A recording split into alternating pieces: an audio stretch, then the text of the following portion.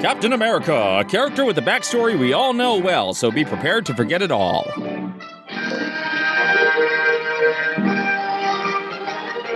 Bob says it's my turn to play Captain America. I made the costume myself. Grant Gardner? I thought he played the Flash, not Cap. Reed Richards convinced Cap to hire his sister. Lionel Atwill's in this crap?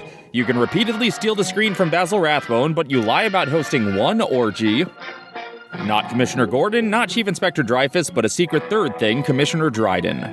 Hey, George J. Lewis, just 13 years before he'd play Zorro's dad, even though he'd look 30 years older doing it. Hey, get these credits out of the way, I can't see where I'm going. Would you like some tea, Norman Nesbitt? The characters depicted are fictitious. Any resemblance to actual comic book characters is purely coincidental. Co-directed by Johnny English? Why couldn't it have been Mr. Bean or Blackadder? Chapter 1, The Purple Death, the dark secret behind the Grimace Shake.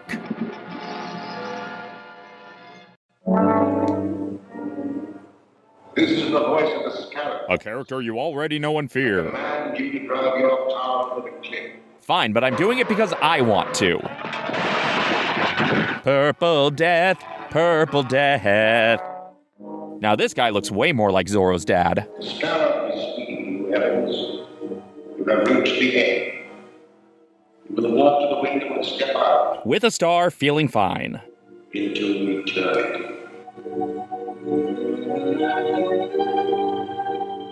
Off to Neverland! Does the Purple Death have anything to do with a purple cow? You are under the power of the Scarab, Jackson. Your weapon is in the right hand drawer of your desk. A lead pipe? A wrench? Use it. The Scarab didn't specify how he should use it, so since he's clearly just aiming it straight up, he's using it to start a relay race. And now he's taking a nap. It took a lot out of him. The death of Harold Jackson, well-known attorney, is another link in the chain of mysterious crimes known as the Purple Death Murders. Purple Death, all in my breath. Has been found in the bloodstream of the dead man, and each victim clutched in his hand a jeweled scarab. You're listening to GGR, Gale Gordon Radio. Life among the ancients. It is significant that all of the murdered men were actively or financially connected with a recent scientific expedition into the ancient Mayan ruins of Central Mayan ruins. The authorities are completely baffled, and the mayor has called District Attorney Grant Gardner to appear before a meeting in the office of Police Commissioner Dryden. Hello, Mr. Mayor. How are you, Commissioner? Hello, Grant. The commissioner's been alibying his failure to turn up anything in these Purple Death murders. Was the mayor dubbed by Leslie Nielsen? I don't make excuses, but I do have a definite plan. And that is? I'd rather not discuss it now. You'll have to be patient. You remember the commissioner and I have cleaned up crime waves in this town before. Yes. That mysterious Captain America did most of your work for you. Is that a painting of Ed Sullivan behind him? Only contact him now. I feel certain that this new crime wave will bring him out of hiding to help us. And I hope so. Still more proactive than most Well, politicians. against a new type of scientific criminal. So we should take him to science court. You'll never find in the usual haunts of crime. And by usual haunts of crime, I mean Six Flags Fright Fest. Mr. Drummond has a museum? It really does take different strokes. I tell you, Dr. Maldo, I am Pagliacci. there's a curse on everyone connected with that Mayan expedition. We never should have gone to Kennebunkport. Jackson's gone, and Wilson, and Evans. No, Evans won't be Captain America for decades. Well, you or I may be the next victim of the Scarab's Purple Death. My dear Professor Lyman, you're overexcited. Calm yourself. Rub one out. Have a cigar. Thank you. This is back when 10 out of 10 doctors recommended smoking. Yeah, suck on that baby. Sit down, Professor. Sit down. Now unzip your pants. If there is an ancient curse upon us, this Scarab who invokes it must be peculiarly mercenary. And devilishly handsome. These men you have named are known to have withdrawn large sums of money from their banks just prior to their deaths. That's true. But I'm not wealthy. Ah, but the Scarab wants other things. He wants Lorcana cards. Paintings, antiques. He also wants scientific secrets such as you possess. Tell him what makes a ball bounce. Just what do you mean? The Scarab wants the plans of the thermodynamic vibration engine which you have invented. How did you find out about my vibrator? I thought I hid it so carefully under the mattress. Obtaining information. Check it out, Pizza Hut Book It badge. You, the Scarlet. Yes. I'm the Scarlet. Dude, spoilers, there's 14 episodes left of this serial. It is my vengeance which is striking at all of you. It was my expedition. I uncovered the secret information and laid the plans which made it successful. And how was I rewarded? In Dogecoin, utterly I was made the worthless. curator of an insignificant museum. While the rest of you received the fame and wealth that should have come to me. Yeah, archaeological fame and wealth. You can't touch that phone. Well, fine, I didn't want to touch the phone anyway. I don't lie awake at night craving the feel of a phone in my hand. For the short time you have to live, your mind is completely under my control. You must obey my command. Now I order you to disobey me. Oh, wait. You are a slave of the Purple Death. Now put on a slave Leia costume. But how? And why are you telling me face to face instead of in voiceover like the other victims? The fumes from this cigar. Okay, no further explanation needed. I want to know more about the vibrator. You see, I'm having a party. For harnessing light and sound waves into a powerful force which will disintegrate any known material. That could be used by me as a powerful weapon of destruction. But I made this all-matter disintegrator for peaceful purposes. Where are the plans? At home. In the safe. Safe. How do you spell that? Write down the combination. You can touch this pen, but not the phone. Actually saying numbers out loud on film was a violation of the Hays Code.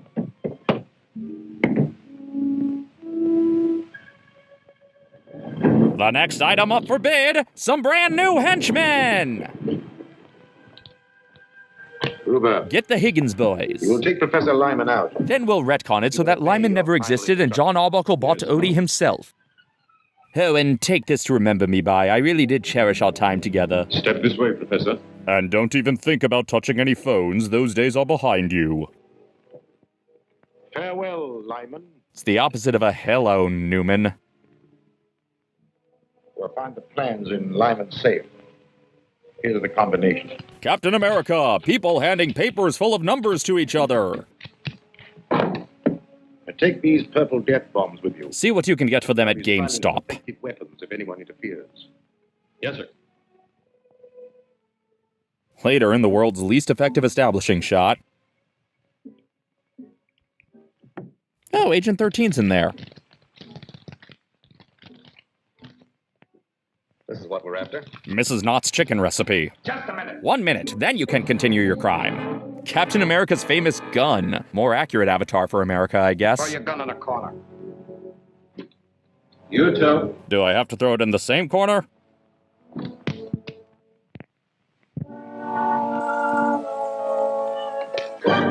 Captain America, disarmed by a light punch. When you're a cap all the way. Captain America's one weakness, balsa wood. The first ever Marvel movie action scene. Soak it in. Boy, their hats are really good at staying on. He wasn't trying to hit Cap, he just wanted to get that ugly thing out of the house. The acting of middle school theater meets the action of middle school wrestling. Ow, my back! Ow, my front! So Cap's plan was to just show up at potential victims' houses in case Crook showed up too? My picture's in the opening credits, so I gotta escape. Miles away, someone else naps on a couch. He's running into the old forest. Old Man Willow will stop him. And the fight choreographer got bored, so the henchman shoots himself.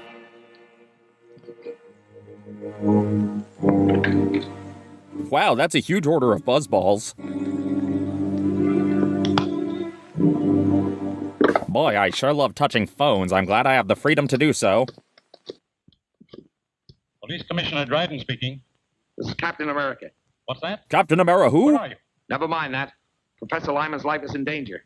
Professor Lyman is dead. Oh, then I guess his life's no longer in danger. Another Purple Death accident. Well, at least I've accounted for one of the gang. Wow, he can really see the bright side of failing to stop a murder. That's all. Captain America, too late to save the day. Get me the district attorney's office. I just miss his voice for some reason. Hello, token girl speaking. District Attorney, Gail Richards speaking. Let me speak to the DA. Mr. Gardner isn't here now, Commissioner. He's but I busy expect to hear Captain from him Americaing. shortly. Well, tell him that Captain America's on the job. He just killed one of the Purple Death murderers. Grant, curb your bloodlust. Meanwhile, in Achievement USA, or How to Go Places or No Ghosts, or whatever car short I do next. Come in, Gail. Commissioner Dryden just told me the news. You need any help? I hope you're being inconspicuous. I will as soon as I get back to the office. Have Davis there. Jim Davis, I mean. He knows Lyman better than anyone. Right. He'll be here. This stuff is distilled from the cyprinium. Also, I guess I'm Davis. Highly concentrated as fumes form a deadly poison which leave those purple splotches on the victim's face. So that's why it's called the Purple Death? Might have been more effective in Technicolor. Dangerous? It surely is. One whip is enough. Do florists have this cyprinium plant? And do androids dream of electric sheep? Fine. We'll trick the guilty one into showing his hand. Gail, you and I will visit the dealers of rare flowers in the morning. Fortunately, they live in the Dealers of Rare Flowers headquarters of the country. The district attorney's office. Yes, Miss Richards. We're trying to identify the plant from which this liquid was extracted. It may help in a criminal investigation. Yeah, Gail, let him stick the poison material right up to his nostril. Sorry, I can't identify it. Thank you.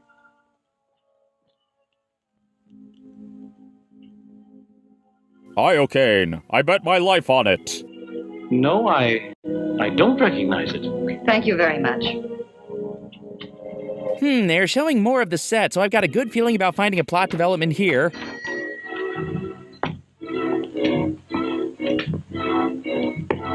I help you, miss? I'm from the district attorney's office. I have a plant extract which we're trying to identify with a murder investigation. Brad Garrett is anxious. I'm sorry, miss. I'm afraid I won't be able to help you.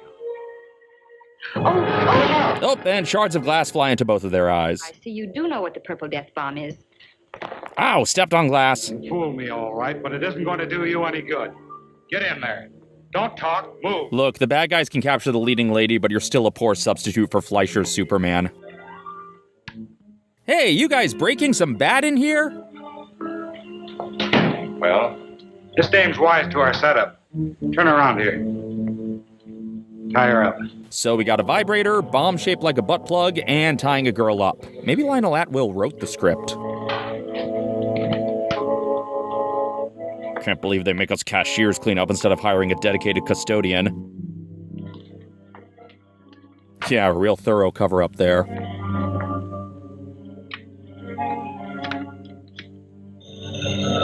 This better be important to interrupt my monocle time. Yes, speaking.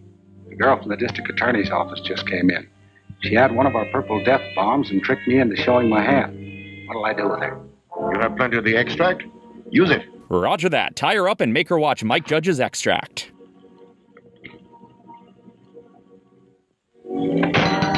Excuse me, I couldn't help noticing that strange and interesting plant. We now go live to our peephole cam.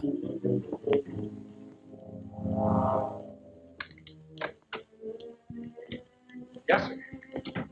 I'm the district attorney. Miss Richards wishes to meet me here. I haven't seen her. I'll wait outside. Captain America's greatest power, noticing the bad guy's lack of follow-through. No, it's okay. Just spread that glass around so a child can step on it. Okay, he fights better as the DA, so why bother dressing up as Captain America at all? Does he just get off on stealing Steve's valor? Take me to Miss Richards. Good work, Green Hornet. Or Captain America, whatever. Get on the other side of the room. I'm gonna reblock this scene if it's the last thing I do. Nice to see some people are still masking indoors. That just bulges our eyes. So district attorneys can just shoot people without due process? Drop that gun or we'll all die. And true to his word, they all died. Next week, Batman, whose secret identity is a CPA named Billy. The brilliant action of Grant Gardner, the district attorney. Oh, that Grant Gardner. The source of the Purple Death poison. The Cyprinium orchid from which it was derived will be destroyed wherever found. Great job, gang. We're putting a plant on the endangered list. Into the affairs and acquaintances of Professor Lyman, latest victim of the poison. Mercury Radio Theater's gone downhill. I've just come from the district attorney's office. He's questioning all the survivors of the main expedition. He doesn't suspect us. No. The at-will, no. It's like the opposite of a Frank Nelson, yes? We are not the only ones who know the secret of Lyman's dynamic vibrator. But his static vibrator is safe. Nobody wants a vibrator that doesn't move. Worse than that. There's a working model which Lyman and his assistant Gregory constructed in Professor Dodge's laboratory. I moved the pipe. He's taking some technicians there tonight to see a demonstration and learn all about it. But if they learn how it works, then my secret weapon will no longer be a secret. Colonel Sanders protected his herbs and spices the same way. To counteract it. Therefore, the model and Gregory must be destroyed tonight. Do we have to destroy all four Gregs? The directions with these plans show how to step up the power of the machine so high that it'll destroy itself, along with the building and everyone in it. Why is that in the directions? Captain America's on the job again. We know that Captain America gets information through the office of the district attorney. We don't find that suspicious at all. He's to give the district attorney a tip about the Scarab that will send Captain America off on a false scent. And that I have arranged to do tonight. Oh, they're finally doing something with the old Starcade space. This is Eddie, Mr. Gardner. I've got a hot tip on those Purple Death killings. Can you come over? I'm afraid to leave here. Mainly because of the gun pointed at my back. I mean, wait! The arcade rooming house. All right, I'll be right over. What's he got? A tip on the Scarab. I'll have to see him. I don't like it, Grant. It might be a trap. She only knows because she read the script. I'll phone Gregory that you're bringing the technical men. Go ahead with the demonstration, and I'll be there as soon as I've seen Eddie. Then I'll see Eddie's father about his courtship.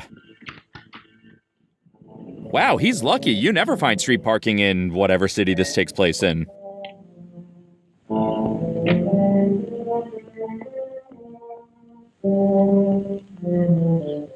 Well, your phone call worked, all right? So I guess we should let our victims touch phones. But I phoned the DA. That's right. And Captain America shows up as we expected. We're not great at putting two and two together. Well, you served your purpose, Eddie. Where the hell's the ice machine? Ah, another death Captain America was too late to save. I guess he threw in the towel.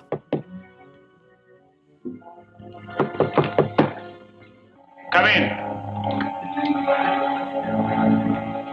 Come on in. This is how I greet the DoorDash driver when they're late with my Fuddruckers. Come on in. So Captain America's biggest superpower is using tedium to cause panic attacks?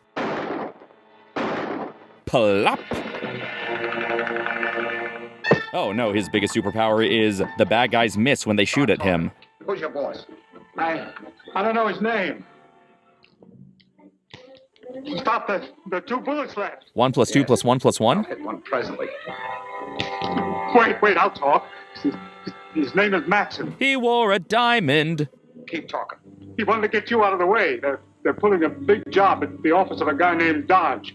I don't know what it's all about. Alfie? Now he's tying up a guy next to a bed? I'm shocked everyone's clothes are still on. You can dodge a building, you can dodge a ball. Wow, Harold Lloyd's gonna climb that? Good evening, Mr. Gregory. Good evening, Miss Richards. I hope you don't mind I brought my backup singers. Mr. Merritt and Mr. Norden are here to witness your demonstration of the vibrator. They're voyeurs. The DA telephoned me. I'm glad you came. Well, let's not get ahead of the vibrator, buddy. The secret of this machine, and it's a heavy responsibility. It came with heavy power. This way, please. It's built out of an old riverboat. Oh, the professor invented the interocitor. First, I'll show you how the machine works, and then I'll explain its construction. And he accidentally sends a car full of Knots guests back in time to the kingdom of the dinosaurs. In a few minutes, we'll have generated sufficient power to destroy this miniature structure. Incredible, an automatic slide rule. Now, if you'll step this way, you will see the result of the demonstration. Spider-Man, Spider-Man.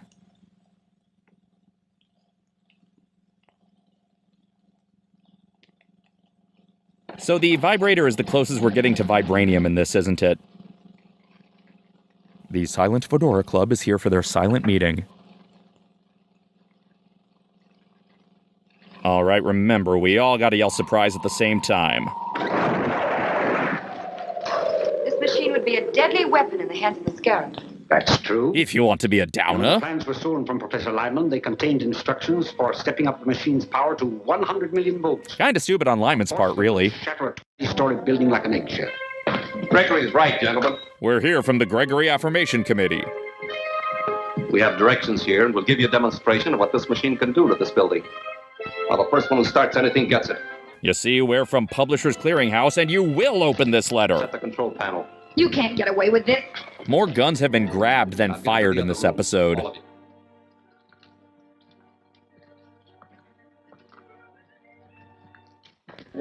Let's see, congratulations on your purchase of a dynamic vibrator. Before we wreck this building, I want all of Professor Dodge's papers. Open that vault. I said open that vault. Smacking, the best way to threaten someone with a gun. But there's nothing in the vault except Song of the South and the Darkwing Duck episode with Satan. Quick, to the Captain America sensible sedan. Get him. Guess I can put the gun away if he's doing what I want.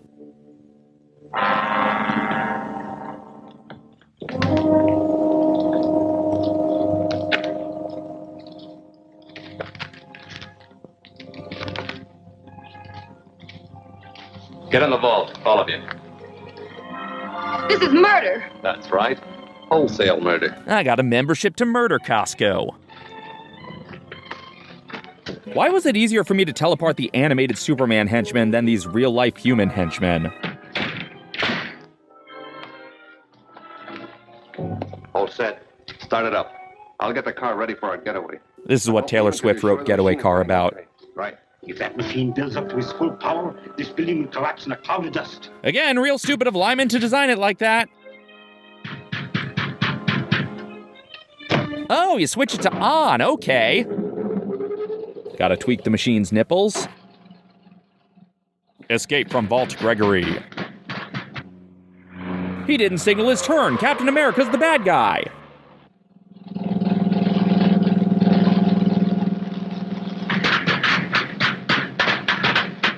Mondays, right? The Scarab said something about a key party. I assume that involves throwing keys out the window.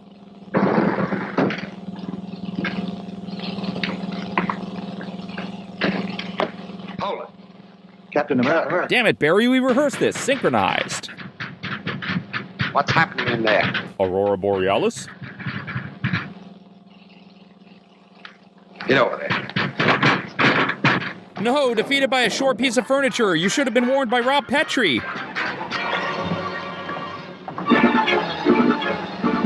Isn't this the same office from the Superman cartoon Showdown? Watch out for the trapdoor in the mobster's putt-putt class. Stella! So which of these stuntmen is Don Lockwood? Oh man, what did I drink last night? Oh, I hope that's not a hostage. Hi, Kiba!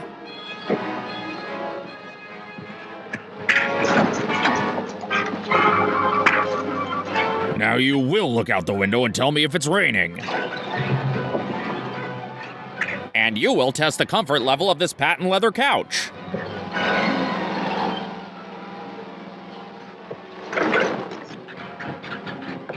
Oh boy, more gun grabbing.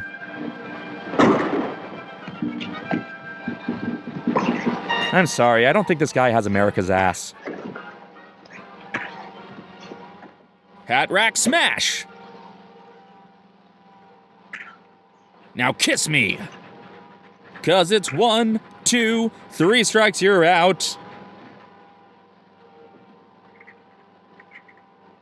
Yeah, that helps, Cap. Do any of you know the combination? Yes. Set point at 0. Left to 17. You wanna speed up telling me the combination? No? Well, it's your life.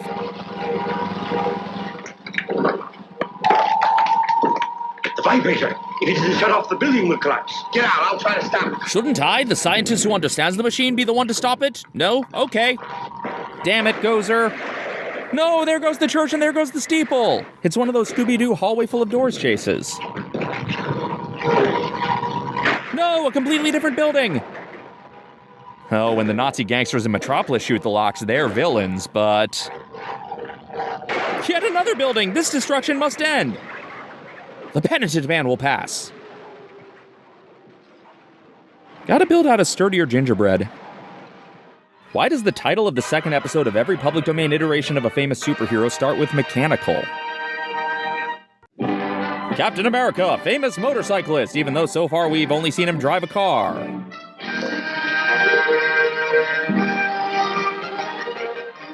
I can't hear a thing through this hood. He's credited separately because Grant is such a distinct personality from Cap. Lorna Gray, Jean's sister who didn't make it into the X-Men. Lionel at will, Commander. Mayor Randolph, who will of course warn Junior Asparagus about the magic bean. Weird that Gruber is the one who wasn't in the scene involving a vault and a skyscraper. Frank Reacher, the Asylum version of Jack Reacher. There are 15 episodes of this. I will make a pun on every name in the credits before we're through. So, in case you missed the last episode, Captain America actively killed at least 3 people and showed up too late to prevent the deaths of 2 others. Why did a guy named English co-direct Captain America? Chapter 2, Mechanical Executioner, the story of a self-driving Tesla. Captain America, seen here in his awkward yearbook photo, surprises the Scarab's agents after they did all the bad stuff he should have prevented.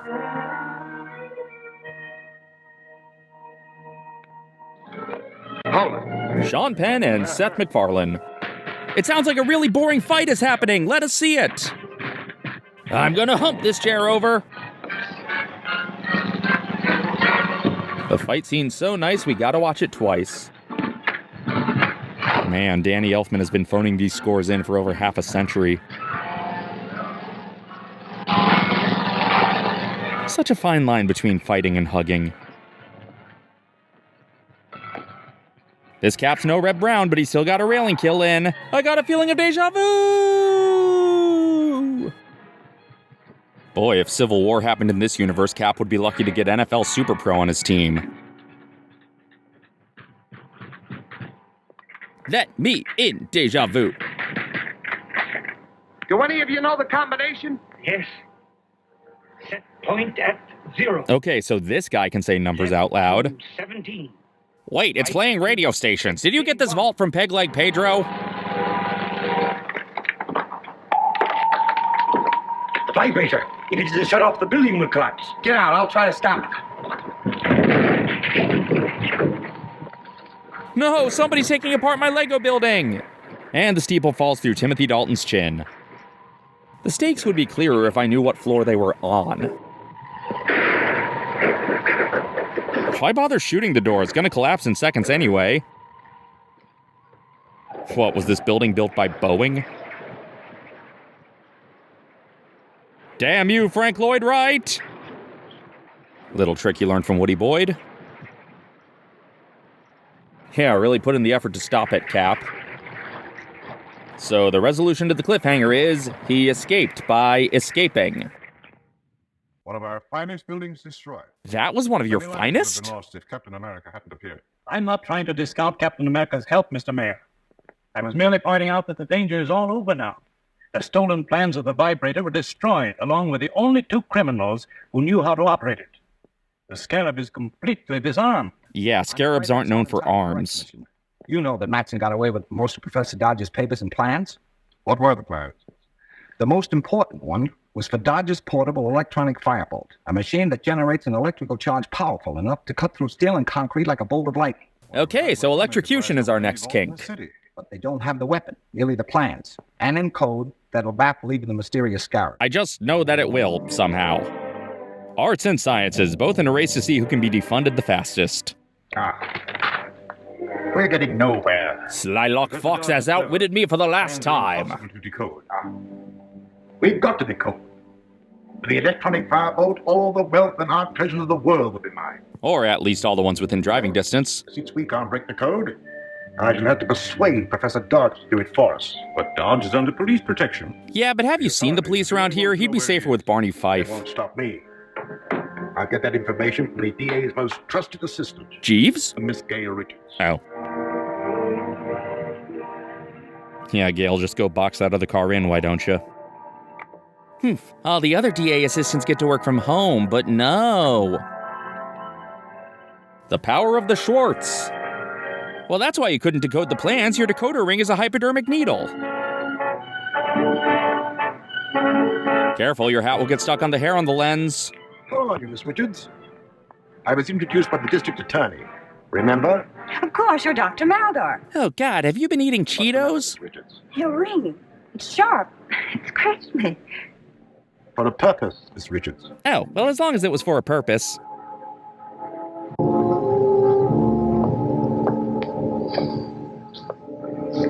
You are under a powerful hypnotic influence that forces you to obey me. From a finger prick?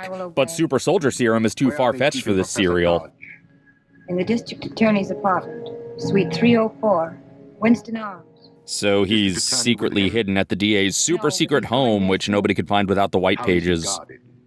There's a policeman in the apartment with him. Now listen carefully. Look at her face. She's doing a great impression of the audience. And telephone the man who is guarding Professor Dodge. And tell him that 2 detectives from the district attorney's office are coming over to question him. And he will tell them what makes a ball bounce. As the effect of the serum will be working off in a few minutes. When it does, you will remember nothing that has happened. Oh, buddy, this scene doesn't need a serum to make it forgettable. I understand. Good. Then go quickly. I guess that's quickly compared to a snail on lithium. Let's see, I came into this room to do something. Oh, he lets her touch the phone. I'll answer it, Professor Dodge. Okay, I want a chart of who can and can't touch the phone.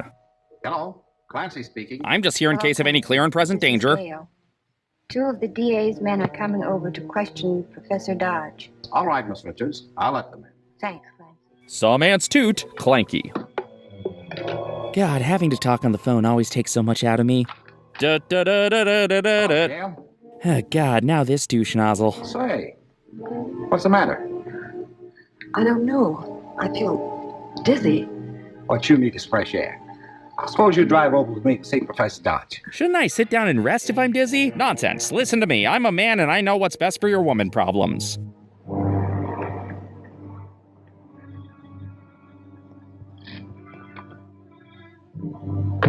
I won't be long. I changed my mind about you getting to see Dodge. I get that they're hiding a witness, but shouldn't Grant have a key to his own apartment?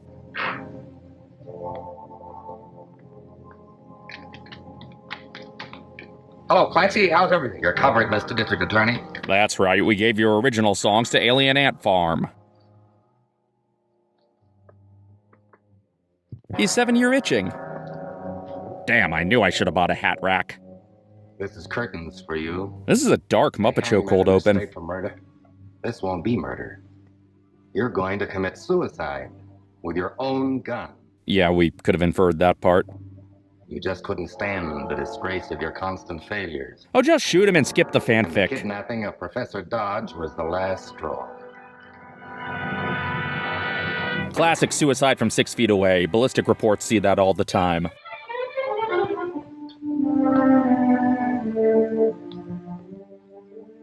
I shot the district attorney wouldn't make for nearly as catchy a song. Hi, Abe, sweetheart, how are you? Oak Ridge 631. Man, who chose this carpet? I should have shot his decorator. Oh, Joe? This is Tate. Now listen, when Matson gets there with Dodge, tell him everything's okay. I just took care of the DA. You think you did. So his most consistent skill is pretending to be shot. First cartridge in my gun is always a blank, to be fired as a warning shot. Well, that's convenient. Blank ex machina. Now I can't remember if my gun has a blank in it. Ooh, I loved this level in Rebel Assault 2. He shot the soundtrack!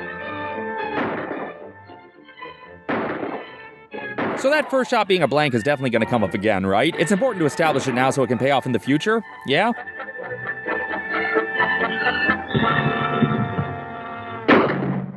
Another man dead at the hands of our hero. Cap's kill count has far exceeded the Scarab's. This is the district attorney. Never mind which district. Supervisor, and find out the address of Oak Ridge, 631. Call me back here. Good work, the Shadow. Or Captain, whoever you are.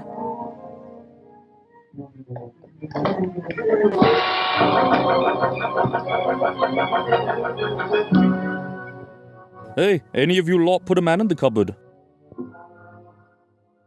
Okay, so Clancy may or may not be dead. No idea what this adds to Cap's stats. 1019 AM rocks the mic. Watson Feed Barn. Elementary, my dear Watson Feed Barn. If they started showing this run a second later, I'd be completely lost. Matson has taken Professor Dodge. I'm going after him. Clancy's up my apartment out cold. You phone the commissioner, tell him what happened, and then take care of Clancy. Right. It's honestly really flattering that they trust us to remember any side character's name. Meanwhile, at Bravo Farms... there is a clown to the left of him and a joker to the right. Better change your mind and tell us the code key to these plans. No. Man, the Pigpen meet and greet during Peanut Celebration is rough. Start the tractor. Okay. Captain America and a tractor? This is like California Adventure, the Eras Tour.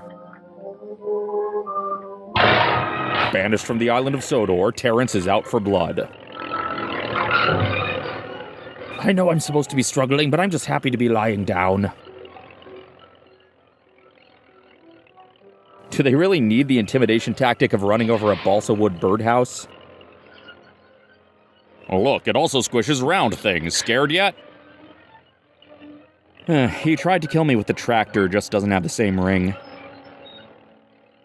Next, they throw down a treasure chest, a ratty old sofa, and the Venus de Milo. Okay, the steamroller and Austin Powers ran over Michael McDonald faster.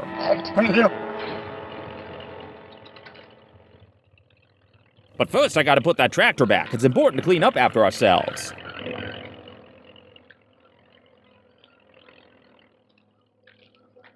All right, buddy, now show us where Waldo is.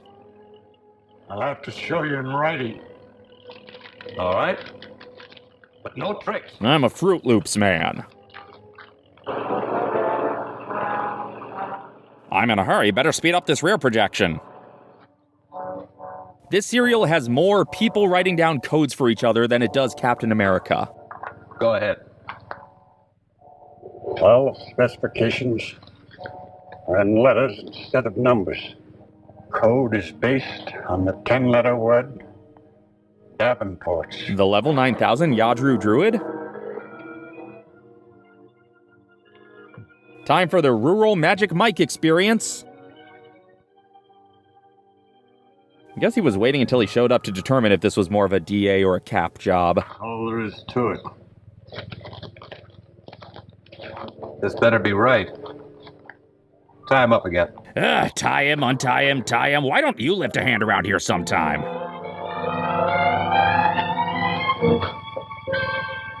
Wait, I didn't see him climb that rope, so how did he get up there? Take me back to that scene of him running out of the building.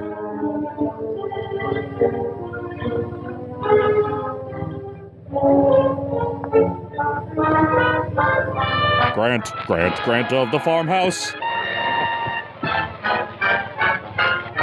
This gritty reboot of Green Acres is weird. You know what I love about this serial's fight scenes? They're so distinct. This new Cirque du Soleil is underwhelming. Oh no, if you hurt that stool, Norm Peterson will never forgive you. Should have called this Watson Crate Barn. Maybe this fight would look more interesting with some biffs and pows on the screen. You want close-ups of guns? This episode's for you. Pillow fight! Chair scoot, my generation's get-up noise. Ooh, using the ladder, this could be interesting. Or not.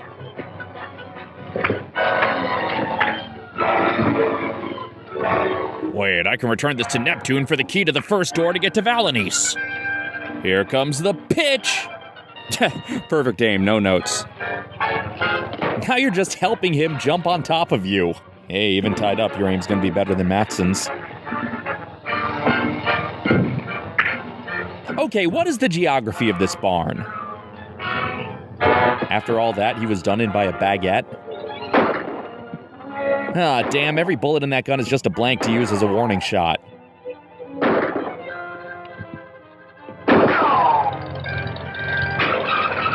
So the stupid tractor is the titular mechanical executioner? And people said the Mandarin twist was underwhelming. It's Ken coming to kill me! Yep, it can still run over those things. Still true. Uh-huh. What's coming for me? Nah, that's not worth waking up for. Dodge is scared, but he's silently scared. Well, it's impossible for a person to wake up at the last second and move, so I have no idea how Cap will get out of this one.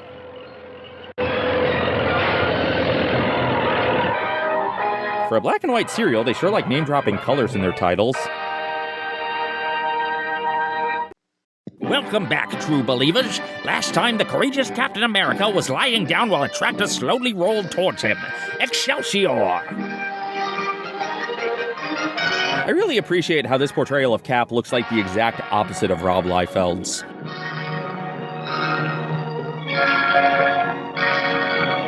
She's named Gale because in the script they just called her Girl.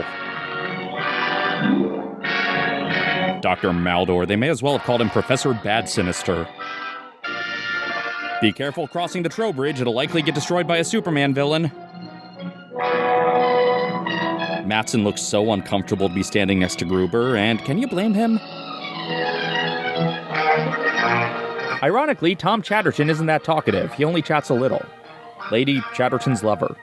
Hey, we got a Fraser and a Crane. Captain America hears the blues a callin'.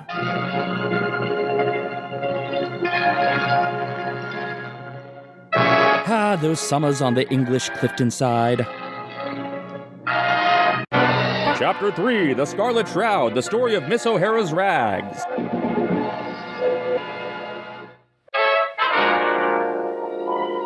Captain America leering at the audience while the text reminds us what a failure he is. America!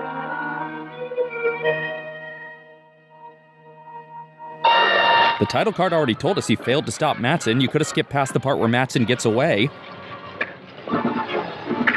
This is the worst Marvel vs. Capcom level ever. Oh, well, serves you right for storing an antique desk in a feed barn.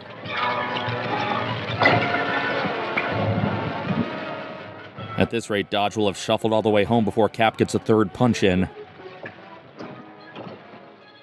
I know this is supposed to be a superhero adventure, but I feel like I'm watching the Feed Barn's workplace safety video. And this is how you don't act around the equipment. In Cap's defense, he failed to stop Mattson, but he didn't kill his own guy with a pitchfork. Whee! When Cat's cradle goes horribly wrong. Captain America, easily knocked out by the henchman, so incompetent he killed his own partner. Thunk. You know, Cap fully failed to stop Mattson. Professor Dodge got a lot closer to stopping him than Cap did. Maybe the serial should be about him. Hang on, I'm parked in a red zone. Let me move and then we can continue. This climax may seem boring to us Hollywood elites, but this is what they do for excitement in Minnesota. We now go live to Treadcam. This is where we find out Cap is a toon. No crap, we just ran over the DP's foot. Oh, that barrel's just getting slightly nudged. Cap will be fine. Ah, fine. I'm up. Jeez, you're the worst snooze alarm ever.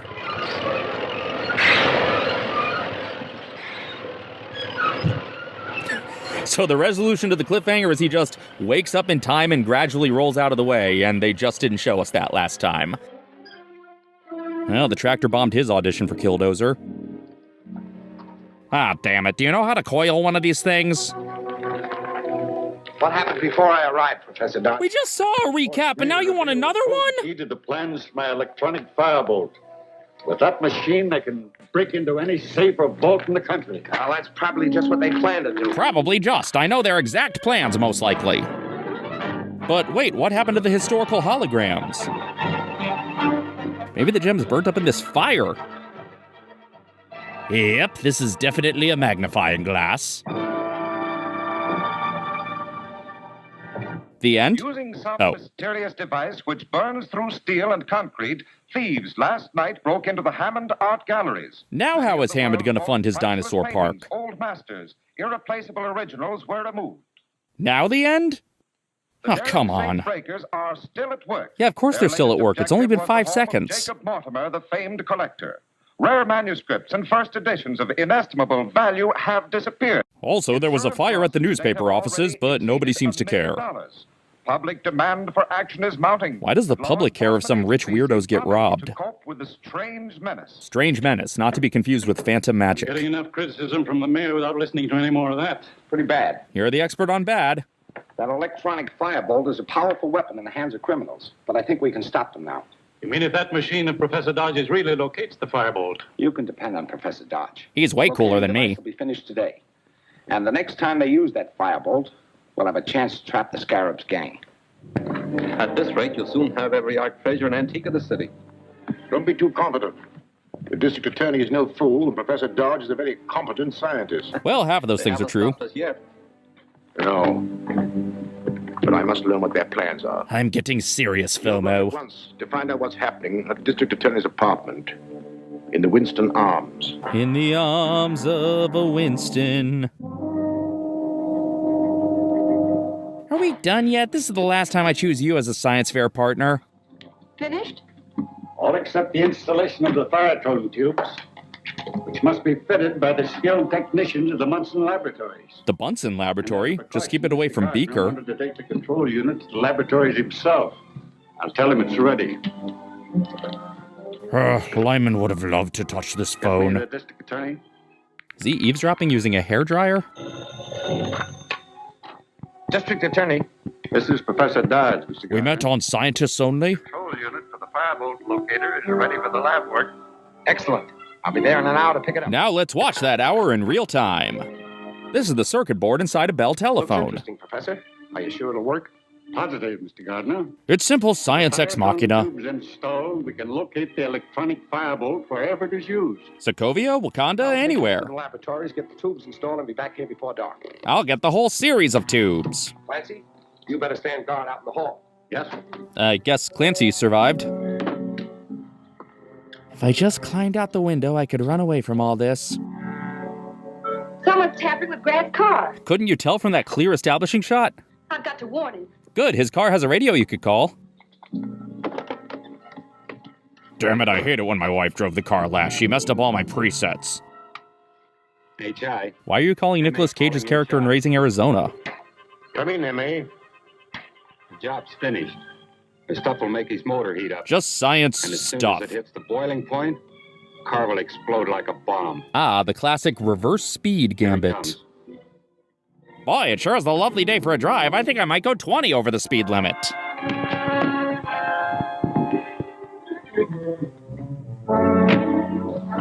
He's pulling away now. Well, if Grant dies here, I guess this particular car will have one ghost. Oh, he's snorting like a bull. He's ready to charge. Ah, now Gale has killed someone. Ironically, I think the only people without a body count are the cops. Well, I got blood on my hands. I gotta get out of town quick. Stealing her victim's car, Gale is speedrunning this Grand Theft Auto game. So she didn't even bother to try calling him, she's just chasing him down? Uh-oh, the thingy is going kerfuffle! Meanwhile, Sweetums is chasing after this car. Gotta turn the wheel wildly, really pretend to drive here! These gauges aren't making me miss Fleischer Superman any less. Judd Hirsch in Taxi.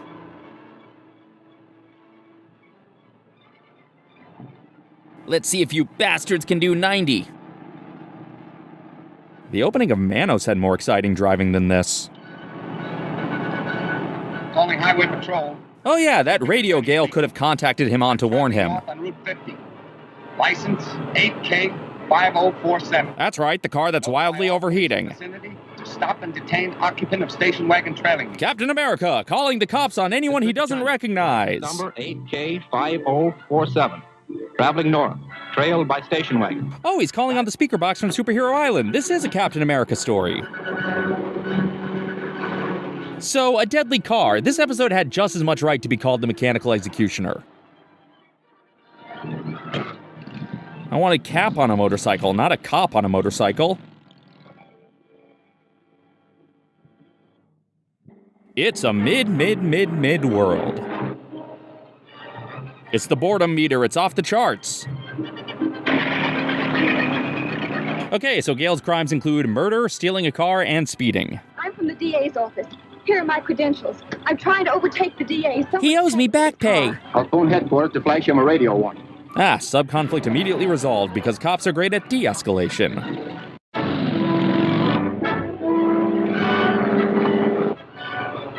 Turns out this Gage is on a completely different car. For an intense high-stakes montage, use slow cross dissolves. It is the English Clifton side. Now the Gage just shouts, "Grant, pay attention, you moron." Patrol, calling District Attorney Gardner, urgent. Can't you tell from my urgent tone of voice? Gardner speaking. What's wrong? I'm ready for my close-up. Examine your car for trouble. It's been tampered with. Thanks, I'll check it. I forgot how to use the brakes! The monster's fast motion really adds to the urgency. Man, the Scarab loves sending cars off this particular cliff. He did get out of the cockadoodie car. Grant, thank heaven you're safe. So is the control unit for Professor Dodge's locating device. The Scarab won't know that. I'll prepare a headline that'll convince him it's still safe to use the firebolt. So Captain America's superpower is lying about being less lucky than he actually is. Mystery car explosion injures DA. Let me cheat this paper to camera. Locating device unit destroyed. Still, I hate that this paper cut Marmaduke. So, we were successful. Maybe we burned half the DA's face and broke his will to do good. That attack on the National Platinum Company's refinery vault without interference of the district attorney. What about Captain America? Oh, who cares about that, loser? Stolen firebolt again. When they do, its electronic radiations will illuminate this bulb. And I'll run the pointer along the contact points. When I make a contact on the area where the firebolt is working, that light will start flashing. Really trusting the bad guys to stay within city limits. Electronic firebolt is being used somewhere. Oh, that could have been triggered by any old citizen's electronic radiation device. They're breaking into the Satellite of Love Theater! This is how the 2014 Sony hacks happened.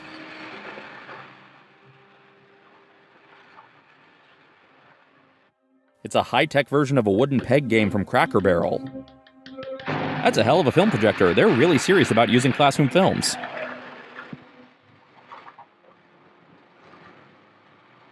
Operation was a lot harder before they made the board shaped like a person.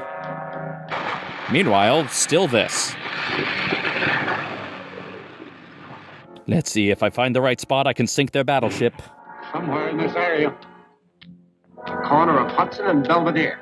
Thanks, Professor. That's all I need to know. Well, another day's work done. I'm off to get some froyo. Mr. Gardner's a brave man. I'd feel much happier if Captain America were with him. Look, I get the irony here, but seriously, what does this guy think Cap will bring to the table that Grant won't? Ugh, wish Professor Dodge had invented a fast box mover. Well, sure, anyone can break in when there's already a hole in the wall. So is every episode gonna climax with crouching on a balcony? No, if they steal all the platinum, what card will I ruin my credit score with? You know, there are other ways to start fight scene music than wah wah wah wah.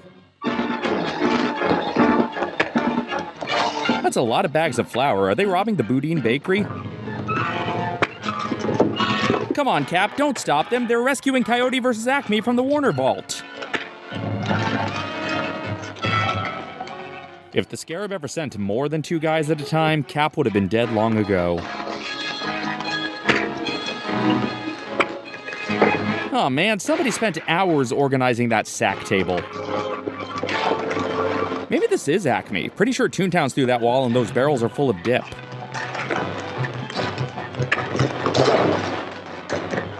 Hey buddy, you got time to lie, you got time to clean. Never mind, you're not important. Hey, boys, no roughhousing on the stairs. Is this what the Avengers Campus Stunt Show looks like when all the Black Widows call out? I mean, it is the Scarlet Shroud, not the ScarJo Shroud. This is the one place in the entire 40s that smoking wasn't allowed. Oh, right, I have a gun. How does it work again? More railing falls. This is way more Space Mutiny than the red brown cap. They're gone. Now I can redecorate. More like Creighton Brawl, am I right? All right, now how does this bat signal work?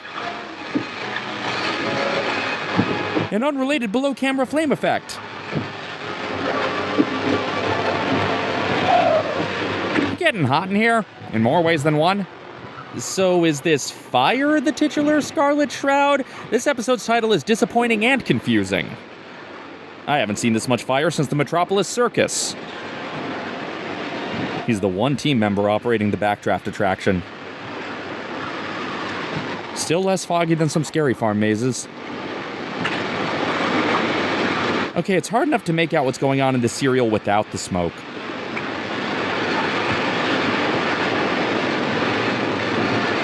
I don't know, we're out of choreography. Just flail against the wall. So what, next week we're getting a preview of the murder we'll see the following week? In the criminal justice system, the people are represented by two separate yet equally unimportant groups. The police who are absolutely useless and the district attorney who runs around in his pajamas. These are their stories. The letters in Dick Purcell should have rearranged for the DA like NavKid keyed. We photographed this woman before and after telling her she was Gail Richards. You'd think they'd figure out Maldor is the Scarab based on how high he's billed in the credits. Mayor Randolph doing his best George Burns impression. Just gonna say it, Gruber hasn't done nearly enough henchmanning to warrant sharing a bill with Mattson. Hugh Southern, the sworn enemy of small northern. Edward Keene, which family circus kid is that? RCA, which does not stand for Real Captain America. Directed by John Elmer and English Clifton. Chapter 4, Preview of Murder, which always gives away the best scenes of murder.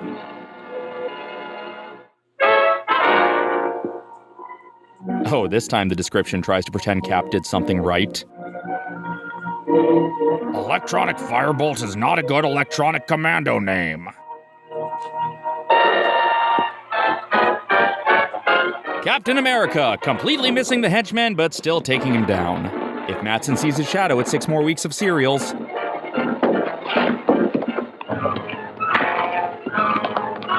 Out of the way, I want to jump into a pillow fort. It's probably too late to suggest this, but shouldn't the Platinum Refinery Vault have, like, guards or security cameras or something? And now to work on their somersault act. Perfect, they'll be ready for the middle school talent show in no time. The bags of flour are not still standing. Oh, come on, you just wrecked Oscar the Grouch's vacation home. They refuse to leave even a single barrel upright.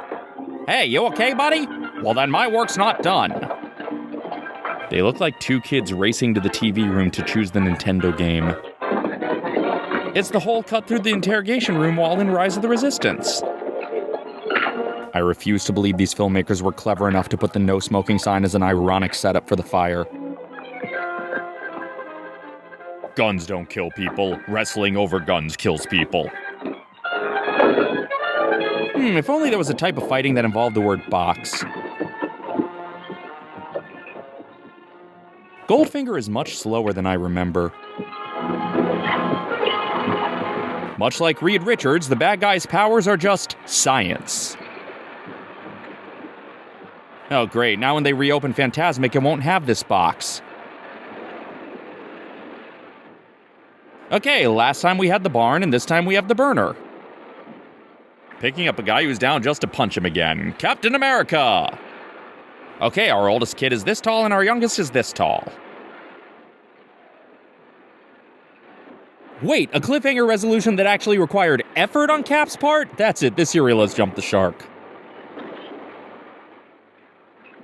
And the day is saved thanks to Guns, directed by Charlton Heston.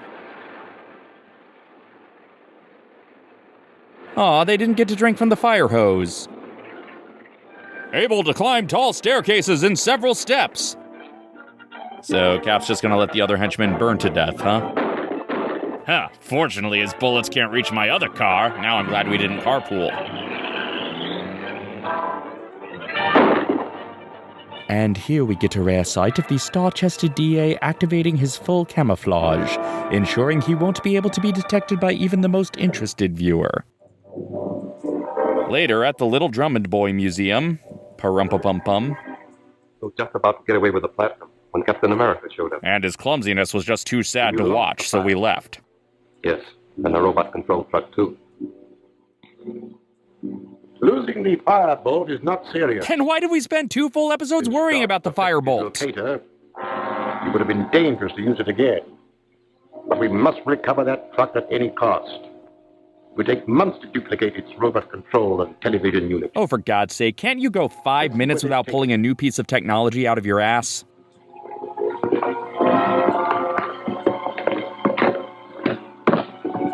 Turn on the television controls. I'm afraid we've lost control of the horizontal and the vertical. Oh, great, now they're gonna riff the film for me. Those policemen would follow if we took it now. We must wait until they are removed. Surgically, grab the giant Operation Tweezers. Stay here and keep your eye on it day and night. We have hundreds of henchmen, why do I need to stay here day and night? Scarlet Museum, Dr. Maldo speaking. This is Grant Gardner, Doctor. Do you have any extra pocket handkerchiefs for me? Has just come up.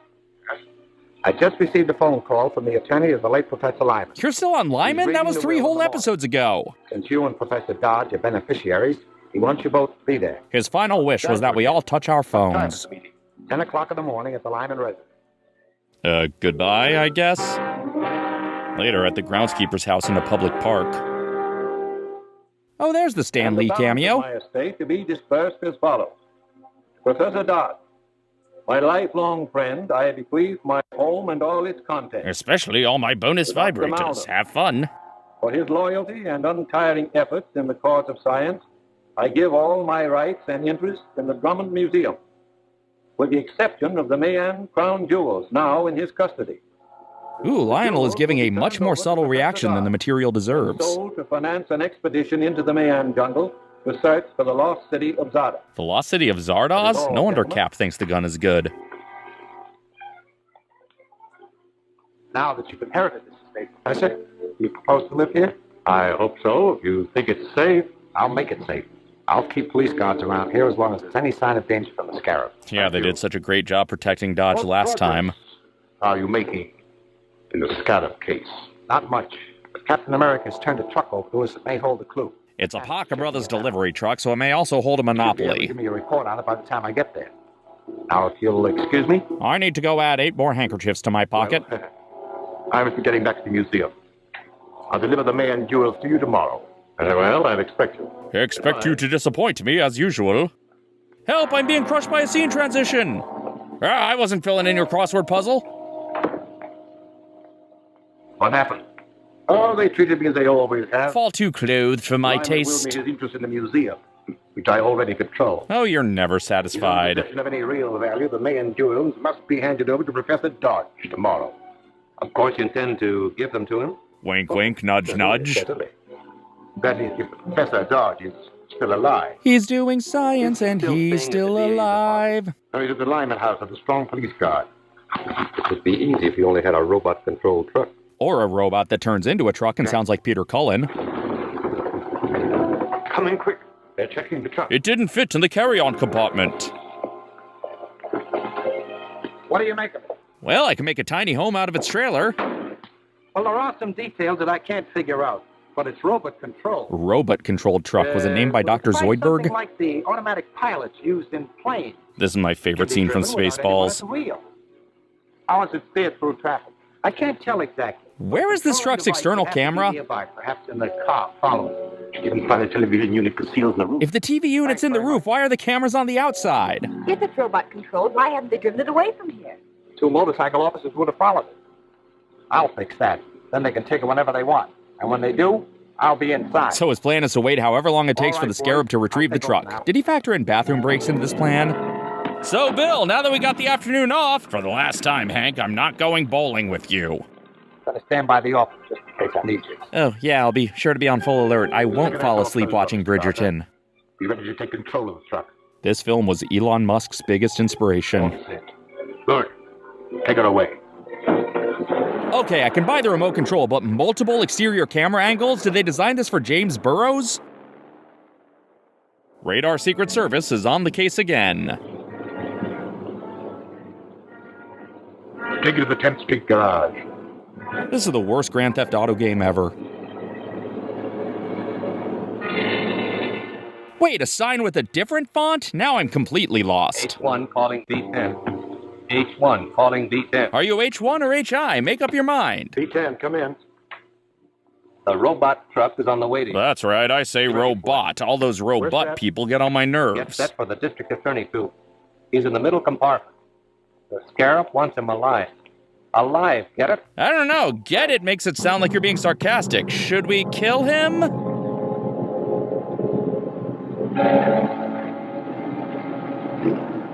If the self-driving car doesn't sound like Mr. Feeney, then who cares? Why does the truck have the Toronto Raptors logo on it? Come out, Mr. DA. That's Mr. DA to you. Say, a reception committee, huh? We're just the doorman. The committee will take care of you later. But first we'll drop your bags off with the bellboy and then have your questions answered at the concierge. We have a very rigid infrastructure. Everybody has to follow their specific roles. B10, calling H1. You sank my battleship. Go ahead, B10. Everything's okay. That's my favorite Al Green song. Yes, I know. We're watching you. You don't have to call me every 5 seconds, Fred. We're going to crash it into Lyman's house and finish off Professor Dodge. What'll I do with the DA? Keep him there. Frank Gorshin? Wait, no, that would make this a fun superhero series. We'll put enough explosives in to blow Dodge and the house clear off the map. Wait, why is Dodge on the map in the first place? They start carrying 5 boxes of explosives under each arm like a youth group kid putting away chairs. They just left him where he could cut the rope. Fortunately for our hero, the bad guys were slightly more incompetent than him this time. Now it's a traveling bomb. Traveling bomb. Traveling bomb. Start it up. Stave it off. Professor Dodge is going to have an unexpected visit. Thorin Oakenshield. So now the exterior camera from the roof of the truck is locked down in the garage and panning. Wow, and he didn't even need to use the boot on the unrelated cat first.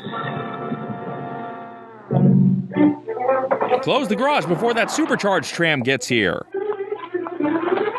Our hero, a low-rent Kevin McAllister. Okay, he knocked one henchman's aim into the other. Does this add to Cap's kill count or no? I miss when the serial was about vibrators. Low-hanging fruit sex jokes were way more fun than the same fight scene over and over in slightly different locations. We loved these barrels so much at the Platinum Refinery Vault, didn't we? I hope we see more barrels all the time now. The wrench didn't work. Maybe try the lead pipe or the candlestick? Population tar! Tractors and tires. What'll be our next DCA icon? Every room in this town is filled with balsa wood chairs. Let's borrow some tools from Story Without End. Come on, I'm just trying to brand you like the cattle in How to Use Classroom Films. We keep seeing weapons almost used and then decommissioned by punches. It's a real John Henry story.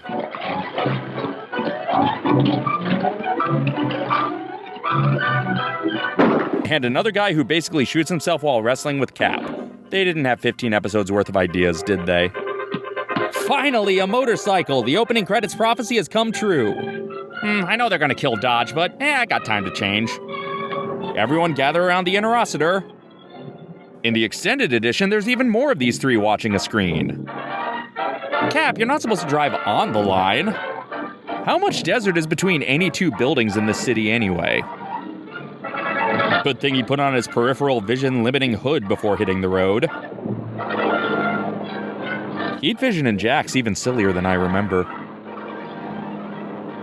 I'll get back to following that truck in a moment, but first I'm pretty sure there's a Dutch Brothers off this exit. Hey, stay in your lane. Did the filmmakers come up with the robot-controlled gimmick to justify the terrible driving? Crap, I knew I should have gone before I left. I'm king of the hill.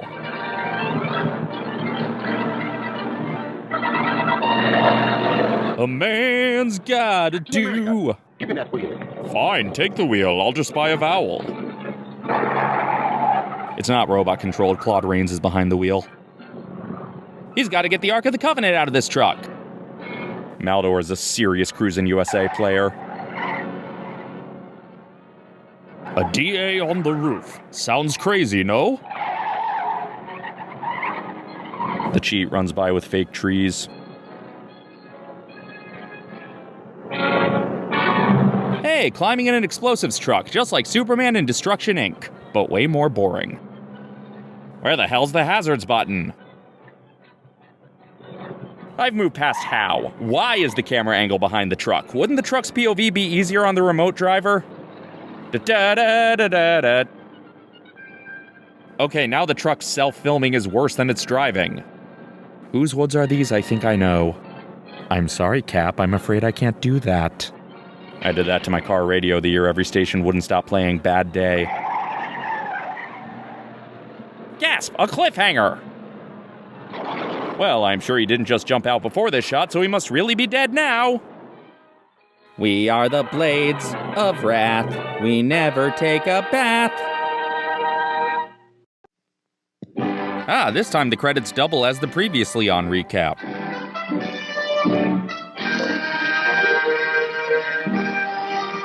Dick Purcell, the least reliable battery brand. I've been trying to get a gardening grant for months, but it's all tied up in bureaucracy. The name Lorna Gray sounds like a fake actor who's a parody of Myrna Loy, but Gail is no Nora Charles. Ask your Dr. Maldor if monocles are right for you. You know what? I take back what I said about Gruber. Why is Mayor Randolph still in the credits? Like, at least Gruber shows up each time. Where's the mayor? What goes on in this city? The musical about John Hamilton wasn't nearly as big a hit. Jay Novello, he played Grandfather Sarducci. Now that I've seen the motorcycle footage in context, it's exactly as boring as I thought it would be. John English, Elmer Clifton, his name is my name too. Chapter 5, Blade of Wrath, which is still in development hell like all Marvel Blade movies. So, you're watching an 80-year-old serial. Again.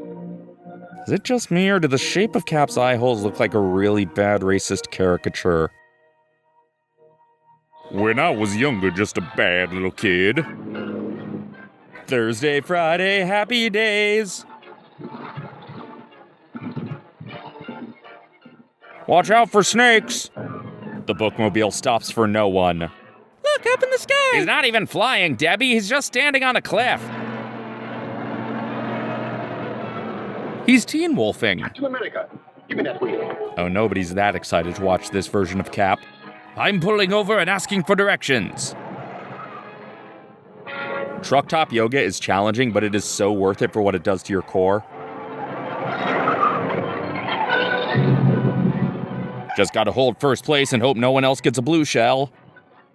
Look at him crouching like he's Spider-Man. He's not even really Captain America. I feel like climbing into the driver's side would have been easier, but hey, I'm not the district attorney.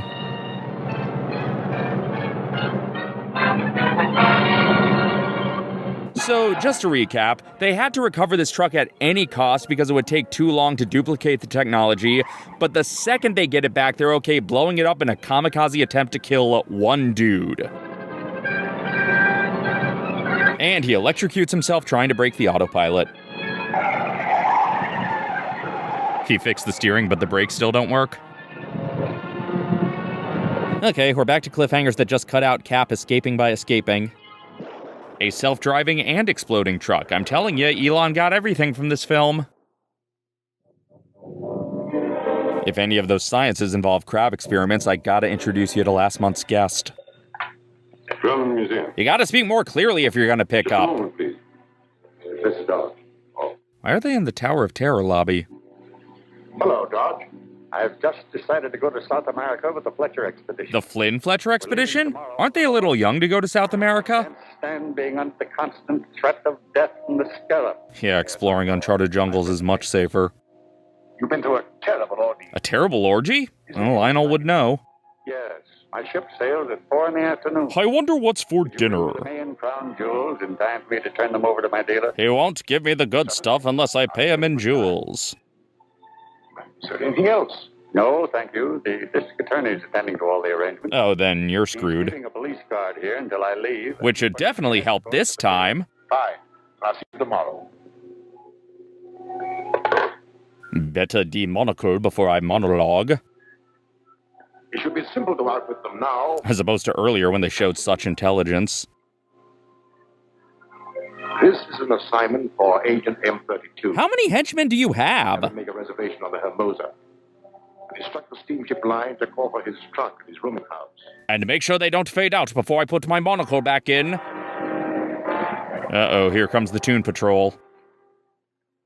Do-do-do-do-do. Oh God, the sun is blinding me! Come in, Doctor. No, you invited him in, and he's a vampire, probably, since this episode has Blade in the title. Oh, here comes Tarantino's cameraman. That's not how you open a Jack-in-the-Box. Here is a list of the jewels. You'll find the collection intact. They might smell like I've been rubbing them on my naked body, but they're intact. Precious stones that women love and men die for. Ugh, I hate it when he gets poetic. Would you sign this receipt, please? Next order of business, fire our focus puller. Hey, boss, look at me. I'm a film noir shadow. Thank you. I hope your trip will make you forget the horrible experiences you had. And make you forget the obvious signs that I'm the Scarab. The district attorney would have caught the Scarab. I'll keep trying. But I am really bad at my job. Hello? I don't live here, but I assume the refrigerator's running. I'll check their credentials at the house. It's the expressman for your baggage. Well, bon voyage. That's my favorite Peanuts movie. So, Doctor, tell me about these parties you've been having. You're not invited. Suckers, I'm skipping the expedition and going to Bermuda. He's been under constant armed guard for weeks and doesn't lock the window. This is my audition for the Royal Shakespeare Company to play Brutus.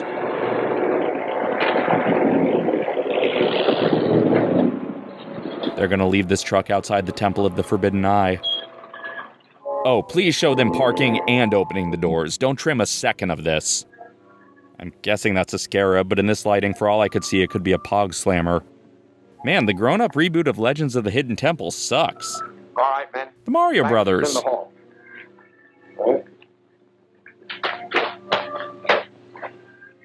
This was the most efficient way to catch a ride before they invented Uber. Wow, he didn't even need Slinky Dog's help to get into the truck. This trunk is going all the way to Timbuktu. Nothing to see here, nobody inside this other box. Well, another day's work done. Time to go home and see if I can make my suit even boxier. Aren't these guys missing a stooge? We just saw a murder and it still feels like even less is happening than usual. Oh no, Inspector Clouseau slipped on the globe and fell. An unused Chuck E. Cheese token. He would have wanted me to play skee ball with this. Is the truck being fumigated? How did he hear that over the music? Sergeant, Professor Dodge has been murdered. And we're back to Cap failing to stop murders. Never change cereal. Pulled out and headed north. Have your men search every inch of the house and grounds. I'm going after that truck. Search the ground. I said the ground. Look down, fella. Good thing Grant got a new car after that crash, I guess. So, basically, the past 4 episodes were entirely about keeping Professor Dodge safe, and now he's unceremoniously killed while Cap is in the other room. I'm glad we did all that meandering to get to this point. Everyone else's luggage misses the boat, but at least Grant already let the bad guy get away. I want to take a look inside this truck. But all that's back there is Dr. Hale working on his patent papers.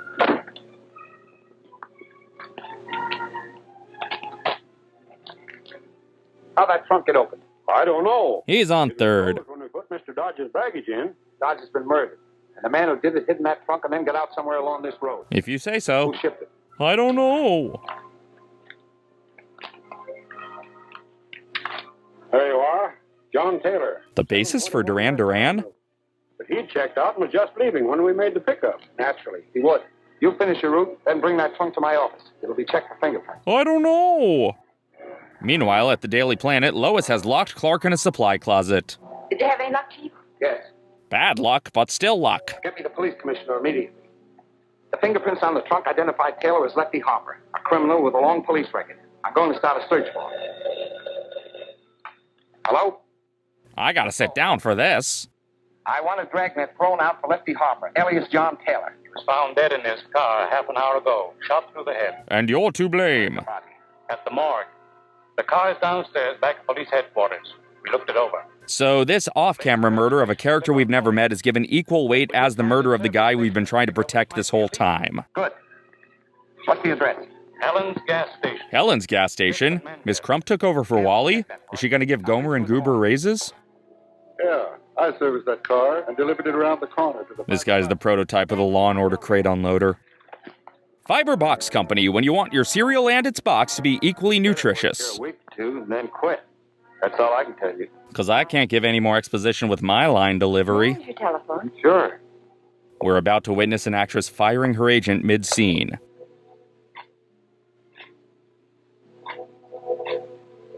What the hell is that thing? Hello? Ooh, it's a 2 sit-down phone call kind of day. Where are you? Fiber Box Company. Taylor was a transit worker here, but he left. They don't know anything more about him. That's what they say. That's what she said. We're dealing with clever criminals. Well... Now let's try something like... Oh, okay, something like... Let me jot that address down. 1313 Mockingbird Lane.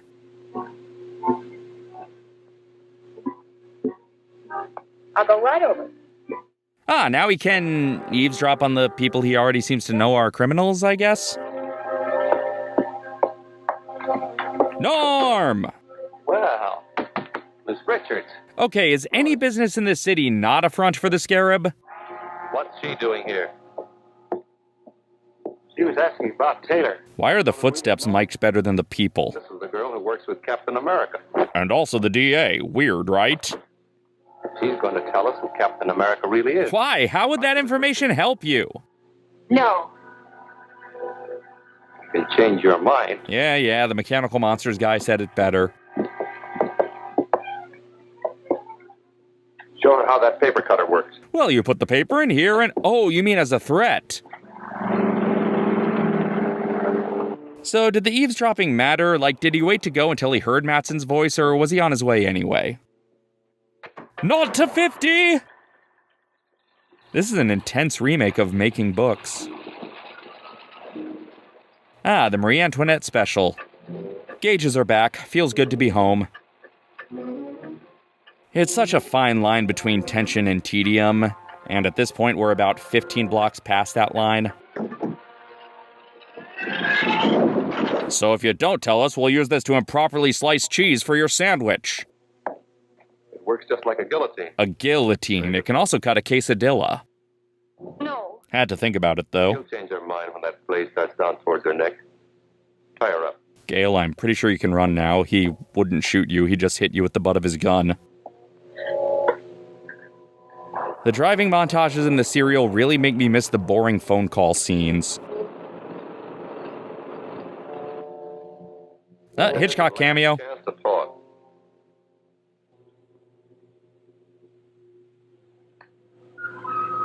Now it's a guillotine. Can I be dead now? The Bride of Frankenstein. Ooh, Nigel Tufnell's going to be excited in a second. I did not expect reference to Christopher Guest roles directed by Rob Reiner in this scene.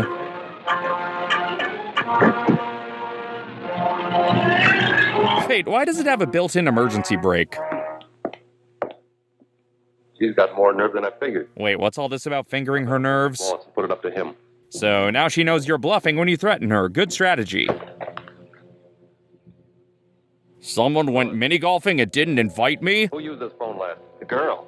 She left the connection open so they could hear it. For some reason. Got to get her away fast. A real hero to fight? Captain America. Ah, well. They're playing our song. I was hoping to save our breakaway chair for later, but... Look, this fight scene is fine now, but it's really gonna sing when we watch it again in the recap. Strange reenactment of Matthew 21:12. The wide shots are making me more confused geographically. Captain Property Damage. Should I look interested? This, as you may recognize, is a map of the United States. She could have escaped by now. The rope's not that tight. So, like, what's the end game for all this? For the bad guys, I mean. I know Dr. Maldor is taking his revenge on everyone else from that expedition, but they're all dead now, right? So now what? He's just trying to get rich? But he's already rich enough to have all these other henchmen on his payroll and set up all these fronts? Just, when will enough be enough? Oh, good. Cap knocked that guy into the switch, so if Gale dies, it gets added to Cap's kill count. Don't have the heart to live in the fast lane. Gale, you can save yourself, right? I'm having fun over here. Oh, finally, box shenanigans in this box company fight. Okay, the paper cutter is slower than Snidely Whiplash's sawmill. Meanwhile, the boys are playing in a box fort. I don't care, just end it all now. Vault of Vengeance, only on the next episode of Amazon's Fallout. And now another exciting adventure of Captain Attorney, the District America.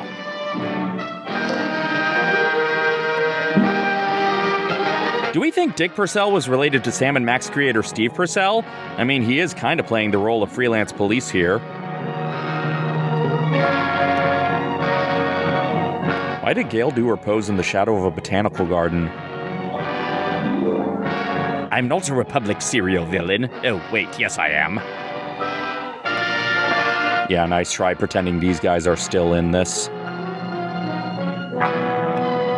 You're listening to The Morning Zoo with Madsen and Gruber, only on SKRB, the Scarab. There are 3 Johns in the cast of this Marvel series. John was the original Chris. That emblem on the left kind of looks like Captain America's shield. And a 4th John co-directing. You could fill 2 They Might Be Giantses with this cast and crew. Chapter 6, Vault of Vengeance, where Coyote vs. Acme is locked up. Oof, starting things off with Gale's obituary. I will say, she's far more photogenic than Cap.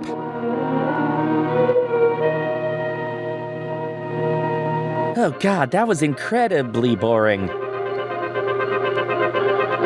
Hey, I noticed something. I noticed it again.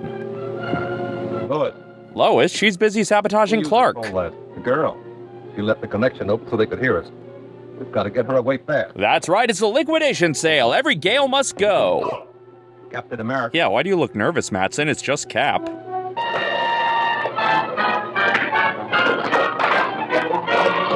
Soon the DA will need to investigate this city's massive chair shortage. You know, these serials were shown before feature films to make sure people didn't come to the theater too early. Huh, really thought there'd be a secret passage back there. Oh, great. You know how long it took us to stack those boxes of Funko Pops? Look, if you think you're tired of these, my patrons and I watch them all back to back. They're fighting over who gets to use this pool cue. Harold Hill warned us that game would lead to violence. I love a nice romantic dance. More gauge-based suspense. This is how doctors used to deal with woman problems. Going up, sir. My God, it's full of stars. It's so wicked! The Oneders are the champions! Ooh, the origin story of the stretching room hanging man? Oh, the emergency brake wasn't as effective this time, and it still killed her. Oh my God, I can't believe Cap actually did something. You know, Gale's safe now. You should probably focus on stopping Matson from getting away, maybe? Meanwhile, in this same freaking establishing shot again... Either the district attorney and Captain America are one and the same man, or else they're working very closely together. It took you a third of the way through to figure that out? They drive the same car and have the same secretary! Well, we will fire over our Captain America in due time. Oh, so this revelation bores you as much as it bores us. The next move? Yes, against Henley, the petroleum magnate. He also was a member of the Mayan expedition which discredited me. Good Lord, this expedition had a bigger crew than Ben-Hur. He's sure to take the district attorney. And we must learn what the DA intends to do about it. So you're to install a radio dictaphone in the district attorney's apartment. In his apartment? If he should find me there... Ah, but he won't. Have you seen him try to find people? I've arranged to have him come here. I'm trying pipe emphasis instead of monocle emphasis for a while. What do you think? Meanwhile, in the neighborhood from Frankenweenie...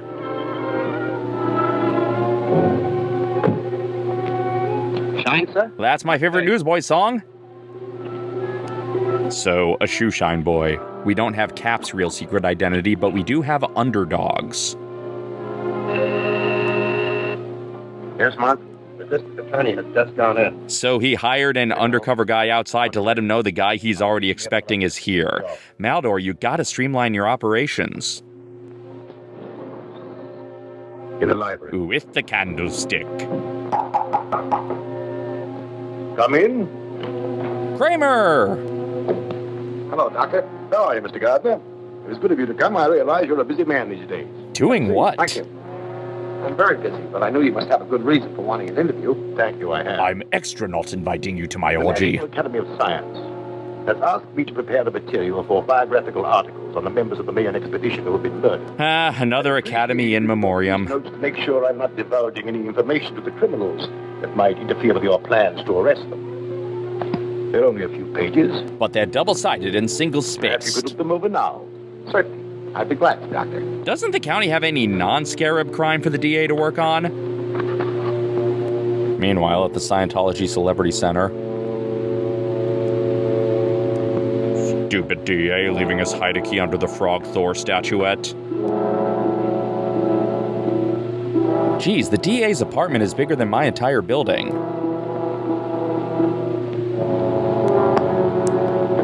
The serial is mostly phone calls, and none of them are about Hugo and Kim.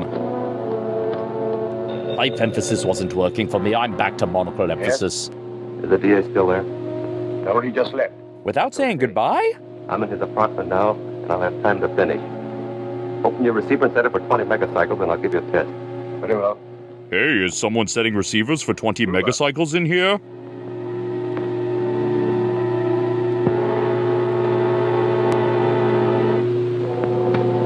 I'll show them. I will record everything.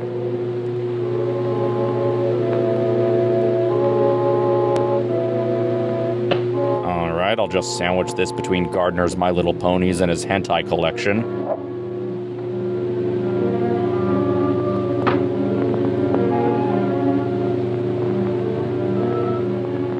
calling H1. M3 calling H1. Oh, sure, the secret hidden mic has better fidelity than the mics they used to film this. Hello? Is it me? Is it me you're looking for? Okay. Now get out of there quick.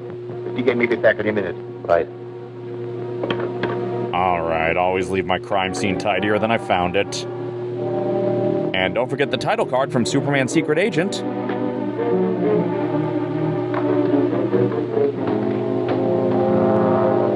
Bertie Wooster's hiding behind that furniture with Macintosh the dog.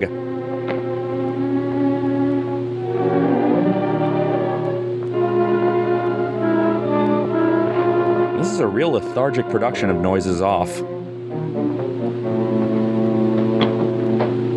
Time to throw my hat onto my hat chair. Look, all these phone calls are doing is making me miss Bob Newhart even more. Hello? Hello, Chief. Mr. Henley is here. Kale, are you hypnotized again? Yes, he's waiting in the outer office. He's received an extortion note signed by the Scarab. He wants to see you at once. Oh, I see. Tarzan? Oh, I see. Get a police escort and bring Mr. Henley here. Ask him if he'll sing Desperado. About 10 minutes ago. I've been trying to get you, but your line was busy. What? What's that? I said I tried to get you, but your line was busy. What's that? Right. Your line was busy. What? Busy? Very good. Talking about a different serial? When Henley arrives, we know exactly what they propose to do. We already know it'll be stupid. I just want to know how stupid. Now, Mr. Henley, what is this about an extortion note? Is that the one where they set fire to public buildings? I forget which crime is which. Henley, if you value your life, you will obey the following instructions implicitly. Draw $100,000 in currency from your bank. Oh yeah, that's a well-hidden receiver. Wait there for a telephone message instructing you as to the exact time and place where the money is to be left. Scarab. He doesn't do my words justice. How did you receive this? Poorly. Pushed under my door. Do you intend to pay this money? Of course I intend to pay. He looks like every Taxi cast member rolled into one. I'll consent. On one condition. Introduce me to Glenn Fry. You are to remain on the police guard, and Miss Richards will deliver the money. That's satisfactory. Will you try and capture the extortionists when they come for the money? That won't be necessary. Turns out extortion's legal here. Carrying case for just such an occasion as this. It has a secret compartment containing a radioactive cell, which keeps sending out a signal. By means of triangulation... And the cameraman's bored. ...the case wherever it is taken. Perhaps to the headquarters of the Scarab himself. I'll take care of the mechanical spy. I'm waiting to hear the Little Orphan Annie coded message. But remember, we're probably dealing with a homicidal maniac. You call me at my office as soon as you learn where the money is to be delivered. Oh, they call me a homicidal maniac? I'll kill them all for that. Now the homicidal maniac will plan a counterattack. Bye. Good luck. Or whatever that Clooney movie's called. Wait, the shaft is empty. What is this fairy tale about a carrying? Pretty boring fairy tale. When are they adding it to Storybook Land? You told Mr. Henley. I not only told Henley, I also told the Scarab. When you said my phone had been busy, I realized someone had been in the apartment. I searched and found a radio dictograph concealed in the bookcase. It was the size of a small television, but it still took me 6 hours to find it. Depending on the phone he located to trace it. So they won't expect us to try any other scheme. So that's it. Yes. And as soon as we learn where to leave the money, I'll start. So his plan was to trick the bad guys into thinking he's better prepared than he actually is? Captain American Sniper! Filmed in Lee Harvey Oswald vision.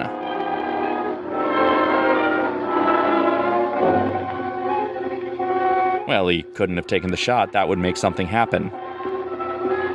The Scarab has a staff of thousands, but the district attorney only has one employee who has to do everything. Ever since this city outlawed MLMs, Mary Kay reps have to be extra discreet. And Gale speeds far away from the movie and doesn't look back. And the rifle relay race begins. You know, I wish this Cap would turn out to actually be Johnny Storm. Number 3. Meanwhile, in the Batcave. Okay, come in. The girl came out alone and left the case. I'll get it. Drive the car around to the other entrance. Cave's well furnished. Did they move in after Davy Crockett kicked out the River Pirates? What? An action sequence sneaking up on me? Not on my watch. Guns in this serial are mostly decorative. Somehow in the middle of the desert road, he's still gonna hit Cap with the chair. Ooh, they got a stuntman who can flip. That's almost interesting. Isn't this where Walter and the dude scatter Donnie's ashes? Fighting on top of a sleeping rockbiter? Oh, come on. Greg Sestero holding Peter over the edge of the roof was more convincing.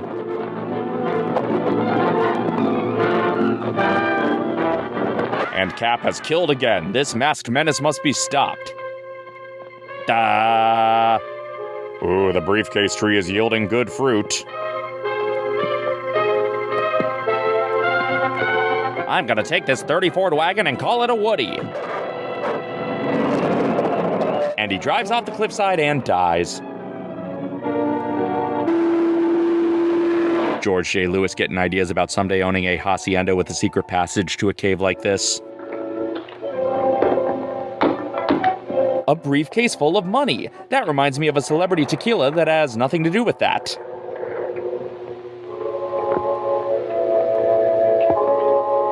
Be very quiet. I'm hunting scallops.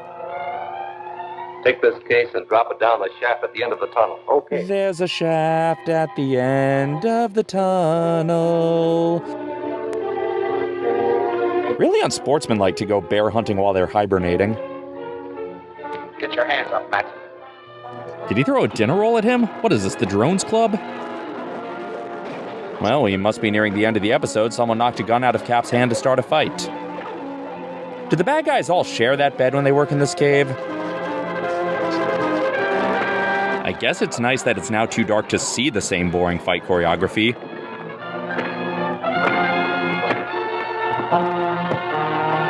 Herman Toothrot stuck down there.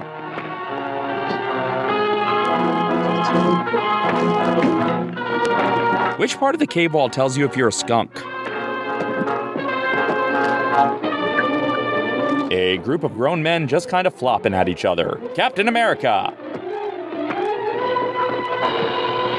Is that shaft supposed to be the titular Vault of Vengeance? Did anyone writing this know what words mean? Episodes 1 and 3 had cliffhangers with actual vaults. What is this garbage?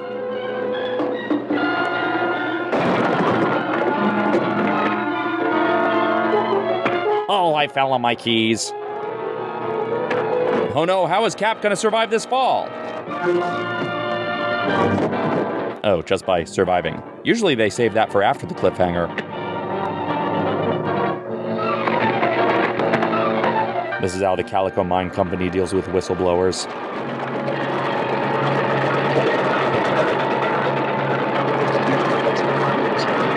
Huh? What?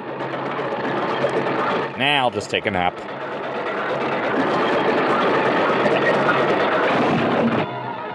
Wholesale murder wasn't broad enough. Wholesale destruction paints with a much broader wholesale brush. Republic Pictures Captain America, proof that movie theaters were desperate to fill the pre-show with anything before they invented Maria Menounos.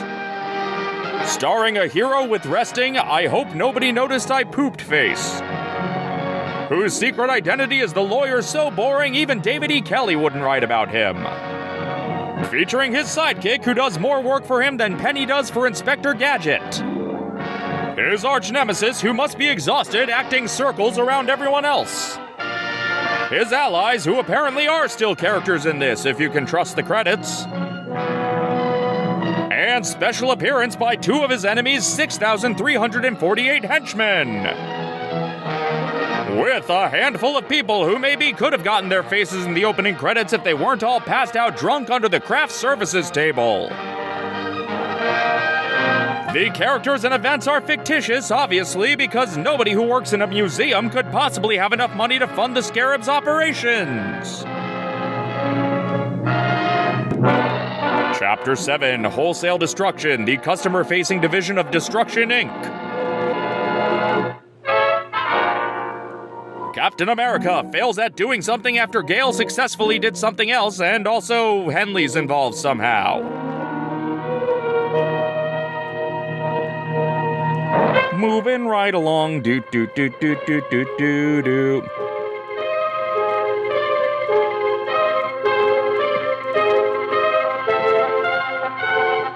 Take this case and drop it down the shaft at the end of the tunnel. But that shaft is one bad mother. Hello, the door was open. I'm here to deliver a rifle. Get your hands up, Matson. That's not fair! They've got rocks, all we've got is guns! Screw it, I'm taking a nap. Cap probably could have picked that rifle back up by now and won this easily, but then we wouldn't get to watch this. That's not a real shaft. Wile E. Coyote painted that on the ground. Boy, this IKEA furniture never lasts as long as you need it to. Matson keeps hitting his own partners while trying to hit Cap. His aim is worse than a stormtrooper. Look at all that dust. Is he a grown-up pig pen? No, those are my favorite rocks!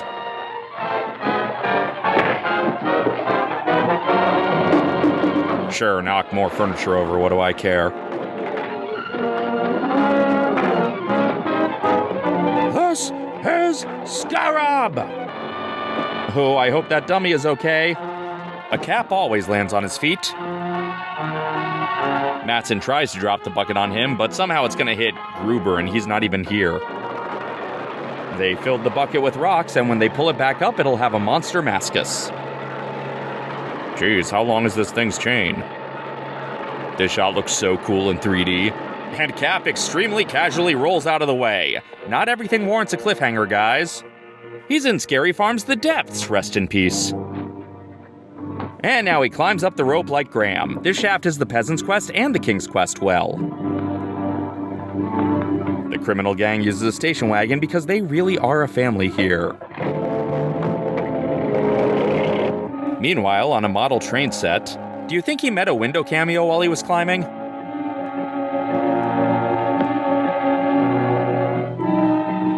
Why are you checking for signs of life like we haven't seen you kill in cold blood several times over?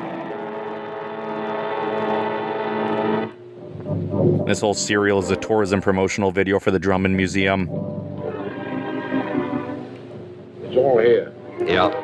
I took it right from under Captain America's nose and finished him off at the same time. Now we can fight off bigger threats to us, like houseflies or stale cookies. Money and outsmarted the district attorney. Yeah, that's a brag.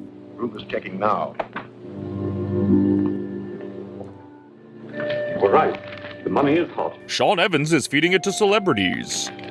District Attorney tricks Scarlet. Extortion money useless. The District Attorney's office has just announced that the extortion money delivered by J.C. Henley, wealthy oil man, to the criminal gang headed by the Scarab is useless to them. Is this true, or is Grant lying about being better prepared again? Also, does it matter? Look out and phone the police at once should any of the money be presented.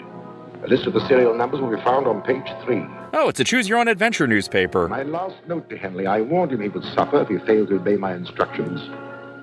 Now I shall demonstrate to him what it means to disobey the Scarab. Webster's Dictionary defines disobey as... Proceed with that original plan. Yes, sir. How soon can you be ready to strike? By tonight.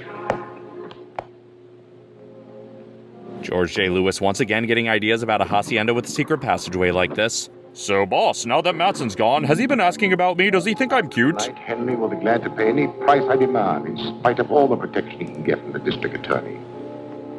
Anyway, back to writing Palm Royale/fic. And although your trick to prevent the use of the money was successful, you will soon learn how dangerous it is to disregard the Scarab's orders. Can we follow that suit of armor back there? His adventures seem more interesting. It slipped under my door about an hour ago. Alongside a note that said, do you like me? Check yes or no. Without any strings and had it all over with. What assurance do you have that the Scarab would have stopped with one demand? Just because I don't have any follow-through doesn't mean the Scarab doesn't. The second note doesn't ask for money, it just threatens me. Oh, I want to help you, but... I'm afraid your patheticness is beyond my help. I've considered that too. And made arrangements to keep you right here in my own apartment under guard. Yeah, that keeps working. You, or any member of that Mayan expedition can be really safe until the Scarab and his gang are run to earth. Of course, you're right. It's a hopeless task. Not exactly. I only have one punch left before I get free Quiznos. This was in the pocket of the man found at the mine. Just a card from a... Ventura and Radford, the lot is at the Mendocino Farms? No, but it does indicate that the dead man has had some connections with the used car lot. The used car lot is sponsored by the old racist Washington football team? You the manager? Right.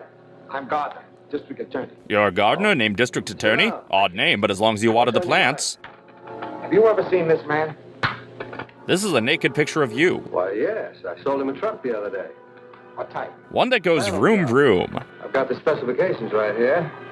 Funny thing about it, too, he had me looking for several days. James Urbaniak is Andy Kindler. Nothing else would do. Here. Let me read you this cornbread recipe. 18 feet long, 5.5 wide. God, people are so picky with what they look for on their dating profiles. With 12-inch window in each. With isinglass curtains, you can roll right down in case there's a change in the weather. 643. Was it in condition to be driven away? No. My tow car delivered it to a garage on the other side of town. All right, another garage. I don't know. The night man made the delivery. Fighter of the day man. When he comes on tonight. Phone me the address of that garage as soon as you can. I'll be waiting in my office. And Meehan immediately forgets he ever met old what's-his-name and never follows up. The sinister Grant's office theme. So far, the only clue we have is the license number. Now, Hello? Gail, come on, be professional. It's for you, Chief. Yeah, it's his office. Hello? Hello, Mr. Gardner? I have the information you want. Ah, so that cul-de-sac added a few seconds to the runtime. That's right. Martin's Garage. From the makers of Martin's Vids. It's a bunch of detailed recreations of Epcot vehicles. Wait, nitrogen comes in a gas form now? What an age we live in. This is all the nitro it takes for the studio tour tram to make that jump in supercharged. Why is Mattson a milkman now? Did Gale Storm forget to leave a note for him? This sure looks like one of the real company trucks. Yeah, good job. That's exactly like the one used at Henley's plant. Looks just as off the shelf as any of I'm his. supposed to be on my way to the oil plant now. Hey, what about Barton? Burton, he's busy promoting Beetlejuice. Slide that door back, will you? Here. They could have just stolen a TG Oil Company truck instead of disguising a different truck as one, but crimes are just more fun when you incorporate arts and crafts.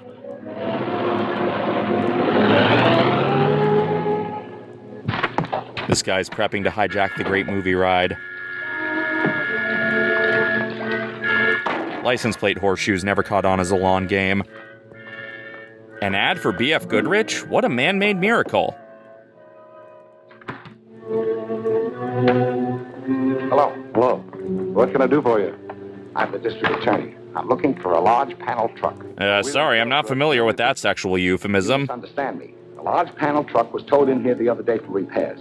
The license number is XM7643. Oh, yeah. It needed a new motor, and we didn't have any, so we turned down the job. Great cover-up, guys. You don't know where it was taken, do you? No, I don't. And you didn't do anything at all to it? No, but we still charge $247. You don't mind if I look around, do you? Oh, go ahead. Help yourself. Thanks. J.K. Simmons has his eye on Grant. Captain America, people suspiciously shuffling around a garage. Wait, he's just noticing the plate now? So the implication that he noticed it earlier was just bad editing? Was that first shot still a blank to fire as a warning shot? He hates this can!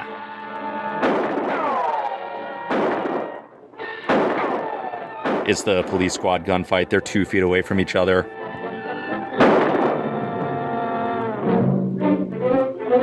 Wait, if I pretend to get shot now, I won't have to be in any more of these. Another death at Cap's hands. No, he killed Buddy Hackett and the Love Bug.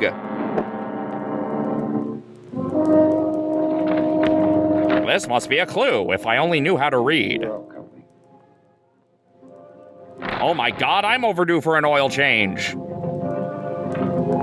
This is a job for really any actual superhero, not this guy. Inside, phone to some of our men. Check the place carefully. Is the truck in there? No, but they stenciled it with the name of Henley's Technigas Oil Company, so they must be planning to attack his plant. I've got to get out there right away. Also, watch your step in there. There's a lot of dead bodies.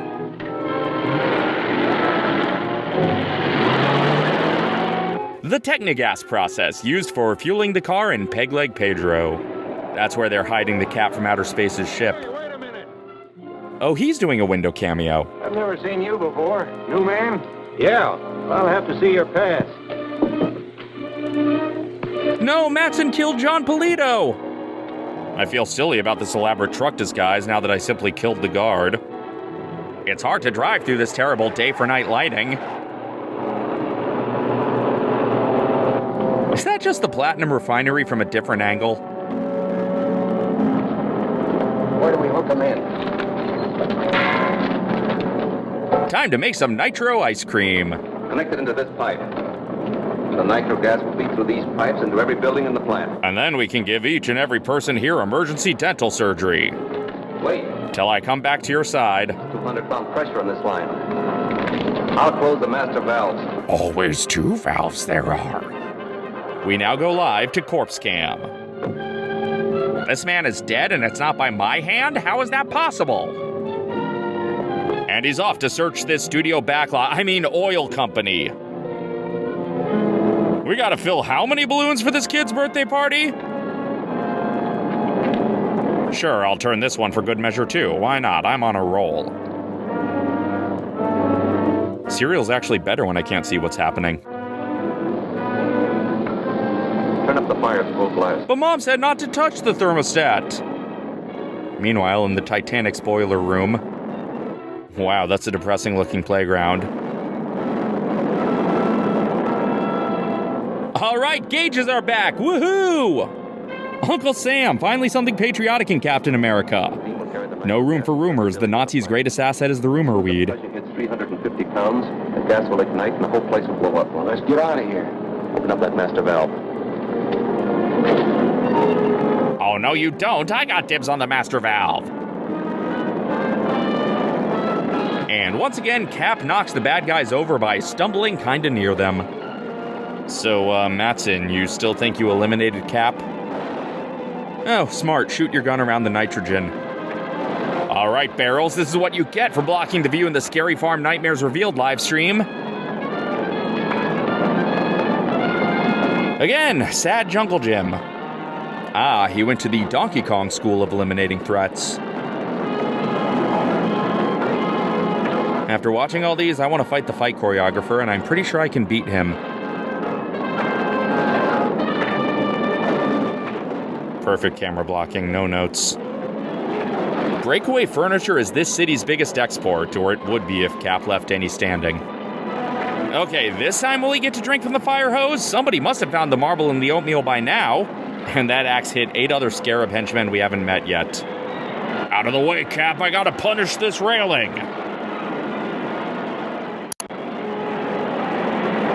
Doc, the red log's about to blow. Reverse Kramer. Oh man, is it 200 o'clock already? Again, that no smoking sign cannot be deliberate irony. I refuse to give the filmmakers that much credit. You can't make me.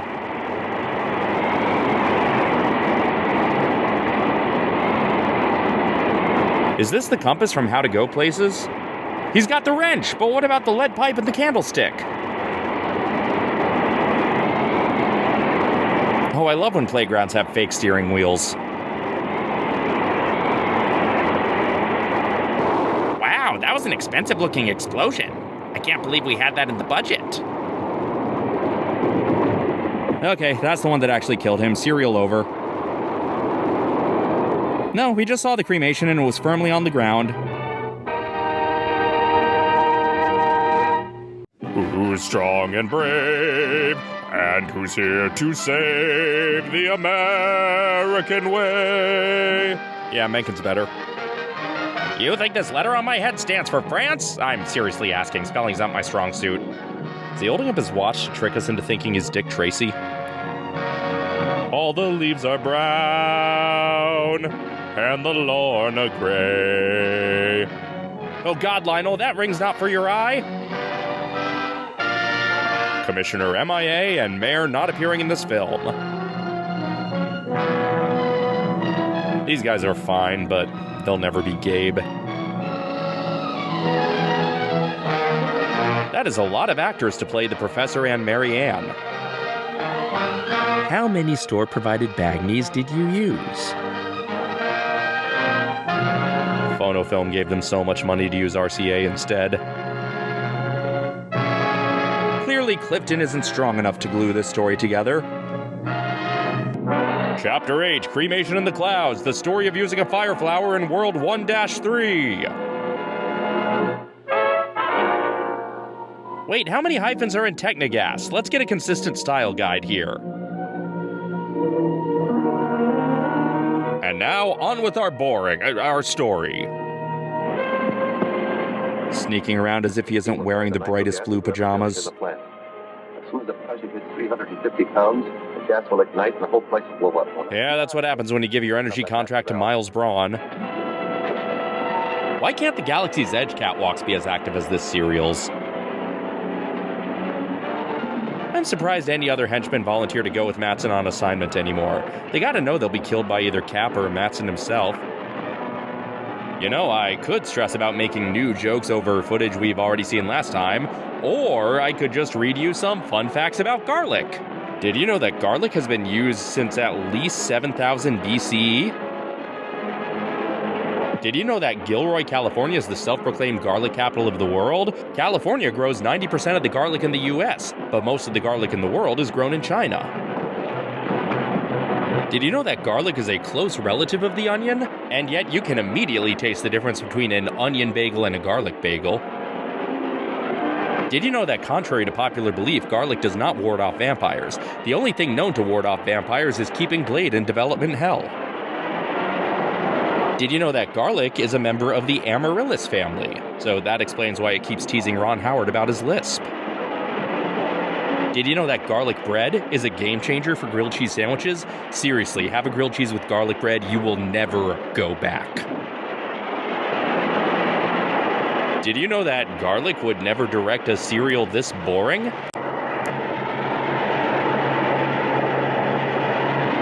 So this is where the DA gets half his face burned?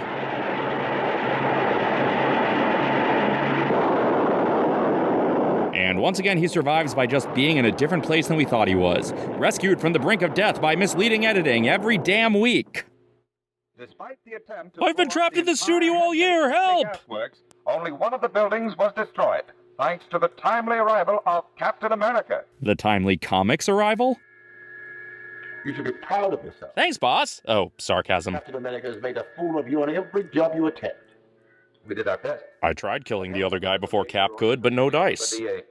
Yes, Mr. Henley has consistently ignored my warning. And I thought he liked me. I'm not beaten yet. He's trying to hypnotize the audience, but we're already asleep. Or none of the remaining members of the expedition will fear the Scarab. Members don't fear the Scarab. Eliminate Henley right under the district attorney's nose. What's with the carving of Maui back there? Henley's kept under close guard in the DA's apartment. Oh, now you're gonna let that stop you? We don't have to be near him. Thanks to a weapon devised by the ancient Mayan warriors. You mean the Sangari blowgun? I mean, seems like any gun would work in that case. Our native Mayan agent, Sula. Okay, what was the hiring process for all these agents?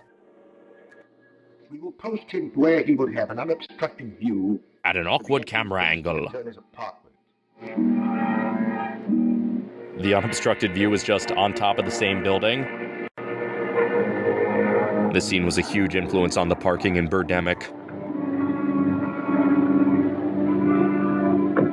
Okay, one of these guys always lies and one always tells the truth. Up yours, up yours. Oh, what was the name of that guy from Adam 12? Couldn't let the guy you're guarding enjoy the chair? Did I leave my keys here again? Mr. Gardner, I've had about enough of this confinement. Your life is still in danger.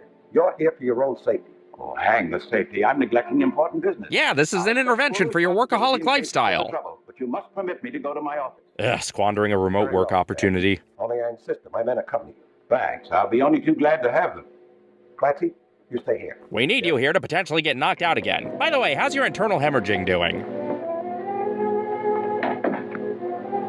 Oh, it's a magic trick. The Sidewalk's a Hidden Crucifix, directed by Zack Snyder. Bring your car around in front of the building. You're taking Mr. Henley to his office. I'll follow in my car. Which looks like Cap's car, but it's different.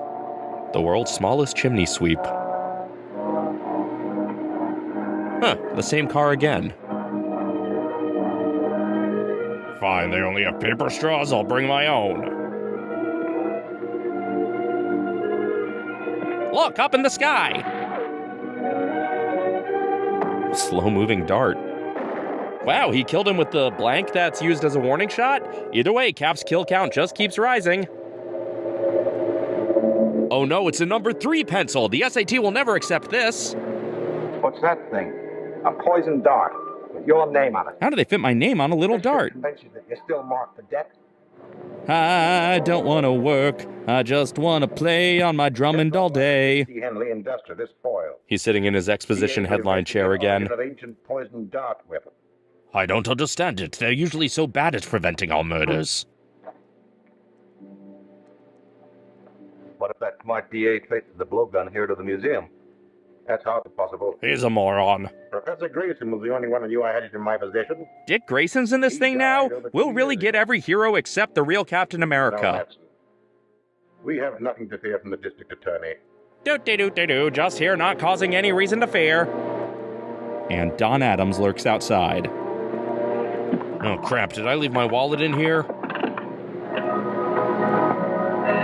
And that sound means it's time for our lightning round. What is it, Mark? The district attorney. He's got a shoe phone. It is Don Adams. Get out of sight. On Blu-ray for my Soderbergh marathon. He bumps into Colonel Mustard and Miss Scarlet going the other way. Must get in boner hiding position. Lucy, I'm home. Hello, Doctor. Hello, Mr. Gardner. What brings you here? Contractual screen time requirements. The man who made the attack on Mr. Henley's life. Yes, I read about it in the papers. A shocking exhibition of barbers. A gruesome haircut. And he's now safely on his way to a secret destination. It's the Sizzler on Harbor in Fullerton. I'm bad at keeping secrets. Ever see anything like it? Well, not outside of someone's orifice. A Singari blowgun, used by the ancient Mayan tribes in primitive warfare. A valuable collector's item, Mr. Gardner. You could easily get $50 for it on eBay. No. The only person who could have helped you was Professor Grayson, with authority on darts and blowguns. My authority is only in blow dryers. Yes, I know that. I've already wired Professor Grayson's family, hoping they might know someone who can help. So really, me coming over here was a waste of everyone's time. Good day. Bye. Ugh, why haven't we sent someone to kill him yet? Fine, mister? All right, son. Fine, you wore me down.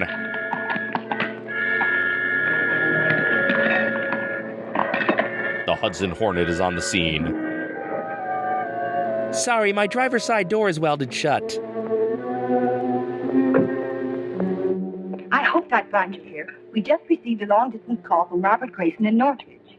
Robert Grayson? The professor's grandson. The old call from the professor's grandson trick. Help. Young Grayson has made a close study of his grandfather's work. He's really the Christopher to the professor's John Ronald Rule. Fine. I'll arrange to have a chartered plane ready at Central Airport tomorrow morning, and you can find the weapon in Northridge yourself. I'll take a rain check on that charge, son. Keep the change. And with that lucky change, he went on to become the richest duck in the world. And now back to Captain America's in cars getting coffee.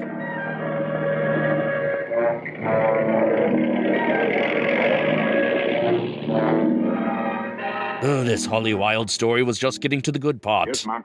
Here's some dope for the DA. Now he has dope? Man, I guess the DA can party. Identify the blowgun.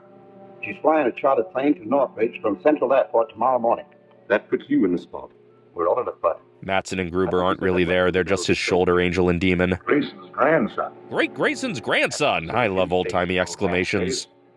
We'd better do something before the blowgun reaches Northridge. Which Northridge? The one in L.A. or the two in Ohio? We're going to do something before that plane leaves Central Airport. Central Airport, when you need your flight to meet in the middle. Oh, it's the other car. We get to see both of them in this one. The Scarab just has a warehouse of generic mobster guys waiting around, doesn't he? We're from the DA's office to check on that plane you ordered yesterday. Nice try. You're not the one person who works for the DA. Do the crumble step. Tie him up and put him in there. This is a dark episode of Wings. Dabney Coleman is on the case. Calling H1. Calling H1. Ugh, why did I have him call me on the radio that's all the way over here? This is H1. Come in. We're all set. Plane is ready, and the mechanic's taken care of. Good. You'll have plenty of time to install the bomb. I'll have it wired in the plane before the DA gets here. A bomb on a plane? Oh no, an in-flight screening of Borderlands. We're just breezing along with the breeze. Prepare Batcopter for immediate takeoff. This is a fantasy, an airport with convenient parking. I'm the district attorney. My plane ready. So our tax dollars are paying for every public servant to have their own private plane, huh? They didn't tie this guy up, he just showed up to work like that. Oh great, now it's time chasers. As soon as the motor starts, that bomb mechanism starts operating. Yeah, I know, Bill, we were in the same briefing. Everything will go up. Come on, we gotta look busy. Actual footage from one of Lionel's offset parties. Good luck, Gail. I'll make it all right. Bye. Bye. All right, time to launch this sucker over the wall of the Waterworld stunt show. Gauges, this changes everything.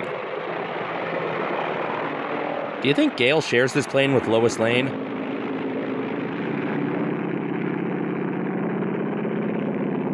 Again, the ending of Casablanca always makes me cry. This is the worst piñata party ever. With Gale gone, who's gonna tie my shoes? Oh no, the Sandlot kids broke Mr. Myrtle's window. A soup can? Andy Warhol's behind this. Yeah, my back itches. Give me a scratch. Well, I could rescue that guy now, but no, this definitely warrants taking a few minutes to change into my pointless alter ego. Damn buttons, Clark Kent makes it look so easy. Highway to the Avenger Zone.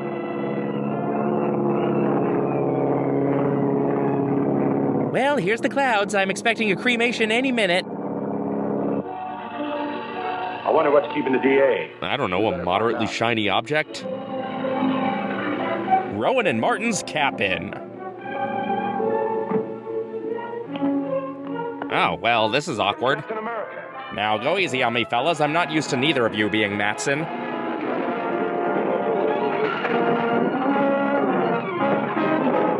What if they had to fight somewhere without barrels or chairs? Wouldn't that be something? I know they technically have already a couple times, like that fight in the middle of the desert, but you don't actually remember that one, do you? Oh yeah, Gale spin. Good thing Senor Cardgage got out of the way so Homestar could deliver that ladder. Oh, he's sliding on a furniture dolly like that one character in the Fright Fest Conjuring maze. Hey, Cap, watch me do a somersault. Your form is terrible. Let me help. Oh, it's only half a stool with a mirror. It's for Jim Henson to crouch behind. There's our one allotted gunshot per fight. Like a toddler grabbing his mommy. Dr. Meacham on his way to meet Exeter. This serial is engaging. I long for death. Is that a harpoon gun resting on a baby changing table? Now, is this the pantry? I'm craving Doritos. Oh no, he shoved Cap into those things. Throwing things only works if he has a gun to knock out of his hand, otherwise he'll duck. Gale blissfully unaware that the episode's still going. The spinner from Twister doesn't translate without color. Is that a bird? I should tell Debbie. Meanwhile, in stock footage... Enough of that, back to the soundstage. Yeah, we know what she looks like. Well, just gone 10 o'clock and time for the Gale in your airplane to explode. Well, we're back to Gale definitely dying and not just escaping at the last minute. Let's take a break from election anxiety by focusing on an Avatar for America who's guaranteed to be disappointing.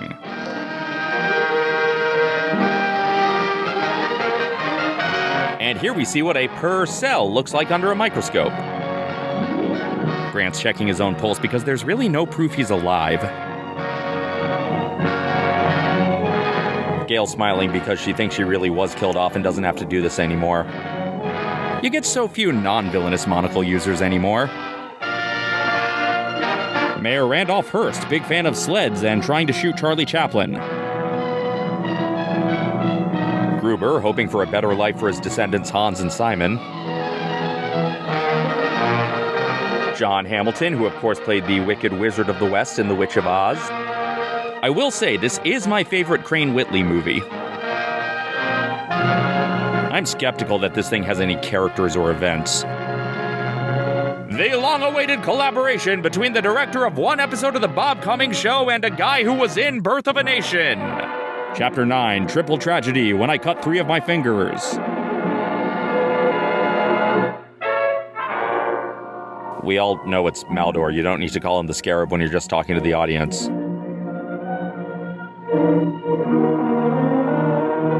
Ah, 2 previously on blurbs. This one has Gail's driver's license photo. I'm Gail Richards and I approve this message. Hey there, Gaily girl, flying in a plane so fancy-free.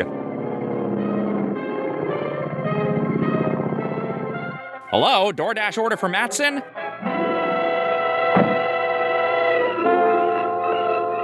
It's Captain America. So we're safe as long as he doesn't try to protect us. We keep getting all these warehouse fights and it's always the same stuff inside the warehouse. Why can't we get a fight at like a fulfillment center for distributing carnival prizes? Let them hit each other with inflatable mallets and oversized off-brand Hello Kitty plushies. Oh, she's going down!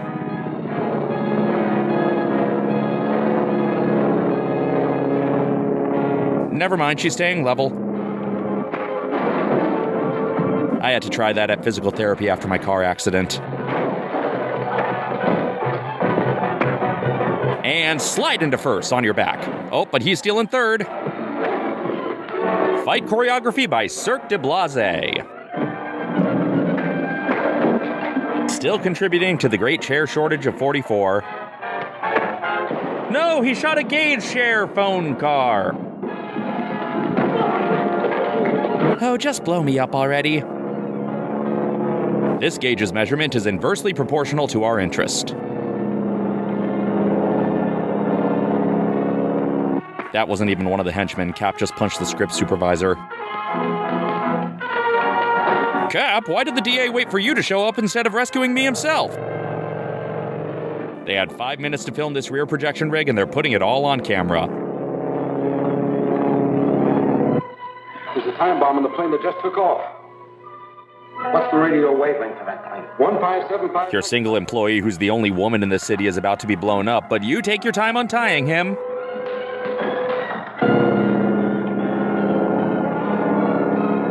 Gail is just fully dissociating. Calling Gail Richards. Calling Gail Richards. Come in, Gail. This is Gail. Go ahead. There's a time bomb in your plane. Bail out. Bail out. Okay, Grant. Grant? Who's Grant? I'm wearing the mask. No, it's Coleman Francis's skydivers. I'll give them credit. It's new for them to cut this much out of the cliffhanger. Their cheating really has reached new impressive lengths. Meanwhile, at Epcot's Italy Pavilion...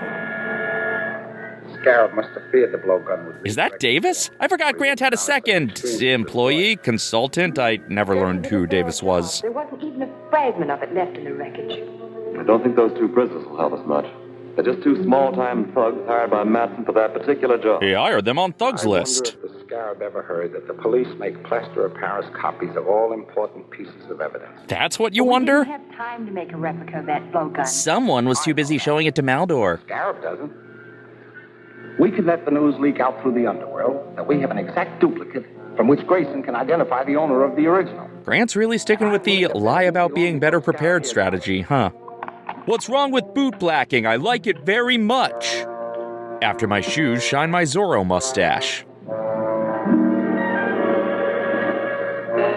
You could just yell and he'd probably hear you. Go ahead, Matt. Number 31 reports the DA has a plaster model of the blowgun. He's wired Grayson to come here to identify the owner.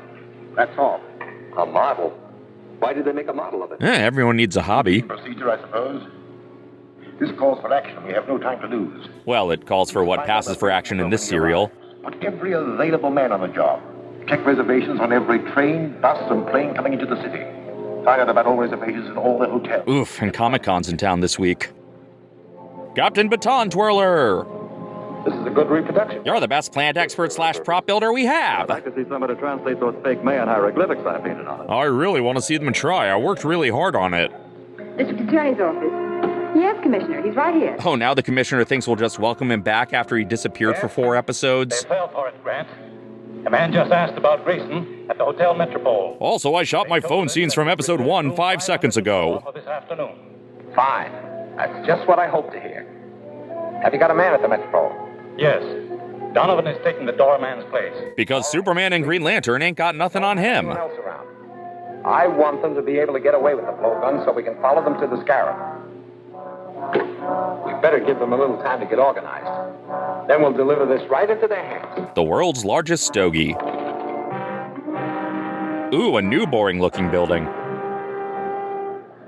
The Metropolis Hotel. We're finally getting Superman back. Da-da-da, da-da-da. I can dream, right? Why is there an animation reference model for Bambi on the desk? Now to pull out my laptop and check some email. What makes the tube explode? You press the doorbell, and on the second chime, the wire will burn too, causing the tube to drop and break. Oi, I'm from somewhere else. Knock out anyone in the room in a few seconds. A new building means new parking shots. This is Donovan, the doorman. Manson and 2 others went in a few minutes ago. One of them stayed in the lobby, a lookout, I guess, and the others went up to the room. What about their car? Parked around the corner. Around the corner? That's where the shop is. Drive around and watch their car. If they should leave before I can get back, trail them. Sucker, I'm taking off for Gotham City. At least the serial set there actually has comic book characters.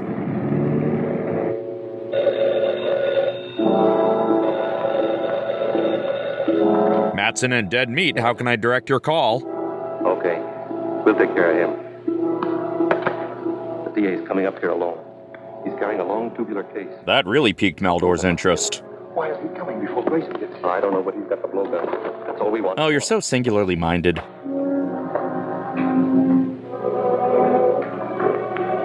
Wait, is the hotel hallway just the same set as the hallway in Grant's building?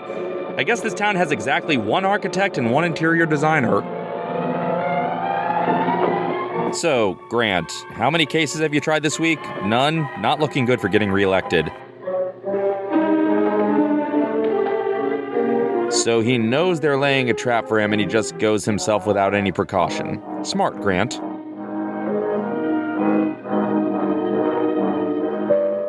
Land shark. I'm locked in, but there are no gauges in here.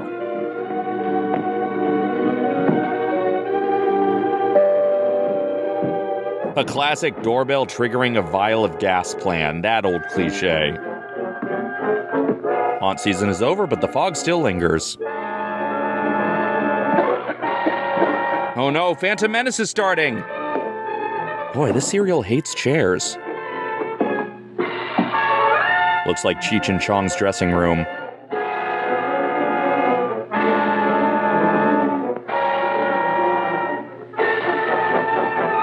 Been a while since you played dead, Grant. Well, Matson, this would be a perfect opportunity to shoot Grant, make sure he's dead. No, I guess you only like killing your own teammates. This isn't my signed Rita Hayworth poster. This is it. I'll take the blowgun out the back way. Kinky. As soon as the gas clears, you go in and finish the DA. Wait, why didn't you finish the DA? You were just in there. That just thickens me accent. So he's surviving poisonous gas by having his face near a vent? Yeah, that's science. Never bring a knife to a shoe fight. Oh crap, they can both kick? Well, it's a stalemate. And J.D. Vance gets to work. Ah, crap, now I gotta actually work. person who Mattson knows what I look like and will know it's me following him away!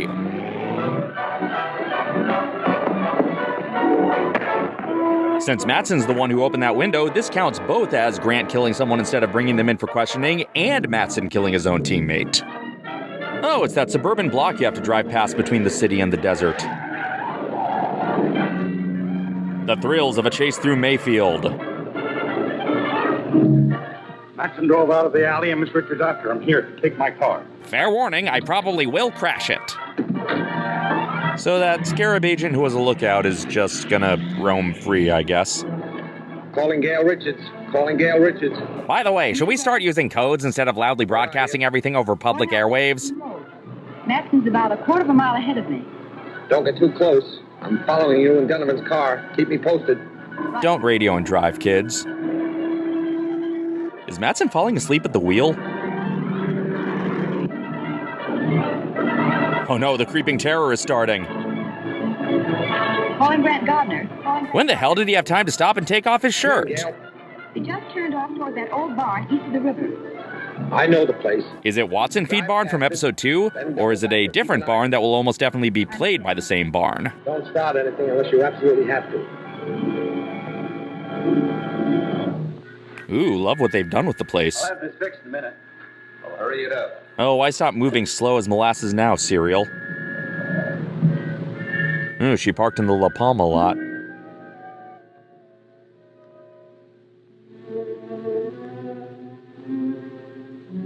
Purse, strut. Purse, strut. Calling H1. Now over here, I gotta consolidate my radios. Come in, M3. Did you get the blowgun? Yes, everything's okay. I'm not so sure. Norton hasn't reported in yet. A problem with his antivirus? He hasn't. I better go back to the hotel and find out what happened. Hello, here to read the meter? I'm going back to look for him. You're staying right here, Matt. So Gale has the exact same powers as Cap. A gun. You'll pay for evicting Mr. Ed from this place. Tie him up. Yeah, that's what Lionel makes them do weekly anyway. Oh no, the Rancor! I actually didn't care about stopping her, I just love levers. That was quick and easy. What the screenwriter said after crapping this out. He worked with Captain America, and he's probably on his way here now. To do the same thing, but even worse. Too much stuff belonging to the museum stored here. And we can't take a chance of letting anyone find it. It's not gunpowder, it's just tins of liquid IV. Spread a powder thing. We'll blow up the whole works and the girl with it. I never get bored of watching cars make this exact turn. Pumpier than Kilimanjaro Safari. Wow, I really screwed up his suspension. Next episode, we see about 200 feet of gunpowder trail wandering around like the Family Circus Kid trails. This is the one day Gruber was supposed to go on the mission instead of me, but he called in sick.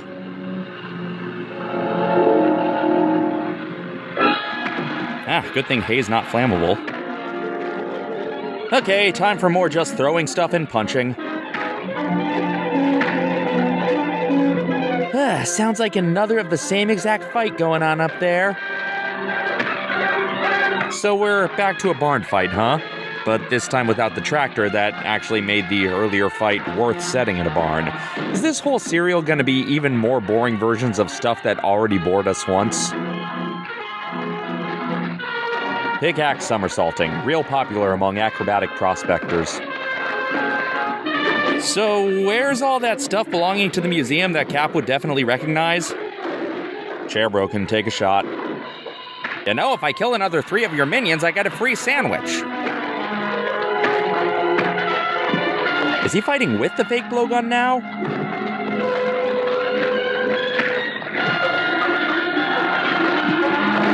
And again, maybe the extra chairs were the museum artifacts. Mattson started the fire, and to think they blamed the cow.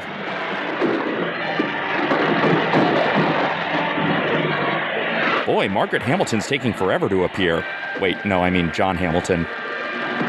We already know Gale has the power to cut the several minutes it takes to escape the explosion out of the cliffhanger. Why are we worried?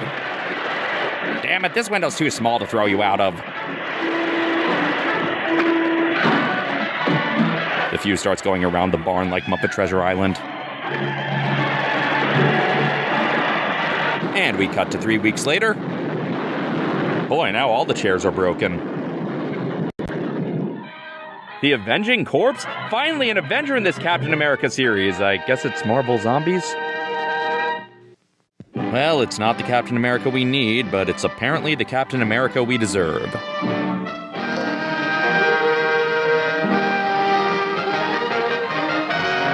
The true avatar of America. Some dick.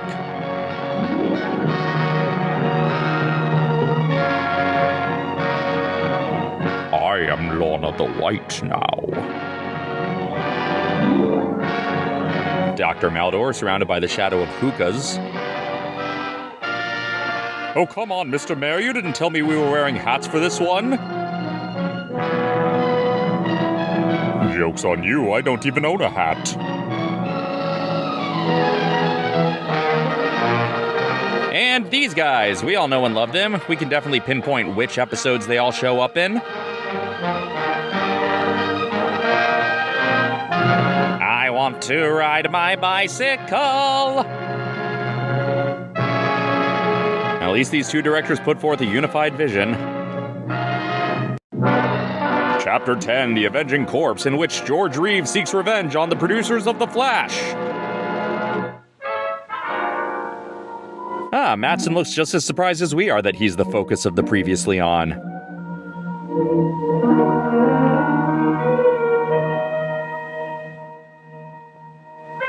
Sure, started from the beginning of this walk. Good.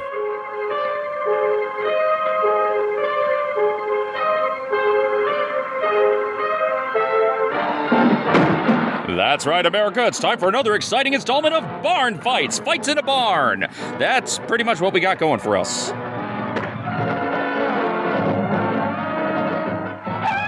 I need somebody. Look, Serial, you've proved yourself. You can make a fight scene boring in any setting. Just move on. Not just anybody. All the furniture was harmed in the making of this serial.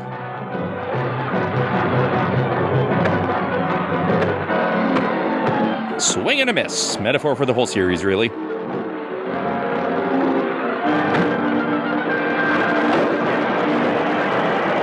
Boy, someone really had to powder their nose.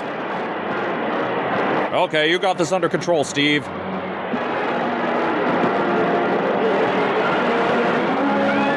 I need someone! Ricky Ricardo? They opened the door, but they didn't get on the floor. Now they'll never walk the dinosaur.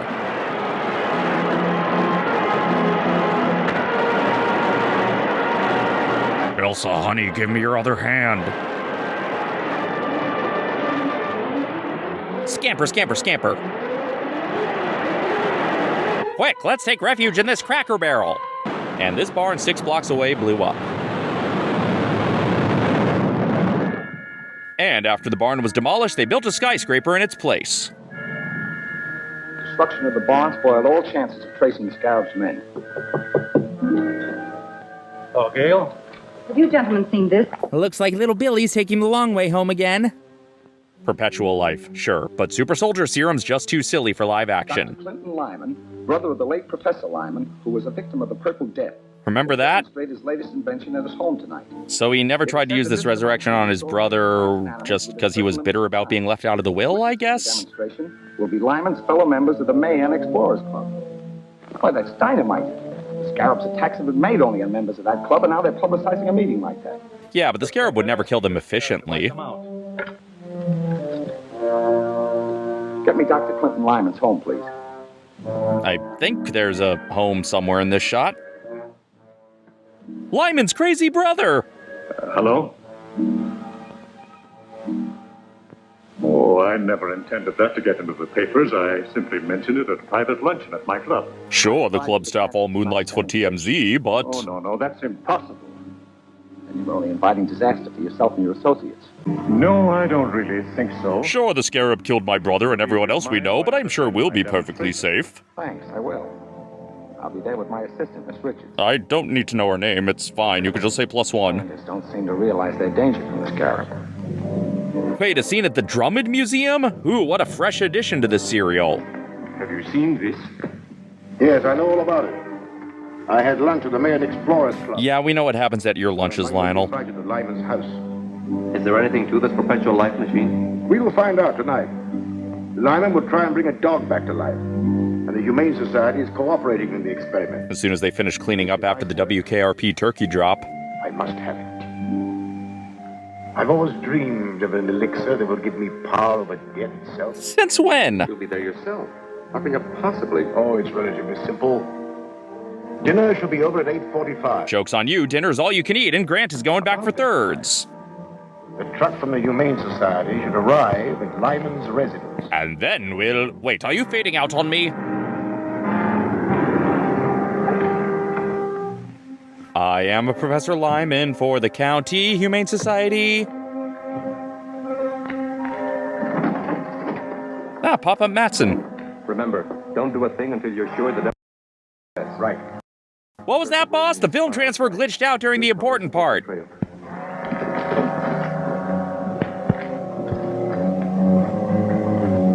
Ugh, I didn't invite any of these people.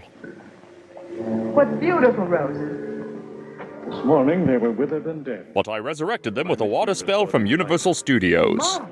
Can the machine be used to restore human life? I've never tried it, but I'm convinced it will. That's the scientific method. Just be convinced before experimenting. That must be the men from the Humane Society. This Lyman's gonna grow up to be Ray Wise. So what other withered and dead things can it resurrect? Because Viagra's not cutting it anymore. The Humane Society wasn't even involved in Hollywood films yet, but sure, they helped out this random experiment. Now, if you'll wait in the anteroom. Frankenweenie's less fun than I remember.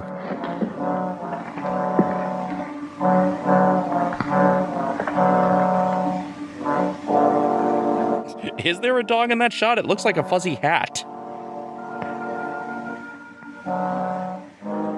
Yep, still there.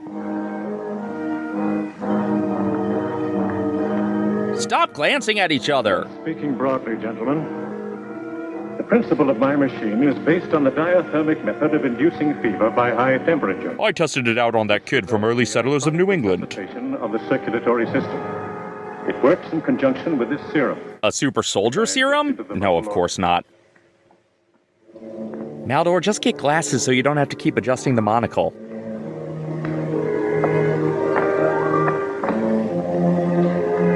John Fiedler's really trying to get a better look. Of course, if the subject has been dead too long, I cannot expect success. We have limited time to try this on a caveman at Animal Kingdom. Makes a very similar sound to the Metropolis Mad Scientist's electrothanasia ray. So how would doesthedogdie.com handle this if the dog starts out dead and then gets undead?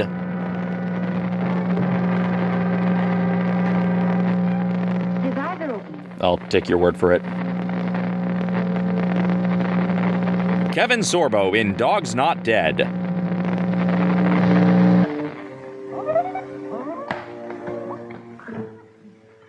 Gentlemen, I believe the experiment is a success. I mean, we can't be sure. Let's not jump to conclusions. Congratulations, Doctor, on your great contribution to science. Let me make it about me now. Now I hate being alive. I long for death again.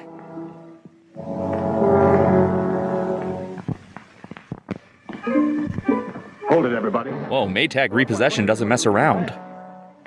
Oh no, they've captured Nigel Hawthorne. Get away from that table. We told you food is served at 8:30. That means nobody eats before then. Now, I hear these away suitcases come with a phone charger, and I'm at 6%. Quick, it'll be a human shield. On the other side of that suitcase, it says Professor Harold Hill. Keep him covered till I get back to help you with Lyman. Will do, Michael Hitchcock. Get that wall.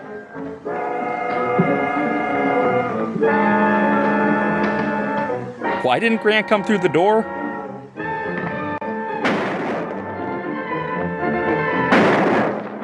Something's gone wrong. Get away from here. I'll pick up Dirk and we'll take care of Lyman. Oh, if only they had broken that chair first, he wouldn't have anything to hide behind. Grant has killed again, but I guess they can bring that guy back to life for questioning now. Be sure that no one leaves this house. Right. What is the meaning of all this? Who knew bringing together the most targeted people in town would be dangerous?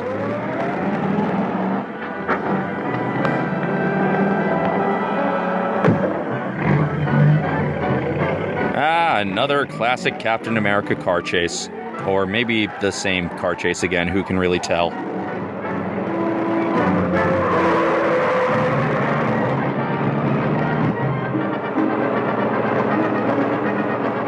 A hand grenade a day keeps the captain away. Ooh, he mildly inconvenienced Grant. I'm gonna eat this whole turkey leg while driving.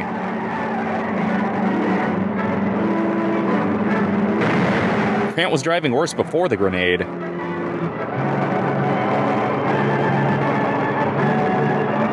That was just the first grenade again. Come on. Come on, man. Don't vape and drive. Bernlar. Oh, it's Grant. Oh, a structure blowing up that's not in the cliffhanger? This episode's treating us to extra repetition. Look, you can blow up bridges, but you're still no Fleischer Superman. Well, I see you all have everything under control.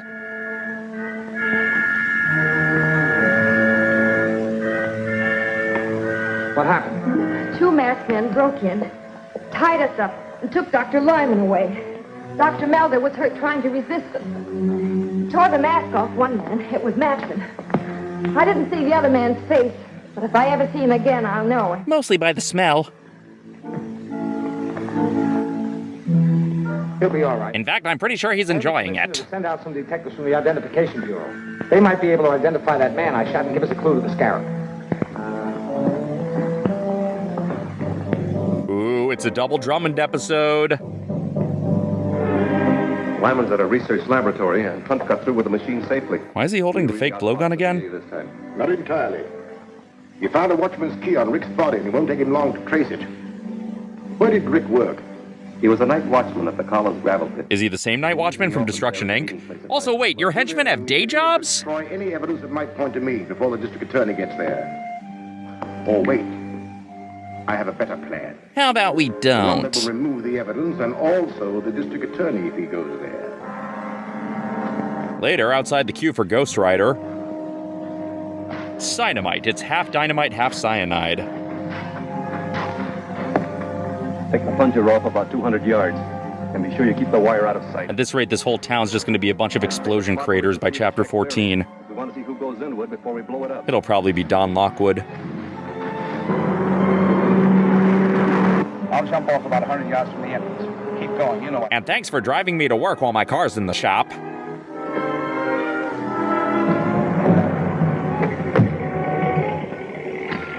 I heard a car pull up outside. And I heard the owl call my name.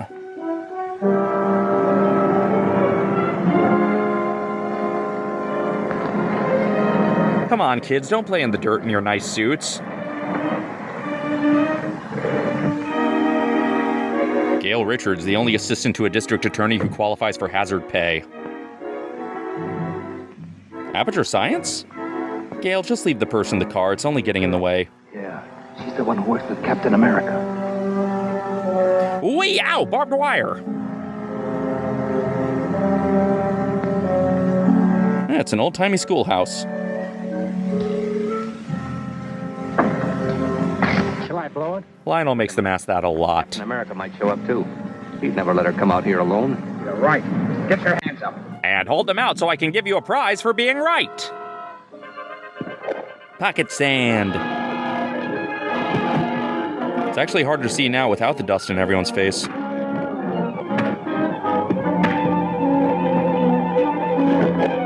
Sorry we don't have chairs out here. This'll have to do. Hey, so who was the titular Avenging corpse? Was it the dog? Is he the mastermind behind all this? Oh, come on. I refuse to believe this Cap is stronger than Houdini. All right, Cap, I'll race you to the top of the slide. That's it. I'm quitting the Scarab and joining the Bulleteers. No, this is my clubhouse. No caps allowed. They're in silhouette reenacting Isildur defeating Sauron for Ralph Bakshi. Boy, this is a dangerous jungle gym.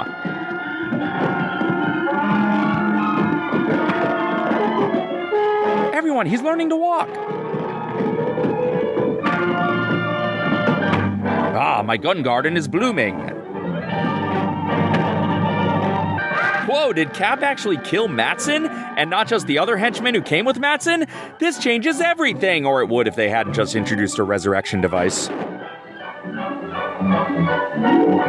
Nice of him to stand lined up with the Shadow. Third exploding structure. Was this one supposed to be triple tragedy? Somehow, the dead man returned.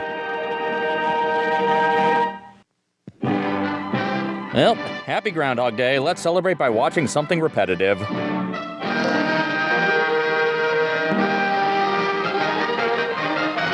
If you wore this to Oogie Boogie Bash, Disney would give you an official costume out of pity.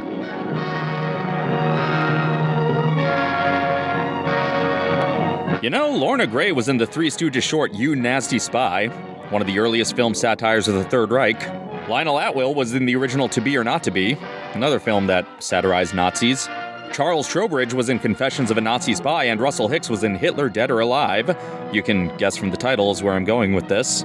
George J. Lewis was in Freaking Casablanca, and John Davidson was in Freaking The Great Dictator. Nearly everyone in this was in anti-Nazi movies, and yet they all came together for a Captain America that doesn't fight Nazis. I'm sorry, I just really want to see some Nazi punching. Any prediction of political incompetence in the judiciary is purely coincidental. Chapter 11, The Dead Man Returns, followed by Dead Man Forever and Dead Man and Corpse Boy. Cap is killed again, Mattson fell to his death, but let's talk about Gale. You may find yourself investigating a Scarab shack.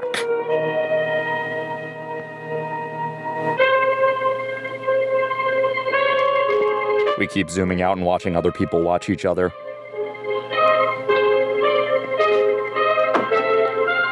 Shall I blow it? This has been blowing it since episode 1. America might show up too. He'd never let her come out here alone. You're right. With congestion pricing, it was better to carpool. Captain America defeated by dirt. It's literally just now occurring to me that I could have been skipping chapters this whole time and half of you wouldn't have noticed, and the other half wouldn't have cared. I don't know why I'm committed to watching every episode. I'm not trapped in space by a mad scientist. I'm just an obsessive completionist, I guess. Once I start something, I have to finish it. It might be a sickness, I don't know. Anyway, they're punching each other.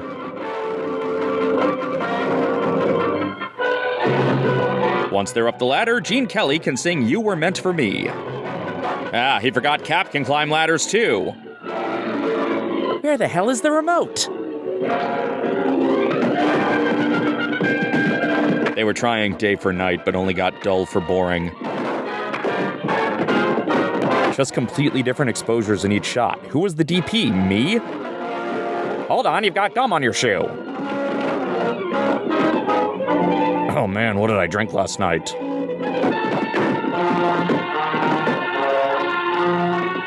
A backdrop from Brigadoon?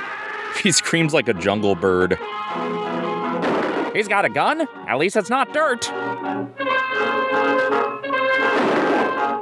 Huh? Is it even more boring out there than in here? Once again, manufacturing a cliffhanger out of simply not showing someone leave the place that exploded. Eventually, this may get a wee bit old. She got shot! Oh, no, that's just film burn. Spider Cap. Spider Cap. Grant doesn't actually use the elevator to leave his apartment, he just shimmies down the cables.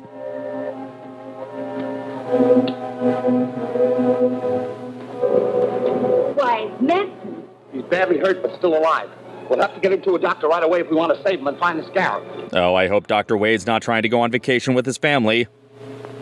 Bart Mattson, who was captured last night by Captain America after... His first name is Bart?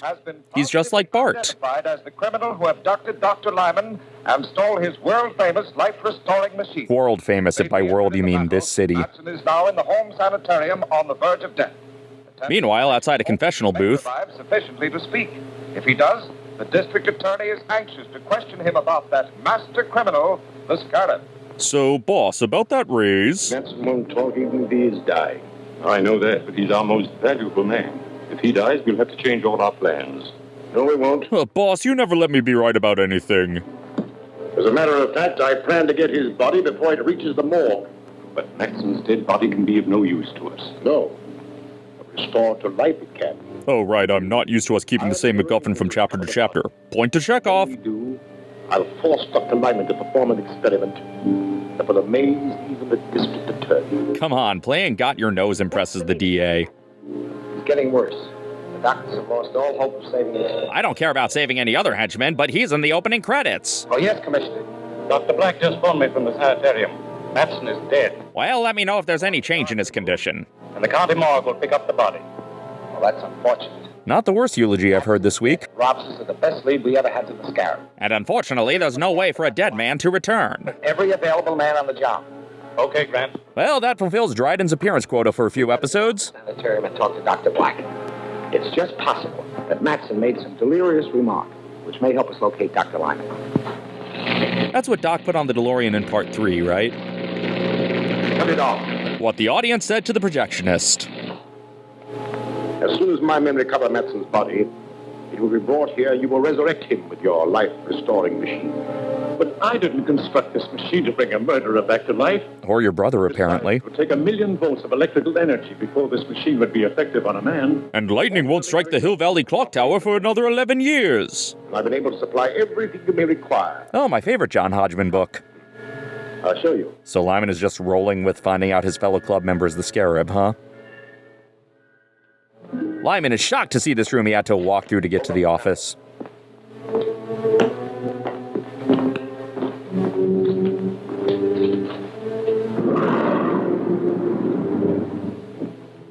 This apparatus, Dr. Lyman, is capable of generating all the electricity you can possibly need. Wow, perpetual energy. Seems like profiting off of that would be a much easier grift than whatever your Scarab plans are. Okay, but first I'll adjust the thing that holds the toilet seat covers.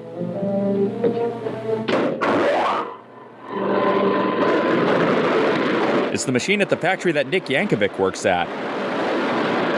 If you refuse to revive Matson, your last moments will be spent in there. The fireworks room from the Secret Life of Pets ride. Oh, I wanted it to stay on. Good thing the phone waited for the noise to die down to ring. Yes?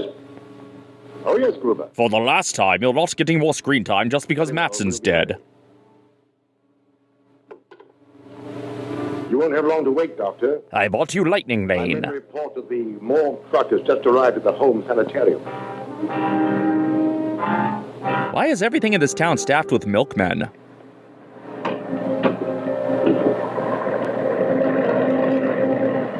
Beep, beep, move your truck, your meter's expired.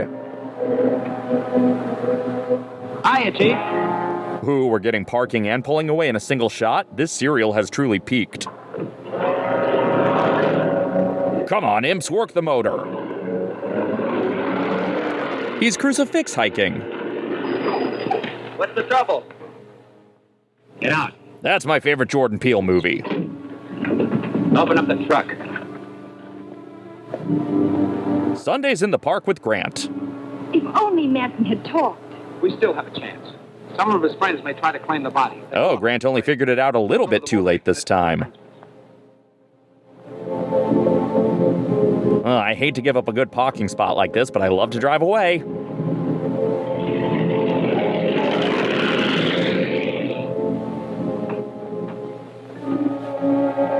Oh, that corpse is gonna fall out for sure. You gotta tie it to the top like a Christmas tree. All right, you two. Start walking and don't look back. Genesis 19:17.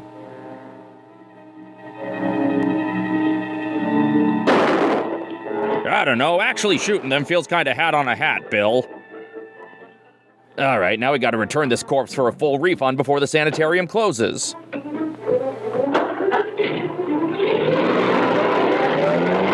Let's draw one final loss meme. Several years later, the Libanel family goes for a drive. Well, that's the truck from the county morgue. We can't know that for sure just because it says County Morgue on it.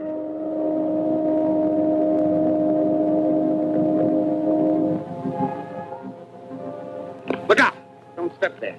Something written on the ground. 11 episodes in, and now you notice things. 7744. He wrote down the name of Elon Musk's kid. Car. This man must have written it before he died. I'll have Davis check on it. Aw, snap! This is a Davis episode.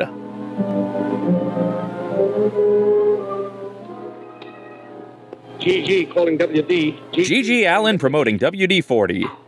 Come in, GG. The morgue wagon was hijacked. An automobile with the license number 1D7744 may be involved. Have the commissioner send out a general alarm to locate the car, but make no arrests. I'll handle this case myself. Oh, then we're all screwed. Back to the office now. Okay, Chief. Just want to verify this number. 1D77. Cars for caps.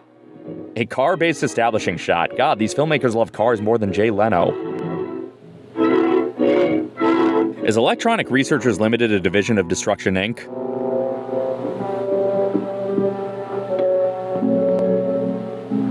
Get the machine ready. The Machine? They've recruited the bad guy from Free Willy, the animated series?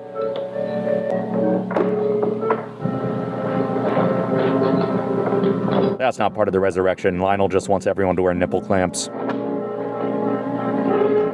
Madsen does not revive Dr. Lyman, your body will be used in the next experiment. Well, it's nice they're threatening to bring him back after killing him. On to full capacity. The direction for these actors was just do science-y things. We're on the air! And now, sparks! Something that sparks that much must be science. I never get tired of vague buzzing noises in my superhero shorts. How long will this take? How should I know? I've never done this on a human before, man. This man has been dead for hours. The commissioner just phoned. That car belongs to the Electronic Researchers Limited. As specific a name as Cartoon Films, Inc. That company has its office and shop. Fine. That's all I want to know. I guess that could have been conveyed to me over the phone, but we paid for the office set. We're gonna use it. Yeah, this seems safe. 1 million sparks. We'll bring back Madsen. Come on, a watch body never resurrects.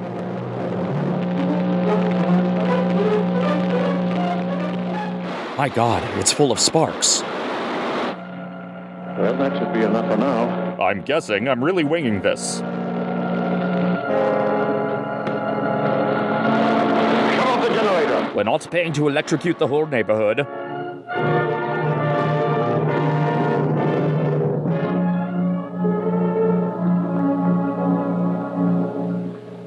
He's ready for the serum now. Serum in a Captain America story? It'll never work. Hello, pizza delivery for Icy Wiener? He's a peeping Tom. Still better than what Lionel did to that mail slot. Oh boy, a customer. Time to throw the welcome tools at him. Ooh, they could damage dozens of dollars worth of science props. Captain America. Yes, I should have seen that coming, but I really thought he'd have fallen into an open manhole by now. How much longer will it take it to revive? True love. Well, only a few seconds. But I hope by that time a Captain America will have captured both of you. Oh, you're thinking of the real Captain America. This one couldn't catch a cold. Turns out it's not the machine that revives Madsen. The fight's just making enough noise to wake the dead. The serial loves cars, hates chairs. His eyelids are fluttering. Credit where credit's due. This is the first episode in months to actually live up to its title. Everybody was Capu fighting. Brought Madsen back with lightning. Oh, come on, boss. I was out. If they blowtorch him, maybe this Cap will turn out to be Human Torch. A chairlift standing? Not on my watch. Not much of an obstacle course. That's right, wake up, sleepyhead, it's Christmas morning. out of the window, Matson. This first version of Lisa Frankenstein isn't nearly as romantic.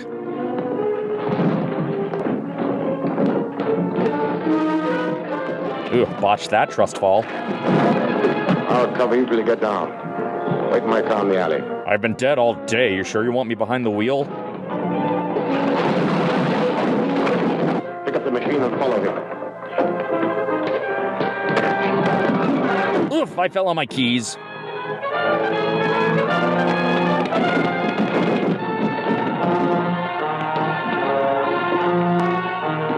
Guns and kicks finally pit against each other.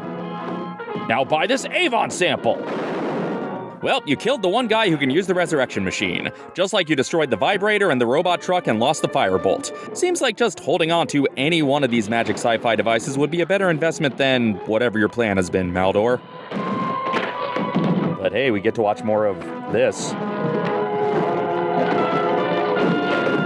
And they're in the mission breakout generator room right before Rocket blows it.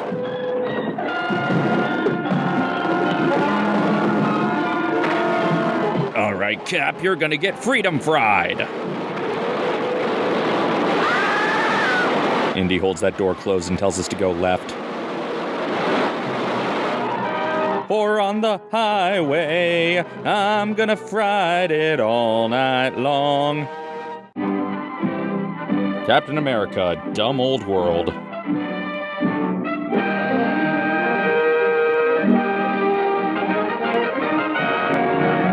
Hey, what happened to the awkward sitcom poses? How am I supposed to be disappointed when Russell Hicks doesn't show up now? How am I supposed to know that those actors got paid more than these actors when I can't see any of their faces? But Doctor, I am Bagniacci.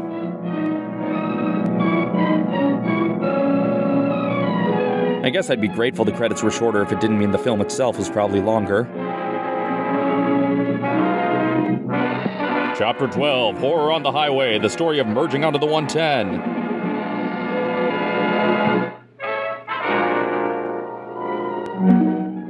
He also failed to stop Lyman from getting shot, but he's constantly failing to stop unalivings. He's never failed to stop an aliving before.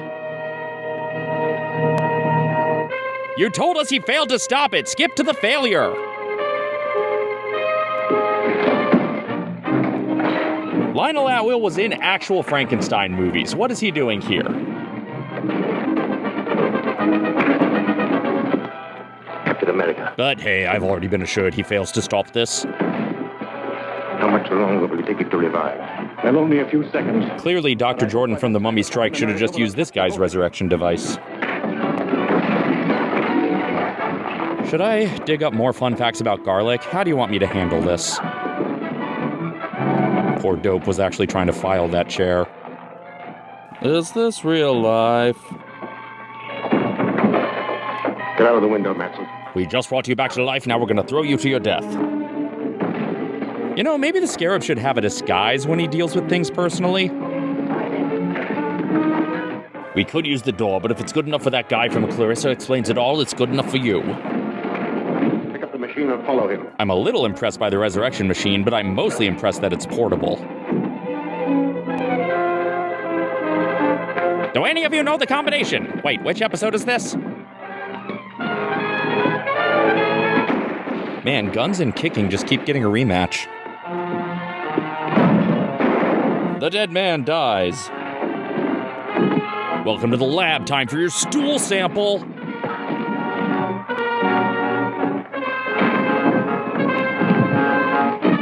Ooh, rolling on that would probably be great for your back.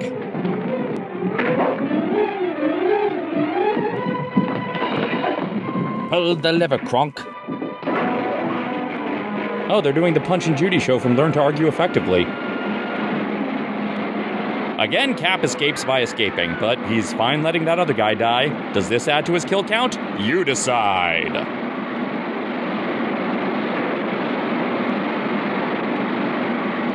Well, I feel very accomplished.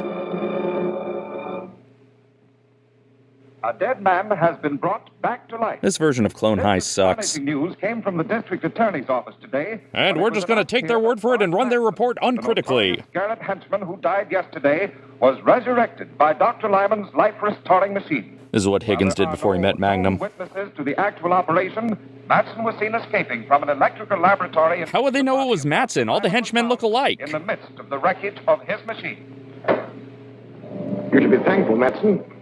You're the only authentic case of modern times of a man who has returned from the dead. This serial puts the lazy in Lazarus. Too bad Lyman smashed the machine. Every couple of episodes, they introduce a new sci-fi concept that could anchor an entire franchise, and then just casually eliminate it.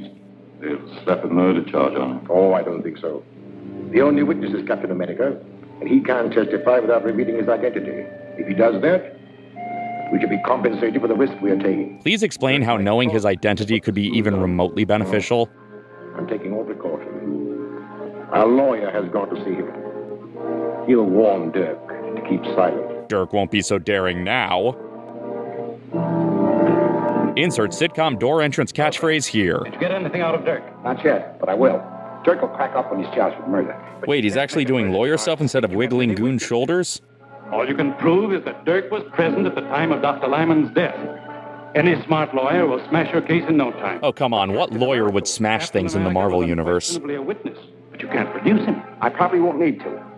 Dr. Lyman was abducted from his home along with his life-restoring device. But they hid the life-restoring machine under Casper's mansion. Now, if I can prove that Dirk was the unknown masked man who helped Matson with the abduction, I'll convict him of murder. But you can't prove anything. Gail Richards, your assistant. We know who Gail is. You don't need to exposit this heavily. Positive identification of Dirk as one of the abductors. Our unsupported testimony will not be sufficient in court. Imagine all the kids suckered into watching Captain America who instead got this low-rent LA law. May I use the phone? Phone calls in this serial? Get me Dr. Malder at the Drummond Museum. I guess Drummond is short for dramatic irony. Yes, Gardner. Is there something I can do for you? I hope so. Can you class up the proceedings with your screen presence? One of Lyman's murderers. Now, we'll have a case against him if you can testify that he was one of Lyman's abductors. But he was masked. If only he's saying I want it that way. Miss Richards called Matson. I understand that. But we'll put a mask on the prisoner, and there may be something, some gesture or some mannerism that you may recognize. Yeah, every man in this town has such distinct quirks. Now, could you arrange to be in my office at 2 o'clock this afternoon? Of course. And I hope you have the right man. It's also what he says logging onto Tinder.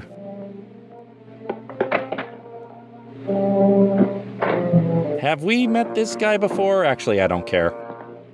What news, Counselor? The district attorney is going to spring a surprise witness to identify Dirk as one of Dr. Lyman's abductors. Cut. Hey, buddy, could you learn your lines before we start rolling? Just talk with the district attorney. As a matter of fact, I am to be the surprise witness. You? I'm so giddy. Excellent. That will knock that case into a cocked hat. A cocked hat? I'll get a habeas corpus. No, the corpus was already resurrected. I shall identify Dirk as being one of the abductors. Identify him? Well, you can't do that. You can't recognize any of your own henchmen? If he thinks he's being framed to take a murder rap, you tell everything he knows. Exactly. What? He's become a danger to my organization. So keep him happy. I've devised a little plan that will take care of him and the district attorney at the same time. But just helping him go free would prevent him from turning on you. Why can't you do anything straightforwardly? Instructions implicitly. I'll be present when he's brought into the district attorney's office and... And what? That's it? Miss Richards says when Matson attacked you, tore off his mask. And he would have gotten away with it, too. Neither of us saw the face of the other man. The man you're about to see is wearing the same mask you took from Matson. Did you at least wash it first? Richards has identified him. We hope you can corroborate her testimony. All right, Davis, bring him in. Hey, Davis! And this other guy. Pad out your serial episode with lots of glaring. No, I'm sure this is not the one. Quite right, Doctor. This man is one of my operatives. You have more operatives? Why do you send Gale on every mission? So a series with George J. Lewis where a government official disguises another man as the suspect and it's not Zorro? Your judgment influenced by your friendship for Lyman. Of course. My opinion will be without prejudice, I assure you. Yeah, I assure you. I'd actually love it if we went through 8 more of Grant's operatives before getting to the real guy. Ooh, daddy likey. This unquestionably is the man who looted Matson in the raid on Lyman's house. That's a lie. You're trying to frame me. He couldn't speak until his eyes were uncovered? By this man under oath? Positively. That's good enough to convict. Book him for murder. Murder? You can't do that. On television? Suppose I talk. What'll I get? If you'll name the Scarab, I'll accept a plea of guilty of second-degree murder. Oh, just try me, bitch. Stop looking at each other. All right. The Scarab is Kaiser Soze. Scarab was Doc Lyman himself. Oh, that's preposterous. Come up with a better lie or you're fired. Lyman was a soul of honor. You might just as well accuse me of being the Scarab. Dude, play it cool. I'm trying to have your back here. By accusing a dead man? It's true. Lyman was using his machine to bring Matson back to life. Why did Matson kill him? How can I tell what a man will do who has just been resurrected from the dead? That's a fair point. Is Dirk the only smart person in this serial? I can prove it. But I won't talk before this guy, whoever he is. Whoever this man I've never met who definitely doesn't pay my salary is, I've never seen this ruggedly handsome fellow before in my life. And tell me where you got those masks. I want to stock up for my next party. Now talk. I'd give anything to cut to Steve Martin and Dead Man Don't Wear Plaid. They're hidden in his house. Lyman's house was thoroughly searched before it was closed up. You didn't know the Scarab. What you do know, Jack. There are secret compartments in his house that your caps could never find. Take me there and I'll show you. I think you're lying, but I'll call you a bluff. I think you're lying, but I'll follow you into the clear trap you've set for me. Meanwhile, in Obscuro Vision, setting up a room, the gritty reboot. See that you don't fail this time. Don't muck it up by dying again. It is of no further use to us. He and Gardner must be destroyed. Leave it to me. I'll drop them the minute they come through the door. Not quite so quickly. Slow your roll, Quick Beam. Die, let them know that theirs is the fate of all who attempt to thwart the Scarab. So they can spread the word after they die. Wait, maybe that's pointless. It's nice that we all wore our matching hats. Good. I'll wait in the car. Better hurry before the painters come back for their drop cloths. So Maldor's plan to take care of Dirk and the DA was have Dirk lead him somewhere they can be shot? Yeah, brilliant plan. Come on, let me shoot them. My foot's falling asleep. It's the Matson Show! Good work, Matson. I knew the Scarab wouldn't let me down. Quiet, you double-crosser. When you threatened to squeal, you signed your own death warrant. But he didn't squeal. What is going on? You're finally going to pay the penalty for interfering with the Scarab. So we're really learning which henchmen they should move heaven and hell to resurrect and which henchmen are okay staying dead. Also, Grant killed another guy with the blank that's used as a warning shot.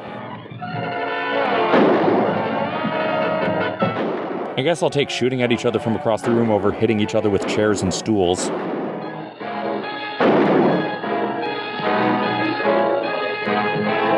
Hitting with the gun was more effective than shooting with the gun. This serial's stance on guns is fascinating. Live from New York! Oh, now it's curtains for the DA. That other henchman was just 10 episodes early. Boys, no roughhousing in the room that's being renovated. There's the shoulder wiggling. I knew we wouldn't go long without it.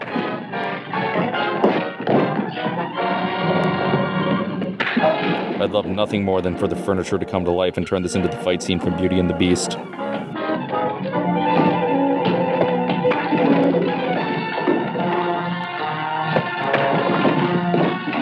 Throwing a chair that's under a blanket is slightly different. Kicks and guns seem to be evenly matched in this fight.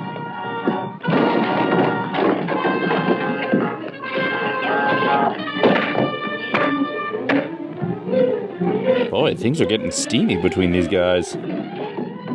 Was this whole thing Maldor's plan to get another orgy going? A stool without a blanket. We're back, baby. Boy, Matson's really got a taste for going out windows. He's escaping the Winchester Mystery House. Once again running into the Old Forest, this time going to be stopped by some barrel whites. He runs like Tom Cruise. There's no way I'm letting him sit in front. The license plate says LOL. This serial is officially laughing at me. Hurry, we've got to stop Dr. Wade from going on vacation. He drove over a quiet landmine. I've got to make it to the highway. I hear there's horror there. Take care of anyone who follows us. Invite them for dinner and drinks and see if one thing leads to another. It's been a while since we've had repetitive driving. It's the you think this letter on my head stands for French connection. The POV of Jed Clampett. Matson sticking his head out like a puppy. The Suburban Corner's back. It's hard to stretch 8 locations into 15 episodes. Driving is the best time to do a Rubik's Cube. He's both driver and shotgun. Did they just spend half a day filming 2 cars driving around in circles around the Cahuenga Pass and use it for every chase?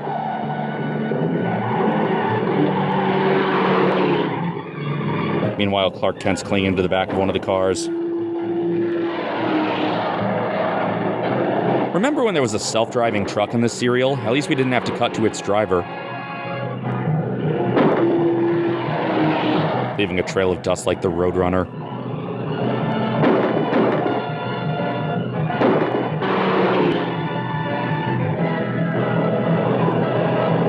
All the fast motion, it's like a really boring Monsters episode.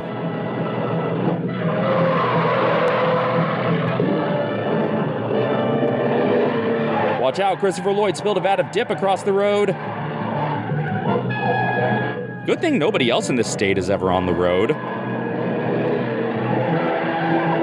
Blues Brothers 3000 is even more underwhelming.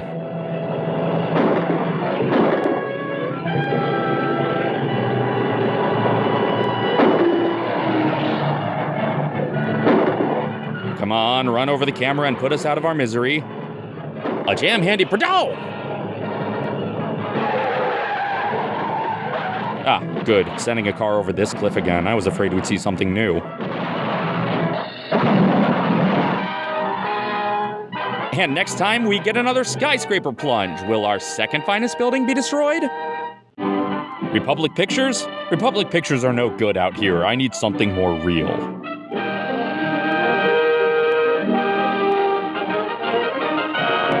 With an ensemble this iconic, it's so hard to choose a favorite.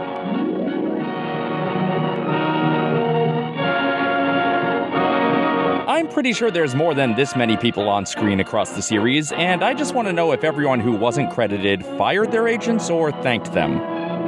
I'm glad they told me the events are fictitious. I might have really thought they brought a dude back to life and then made zero attempt to recreate that technology. Took 2 whole guys to deftly guide this one. Chapter 13, Skyscraper Plunge, a less effective Marvel overlay of Tower of Terror. Yes, remind the kids that they barely got to see him as Cap last week. You've taken the Cap out of recap.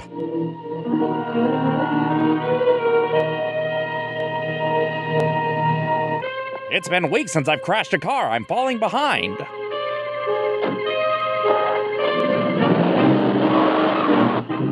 Take care of anyone who follows us. He was just brought back from the dead, but he doesn't get to ride in the front, and he has to do busy work.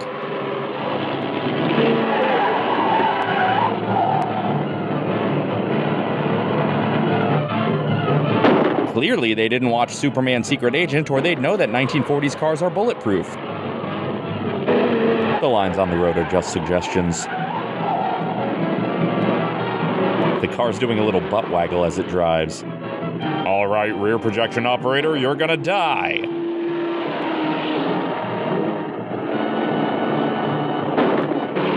Butt dance, butt dance.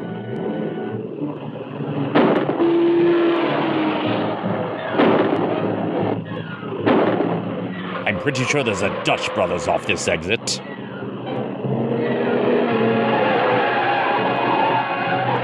The lack of any sort of frame of reference for where these cars are relative to each other really raises the tension.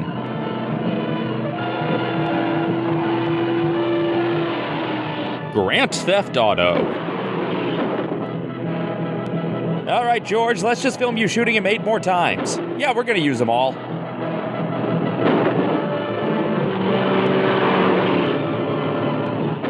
That wasn't the gunshot. Grant just drove over the broken glass from episode 1. Yep, escape by escaping. We've seen it. As you wish! Henry, Brody, and Salah are watching sadly because they didn't see him escape. Mr. Bradshaw, will you stand up, please? Still safer than a Cybertruck.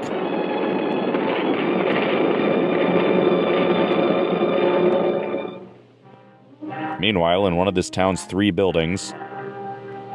My car was smashed and the Scarab's agents escaped. Yeah, those are like hourly occurrences now. He's calling by a radio phone from his private car on the Westland Limited. Hillman? Hillman, the man with the power of a hill. Backers of the Mayan expedition. That's right. I'll take the call here. Meanwhile, in Howard Hawks' 20th century, I've decided to stop saying every train is the $1 Billion Limited. I've made a remarkable discovery. Lucky guy gets to ride in the Lily I Bell. received from the last Mayan expedition. It's Mayan now. Yesterday, and exposed a copper plaque etched in Mayan symbols. And dipped in Of a mayonnaise. map showing the location of the fabulous Temple of Emeralds in the... One short day in the Emerald Temple. The Scarab will stop at nothing to obtain that map. That's why I'm calling you. I was in the Maltese Falcon 3 years ago, and now I'm here. Containing the missing portion of this map. This train should have been robbed by now. Did Knots cut the entertainment budget again? You both must be protected. Not a word about this to anyone. I'll arrange reservations for you at a quiet hotel. Unfortunately, it doesn't have a Skyliner stop.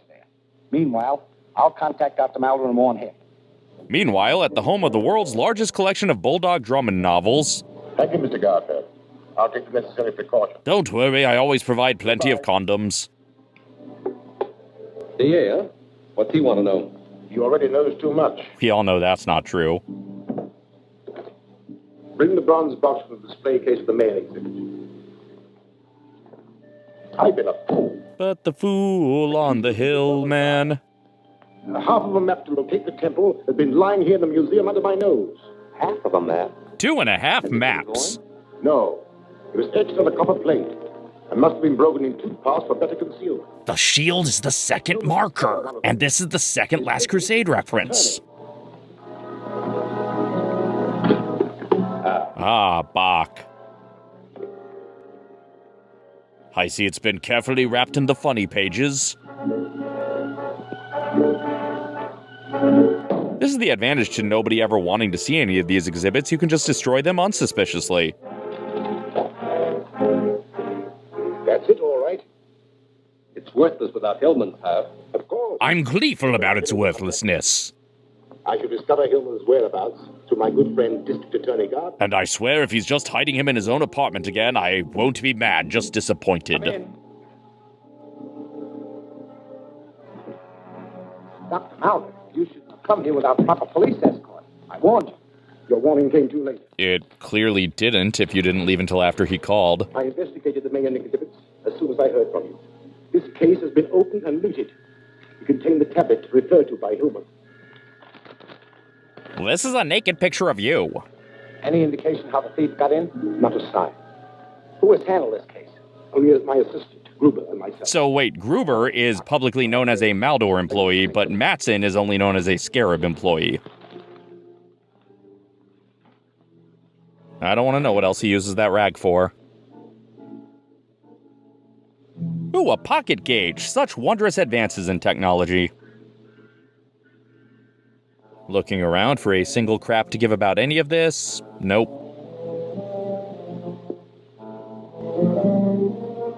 Stack of books is a perfect hiding place because Grant can't read. He looks so paranoid. I guess getting his own hands dirty instead of sending a henchman has him shook. I'll let you know what we learned, Doctor. Meanwhile, I'll have the police search the museum for additional clues. Fine. If they find a secret passage and a bunch of stuff of Matson's, that was there when I moved in. Certainly. Goodbye. I know I just said you need police escort, but I'm kicking you out without giving you one. Ooh, a new location? Oh, no, it's just Winston Arms lit poorly. Hey, Grant, did you ever notice that you have the same hallway as the Hotel Metropole? Have you forgotten we're dining with Mr. Hillman? Dining with Mr. Hillman, starring Mark Curry.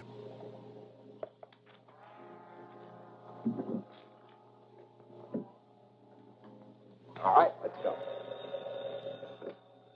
Hello? An excuse to get out of a social engagement? Awesome! I mean, aw, darn.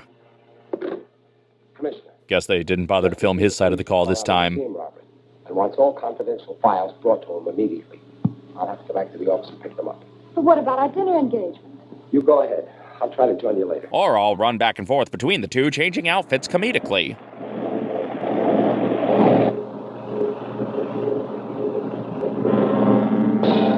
Oh, Selsden.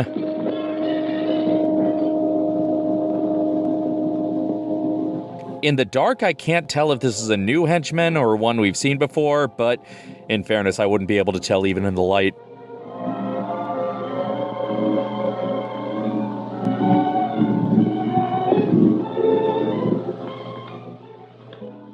I'll let you know what we learned, Doctor. Oh, this time instead of a giant-ass live eavesdropping device, they used a tiny recording device. Yes, I'll phone them right away. Now, excuse me, Doctor? Why, certainly. Goodbye.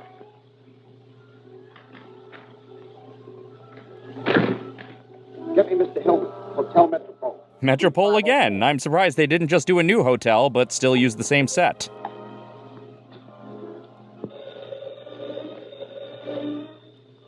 Yes? Here's your information. Metropole Hotel, Suite 504. That's all we need. Yeah, it's literally all of the information. Hillman's at the Hotel Metropole, Suite 504. You know the plan. Get started. We probably could have gotten started earlier because it was a fair guess he'd be at the Hotel Metropole.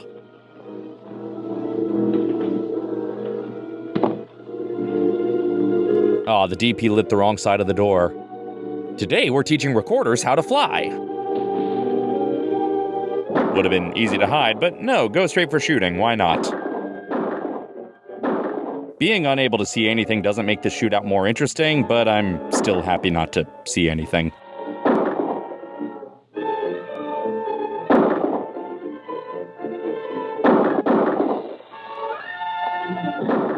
I've fully stopped clocking Grant's kill count at this point. He's a bloodthirsty menace.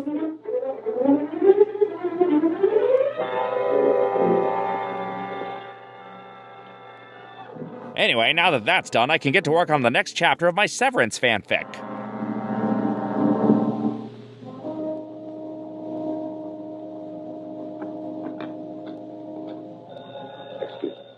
Hang in there, John. Just 8 years until you can be in a real superhero series. Hello? Oh, damn it. You want me to keep track of someone? That was a callback to a riff on the new DVD. You should all buy the DVD. Thank you. Clancy speaking. Clancy, the town's only cop. In my office. I don't know what he was after, but it probably means they're trying desperately to find Hillman. So be especially careful. Especially careful, as opposed to earlier where they were just doing a baseline slightly careful.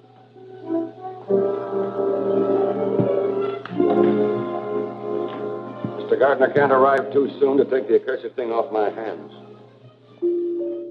NBC's at the door. Better play safe and hide that thing. In fact, it would have been smart to have it hiding the whole time, but whatever. Hey there, facing the wall here. Enrico Colantoni? Don't mind me, just keeping an eye on things from the wall, because I'm the face in the wall.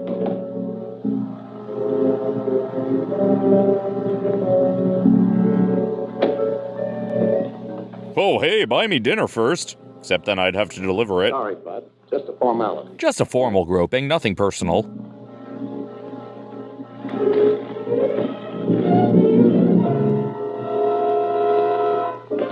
Oh good, Matson's here, so he'll accidentally kill the fake room service guy. Wait, I ordered pasta, not pistol. What's the meaning of this? I don't know, seems self-explanatory. That'll be your last. Get over here. Turn around. And walk back over there now. I am forcing you to get your steps in. Arthur Two Guns Jackson.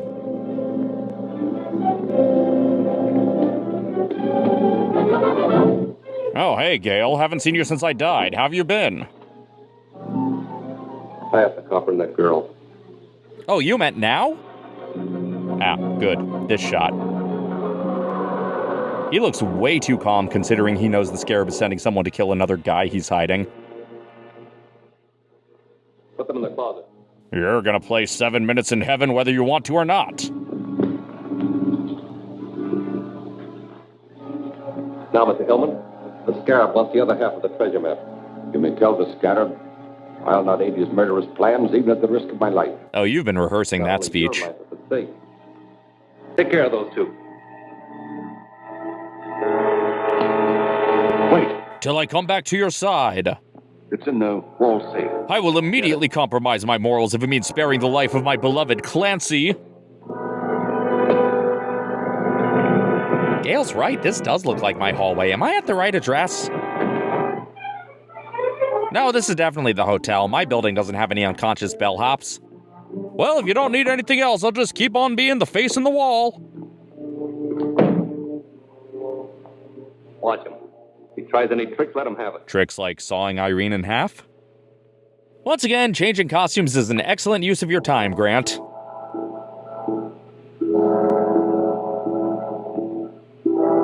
This looks like the real thing, all right. Now we're taking you to a nice, quiet place. A quiet place? I don't know if that maze is coming back this year. We'll go out the service entrance. Oh, so he'll use a maintenance service elevator, still in operation, waiting for you. It is Tower of Terror.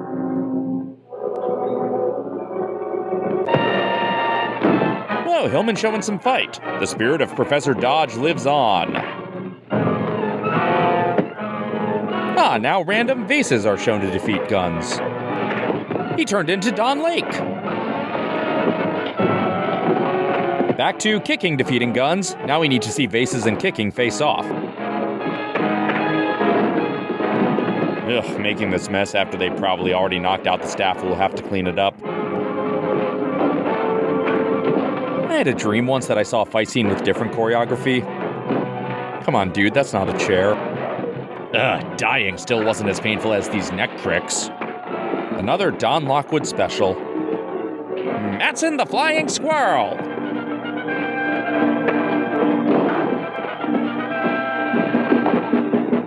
No, my popcorn cart!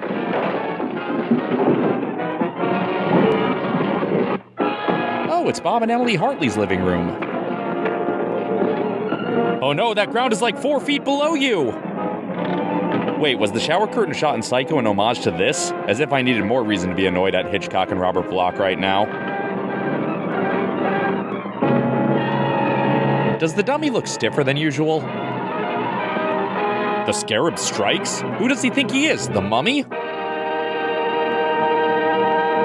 Hello, boys and girls. This is your old friend, the ghost of Adam West speaking. I know some of you may have, at various points, thought that my take on Batman was rather silly. However, now that you've seen the type of superhero serials that we were teasing in our show, I think you can appreciate what we were doing a little better.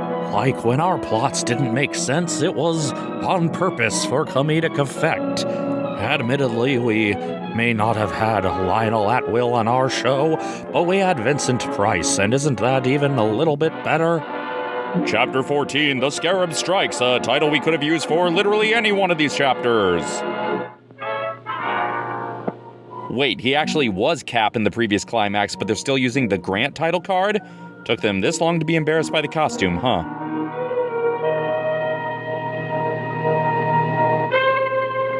Watch him. If he tries any trick, let him have it. This is a job for anyone else. I'm gone, baby. Yeah, Grant, just toss your clothes on top of that guy. This looks like the real thing, all right. The Coca-Cola secret recipe? Now we're taking you to a nice, quiet place where you can decipher both pieces of this map for us. At least there's only half as many map pieces as Guybrush needed to collect. Take a look in the corridor and see if it's clear.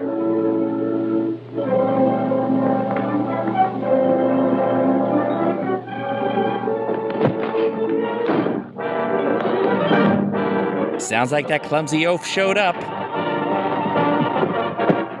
When Captain America throws whatever that thing was.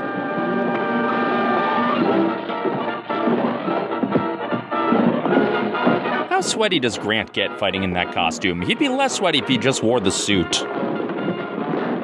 Tommy Wiseau takes notes on how to tear apart this room. There should have been a sequel serial where Cap is victim of a revenge plot from the Hotel Metropole cleaning staff. Gale, Clancy, this is no time for a thumb war. Calling it now, the last fight of the final episode will be in an IKEA showroom, just endless amounts of furniture to destroy. Why are the curtains an Italian restaurant tablecloth? Oh man, now there's an open parking space. These curtains go and I do! Yeah, he lands on Billy Crystal's mattress. Did I leave that other henchman unkilled? Let me rectify that. Captain America landed in the truck down there. He may be alive. We better clear out before he raises an alarm. We've got to take Hillman with us. He's the only one that can decipher the plaques. Decipher the plaque psoriasis, I mean. Some luck, landing right on top of a bed of foam rubber. I told you we were mocking crap like this, old chum. Did the truck already drive away from the hotel? They're in some suburban neighborhood now.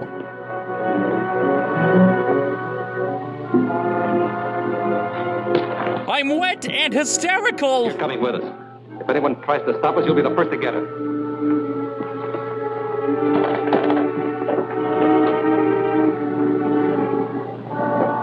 He runs into Tony and Maria on the fire escape.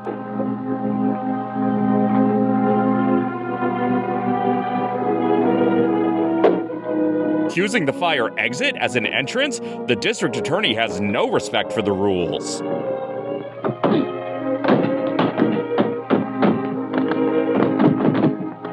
Hey, you're not Mike and Sully. Those men took Hillman away with them. What if it turned out this was the same museum from the mummy strikes this whole time? Captain America tried to trail us, but we lost him. Yeah, that's a brag. So Hillman is resting comfortably at the farm. Where he can play with all the other Hillmans. To talk by morning. I wonder how Captain America found out we were at Hillman's hotel. Yeah, how could he have possibly guessed that the guy in hiding needed protecting? One of my agents reported that the man we sent to the district attorney's office for the electro recorder was killed. His body is in the morgue. And the DA must have the electro recorder with your voice on it. And his own voice on it, I guess. Recorded on a magnetic wire. When it was played back, all sound was eradicated. Sure, why not? There was no identifying mark of a mechanism. We have nothing to worry about from the district attorney. You never had that much to worry about from him, really. He would just kill some of your less important henchmen. The man I found here must have thrown this out the window. You sure about that? Couldn't it just be random garbage that happened to be near your building? Seems to be a recording device of some kind. Yes, and it may have been planted in this office. Sure, and raptors may have smelled like barbecue sauce, but we have no reason to assume it. We'll report in the morning. Fine. Let's hope we get a lead to the Scarab. Great contribution, Gail. Later, at Dr. Wade's vacation hideout. Beep, beep, beep, beep, beep. Hurry up with my Sonic order. It's Matson, and the Scarab is with it. I'm utterly shocked to see my boss and his #1 guy. Honey, I'm home. Wahahaha. Dr. Maldor, so you are the Scarab. What a shocking twist that we've known since episode 1. Yes. I am the Scarab. The murderer of Lyman and Dodge, and I didn't come to discuss that. Shut up about my murders already. Let's get down to business, Hillman. To defeat the Huns. I must learn the location of the lost Temple of Emeralds. And Waze hasn't been invented yet. Your associates, unless you decipher these plaques. They're written in that Temple of the Forbidden Eye language, and I don't have a decoder card. I won't do it. You'll never get your criminal hand to that fabulous wealth. Only the legal grave robbers deserve the wealth. But there are ways of making you talk. Tie him up to that chandelier. Geez, I really thought we'd run out of setups for Lionel Atwill orgy jokes by now. And that fireplace has the secret passage to Zorro's cave. God, this just comes so naturally to Lionel.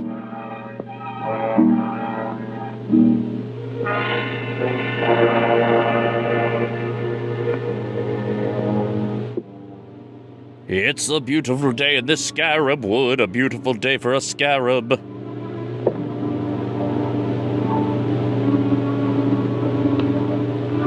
Gonna give that to Spinal Tap to make a girl smell. Thrill as a museum curator changes his mind about removing a glove. In high school productions of Phantom, they have to manually pull down the chandelier. Get the comfy chair! There'll be plenty of time to get the information I want. There'll be no interruption from Captain America or the district attorney now. Those are the only 2 idiots I'm concerned about interrupting me, but boy howdy, I sure do love knowing that I'm only concerned about 2 separate idiots. If it turned out there was only 1, I'd be actually kind of annoyed. He starts streaming he's back in high school with Nick Rivers. What'd you find out? Well, there were no identifying marks on the parts, but I found a fingerprint on one of the magnetic coils. Good. Now we're getting somewhere. Not somewhere interesting, but Identified the fingerprint as that of Ed Graham. Graham is sidetracked on his quest to recover the lost treasures of Daventry. Here's his record. Arrested 3 times on suspicion of robbery and receiving stolen goods. Dismissed each time for lack of evidence. Well, this time we really have some evidence. Yeah, Gale's close-up directed by Fritz Lang. I'll force Graham's hand before he learns we have his fingerprint to convict him. Yeah, just go mess with him before getting a warrant. Get in touch with the chief operator at the telephone company. Tell him I loved him in Story Without End.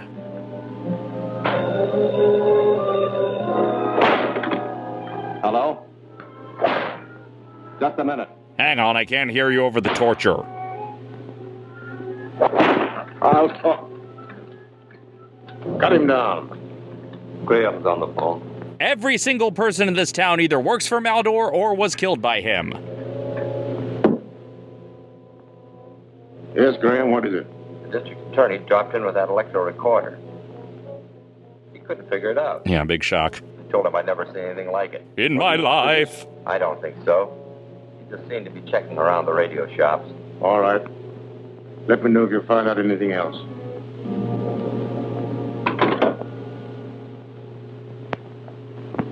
I've got to be the 5th caller to 1019 AM. No, the phones are the most sympathetic characters. You may have fractured his skull. Your stupidity will delay my learning the secrets of those plans. I should have left you dead when I had the chance. Boys. Get my hat and coat. We're going back to town. All right, boys, let's give him spinal damage on top of everything. Yes, office. No, we're a DA's office. We don't have anything in a can. Thank you.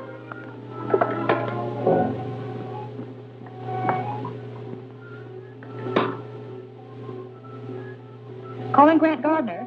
God, I wasn't sitting alone in the parked car listening to Pink Pony Club on repeat for an hour crying my eyes out. Chief operator reports that Graham just made a phone call to the old Watson farm off Riverside Lane. So you didn't investigate the rest of the Watson farm when you knew they were using Watson Feed Barn way back in episode 2? Fine. I'll reopen negotiations with Mr. Graham. If you negotiate with Graham, he'll just demand you give him a marionette after he gives you your spinning wheel.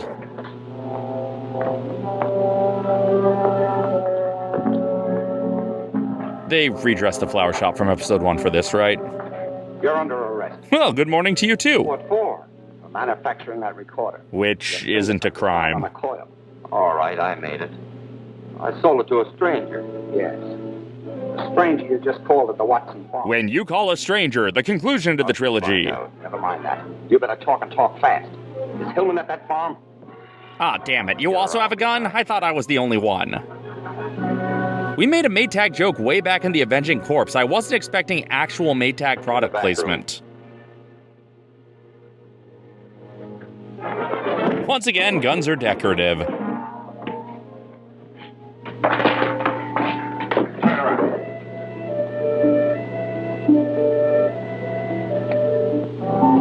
How does Grant decide which henchmen he'll kill and which ones he'll handcuff? That'll hold you for a while. I'm going to investigate that farm. Let me know if you need anything while I'm out.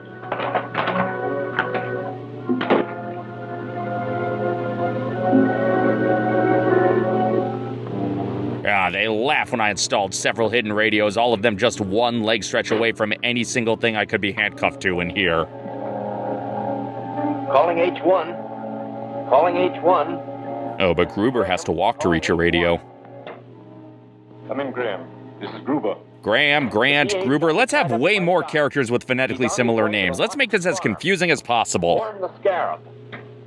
I'll phone the farm. Then I'll send someone down to release you. I don't know why the phone has to be on the other side of the room as the radio, but...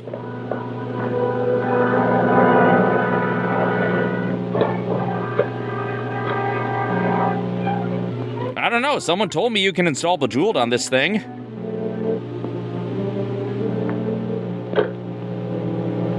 Ugh, that was a waste of a camera setup. Calling MA. Calling MA. Calling MA. This is Gruber. So Graham could have radioed the Scarab directly. Come in, what's the trouble? The DA got the goods on Graham. Ooh, new vocal warm-up. Gruber says Grant got the goods on Graham. No one answers. Shall I try again?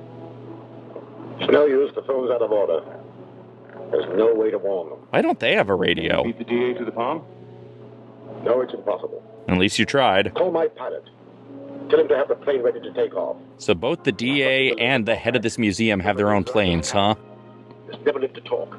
We've got to fly there and bomb the house. Okay, seems like a bit of an escalation. I guess Maldor was tired of Grant and Matson killing all his henchmen. He wanted to kill some himself.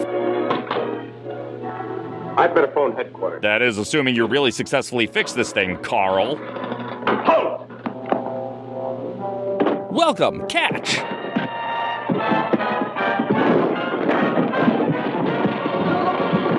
Ooh, boy, finally I get to be the chair breaker.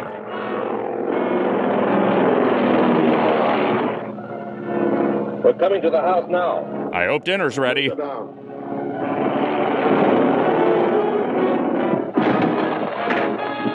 Early recliner tests.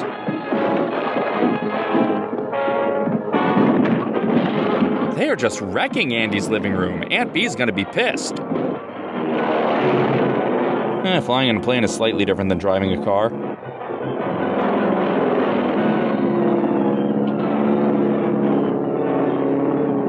No, Slim Pickens was riding that.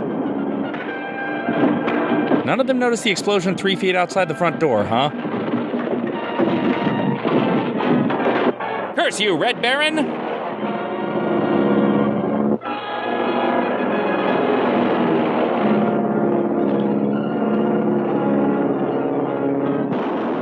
Okay, they had to have felt that one, right? Are they so singularly focused they don't notice the structure shake? You would really think changing up the environment would force them to get creative with the choreography. This is our last bomb. We mustn't miss. Also what the director said about the next chapter. Oof, hitting him with a Kincaid. Insult to injury. Fry's grandfather, no! It exploded twice? Ah, great. Another scam text about unpaid tolls of doom. Well, folks, it's time to say farewell to Captain America and all these characters we know and love. You remember the ones. Gale, Matson, Mayor What's-His-Name, Commissioner Who's-It. I think there were a couple of Lymans. There was a professor named after a car. I feel like Edward Van Sloan showed up really briefly. And, of course, the true hero of the series, Walt Davis. I hope you enjoyed this serial. Robert Fraser would have enjoyed this interview a lot more if he had gotten his cup of coffee! After all this, these guys still want to take credit for this, huh? Last chapter, The Toll of Doom, with a massive paycheck for Robert Downey Jr. Okay, now they're bending over backwards to avoid using Cap's picture. Why did it take them this long?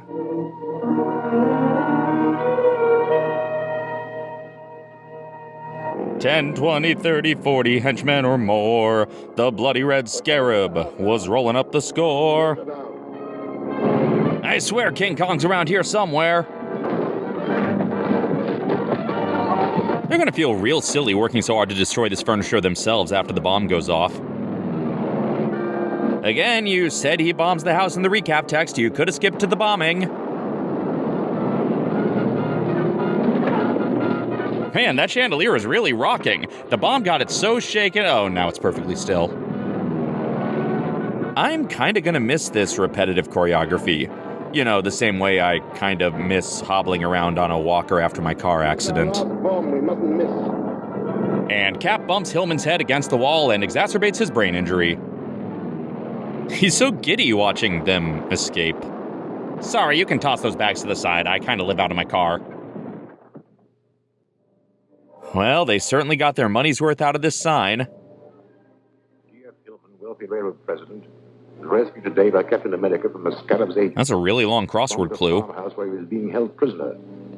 Suffering from a brain injury, he was rushed to a hospital, the name of which the district attorney refuses to divulge. Because he doesn't know how to pronounce it. Kept a secret to protect Hillman. If Hillman does regain consciousness, you'll tell him that you are the Scarlet. Almost like revealing your identity to him was pointless when you could have just sent an agent to get what you want. Only the DA and Captain America know where he is. His office of the district attorney and Captain America are the same man. Yeah, boss, I figured that out 10 chapters ago. Give me some credit. He said that the district attorney was on his way to the Watson farm.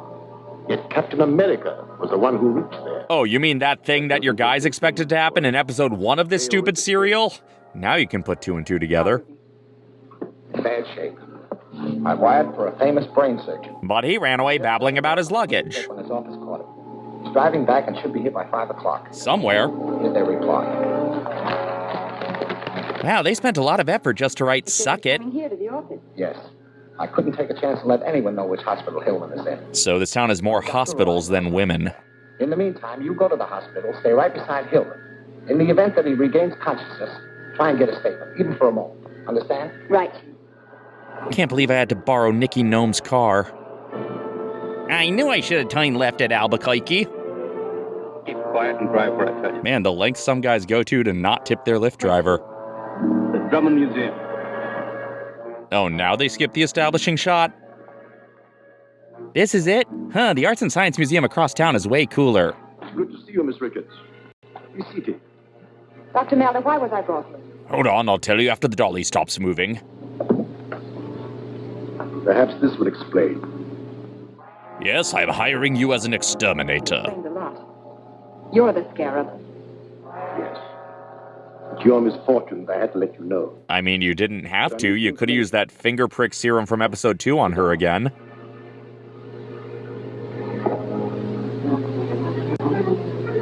Tell me. Did you sail across the sun? Where are they keeping Hillman? Oh, it's in the Mayo aisle, but it's best foods on this coast. Fortunately, only the district attorney knows. I had thought you would say that. But I have a means of making you tell me the truth. So after all this, the good guys only find out Maldor's the Scarab because he straight up tells them. The heroes have no actual useful skills that help them solve any problems. Of course, he only tells them he's the Scarab in order to get to the guy that he's trying to stop from telling them he's the Scarab, so his skills aren't that great either. Which is a very efficient truth serum. Under its influence, you will tell me anything I want to know. Mostly what makes a ball bounce. Unfortunately for you, the effects never wear off. Well, that sounds inconvenient. Again, why didn't you just use the finger prick serum? In an insane asylum. Hopeless. But enough about Grant. And now. So he has all these truth serums. I guess whipping Hillman for the information was just more fun. Wait. Till I come back to your side. Go ahead, Miss Richards. And I warn you to tell the truth. I could jab you anyway to make sure you're telling the truth, but I actually only have 1 dose left, and I also need to find out if Gruber's been stealing my gelato from the fridge. You will arrive at the office at 5 o'clock. From there, he's to be taken to the hospital. What is the surgeon's name? Dr. Wade, we're interrupting his vacation. Dr. Rodman Barracks. Spell it. REDRUMNILBOG.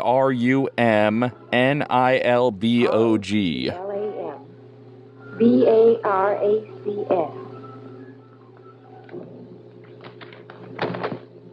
Contact Agent 33. Ah, our last new expendable agent. Name.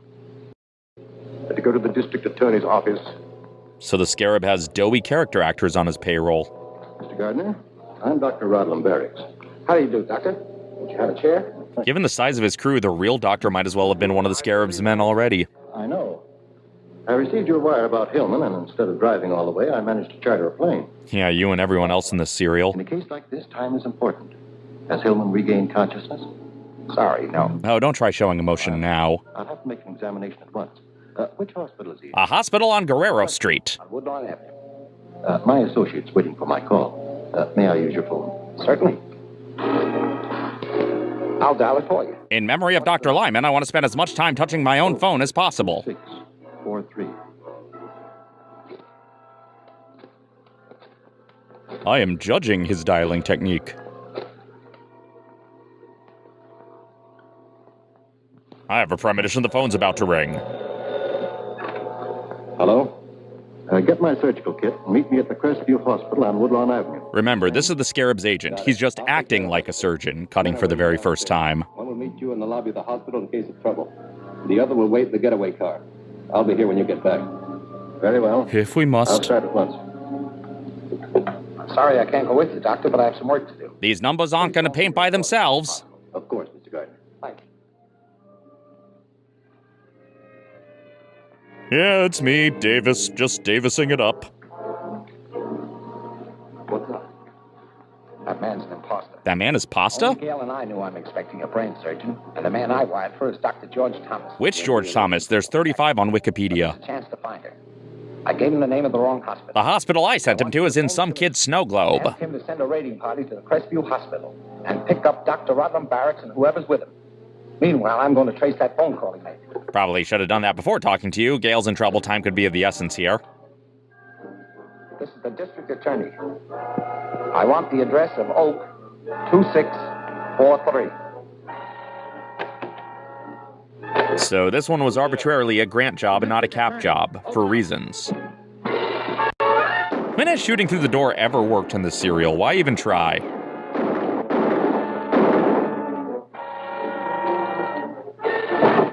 Did that door even have hinges? It's weird seeing Grant and Mattson fighting without another henchman for either of them to kill. Sorry guys, this room doesn't have enough chairs. Huh, you think I can't withstand some handcuffs? What do you think the Scarab makes me do every Saturday night? Gay porn was really chaste in the old days. Where's Miss Richards? How would I know? You know all right. And about that phony surgeon Rodman Barracks, too. Phony? Well, the girl told us that... He stole Superman's hair. The wrong name. She made this one up to warn me. Processing. New thought loading. And at the same time to tell me that Malder is the Scarab. Malder? You're crazy. Hey, how could she do that? I'm so impressed I immediately drop his cover. Is Malder Scarab spelled backwards? And Maldor couldn't figure that one out. He's actually even stupider than Grant for once. Malder is the Scarab. Okay, now explain it 6 more ways so we're sure to get it. She'll have a horrible death. Well, you know what? Shut up. And dance with me. You won't find it out in time. And that sound means it's time for our lightning round. The whole thing was a trap. Also, are you insane? Get out while you can. The curse is real. I just wanted to escape. Hold the car there for a fast getaway. We'll be out as soon as we dispose of the girl. So he found out in time. Even in the end, Grant is wrong about everything. It all comes full circle. Chapter 1 and Chapter 15 have the same tied-up damsel in distress bullcrap. No one can do that and live. This looks 1,000 years old. And the mummy looks old, too. A week ago, he was a living, breathing man. But he didn't get Brendan Fraser his coffee. Can you tell I recently rewrote the Florida Mummy? He was placed in this case. In a short time, he became the withered mummy that you see before you. And then he killed Dr. Jordan. Just like that in a few minutes. I mean, you could just shoot her, but sure, slow, elaborate death traps have never backfired on you before. It's an emergency, but he still parks with a polite space cushion.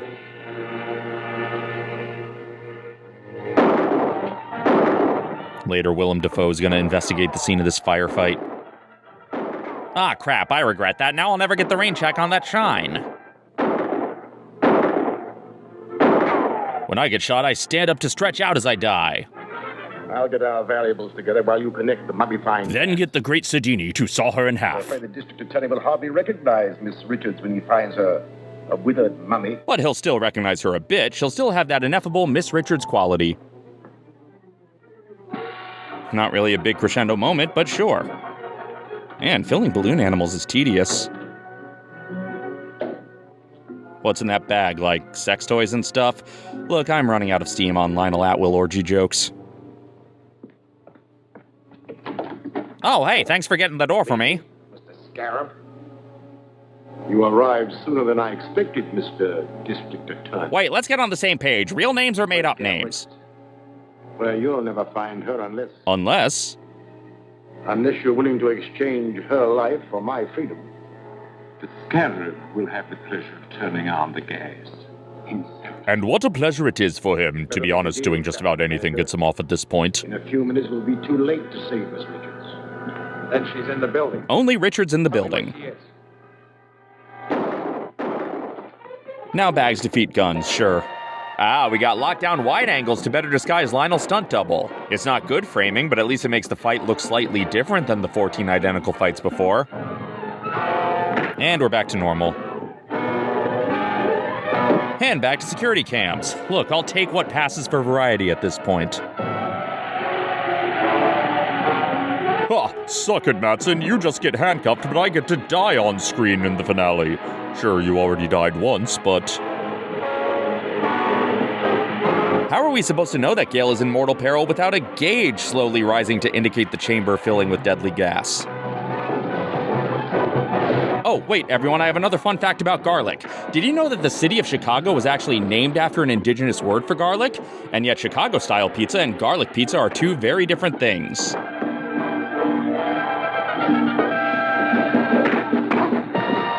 They're in a museum full of all sorts of exotic artifacts, and what do they hit each other with? The same stupid furniture as every other fight in every other room. Meanwhile, MODOK and Red Skull have fully taken control of Manhattan. Yeah, but it was the 40s. Everyone was constantly surrounded by twice as much cigarette smoke. Did a puppy just yelp?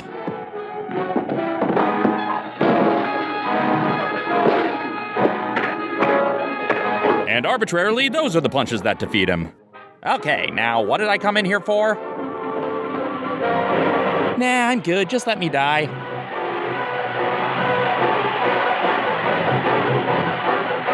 Okay, she was only in there for a while, so she'll only be semi-mummified. She'll look, what, about 150 years old?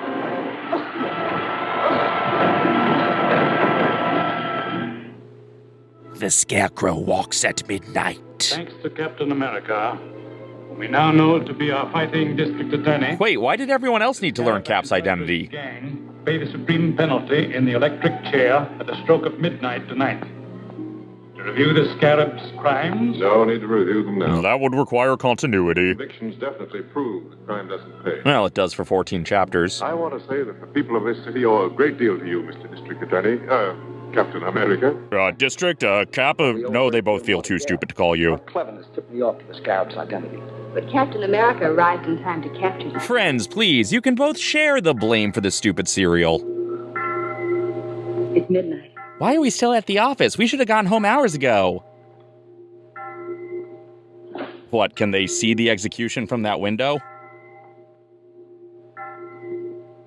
Someone set up some stock footage of London outside? The toll of doom for the Scarlet. That's it?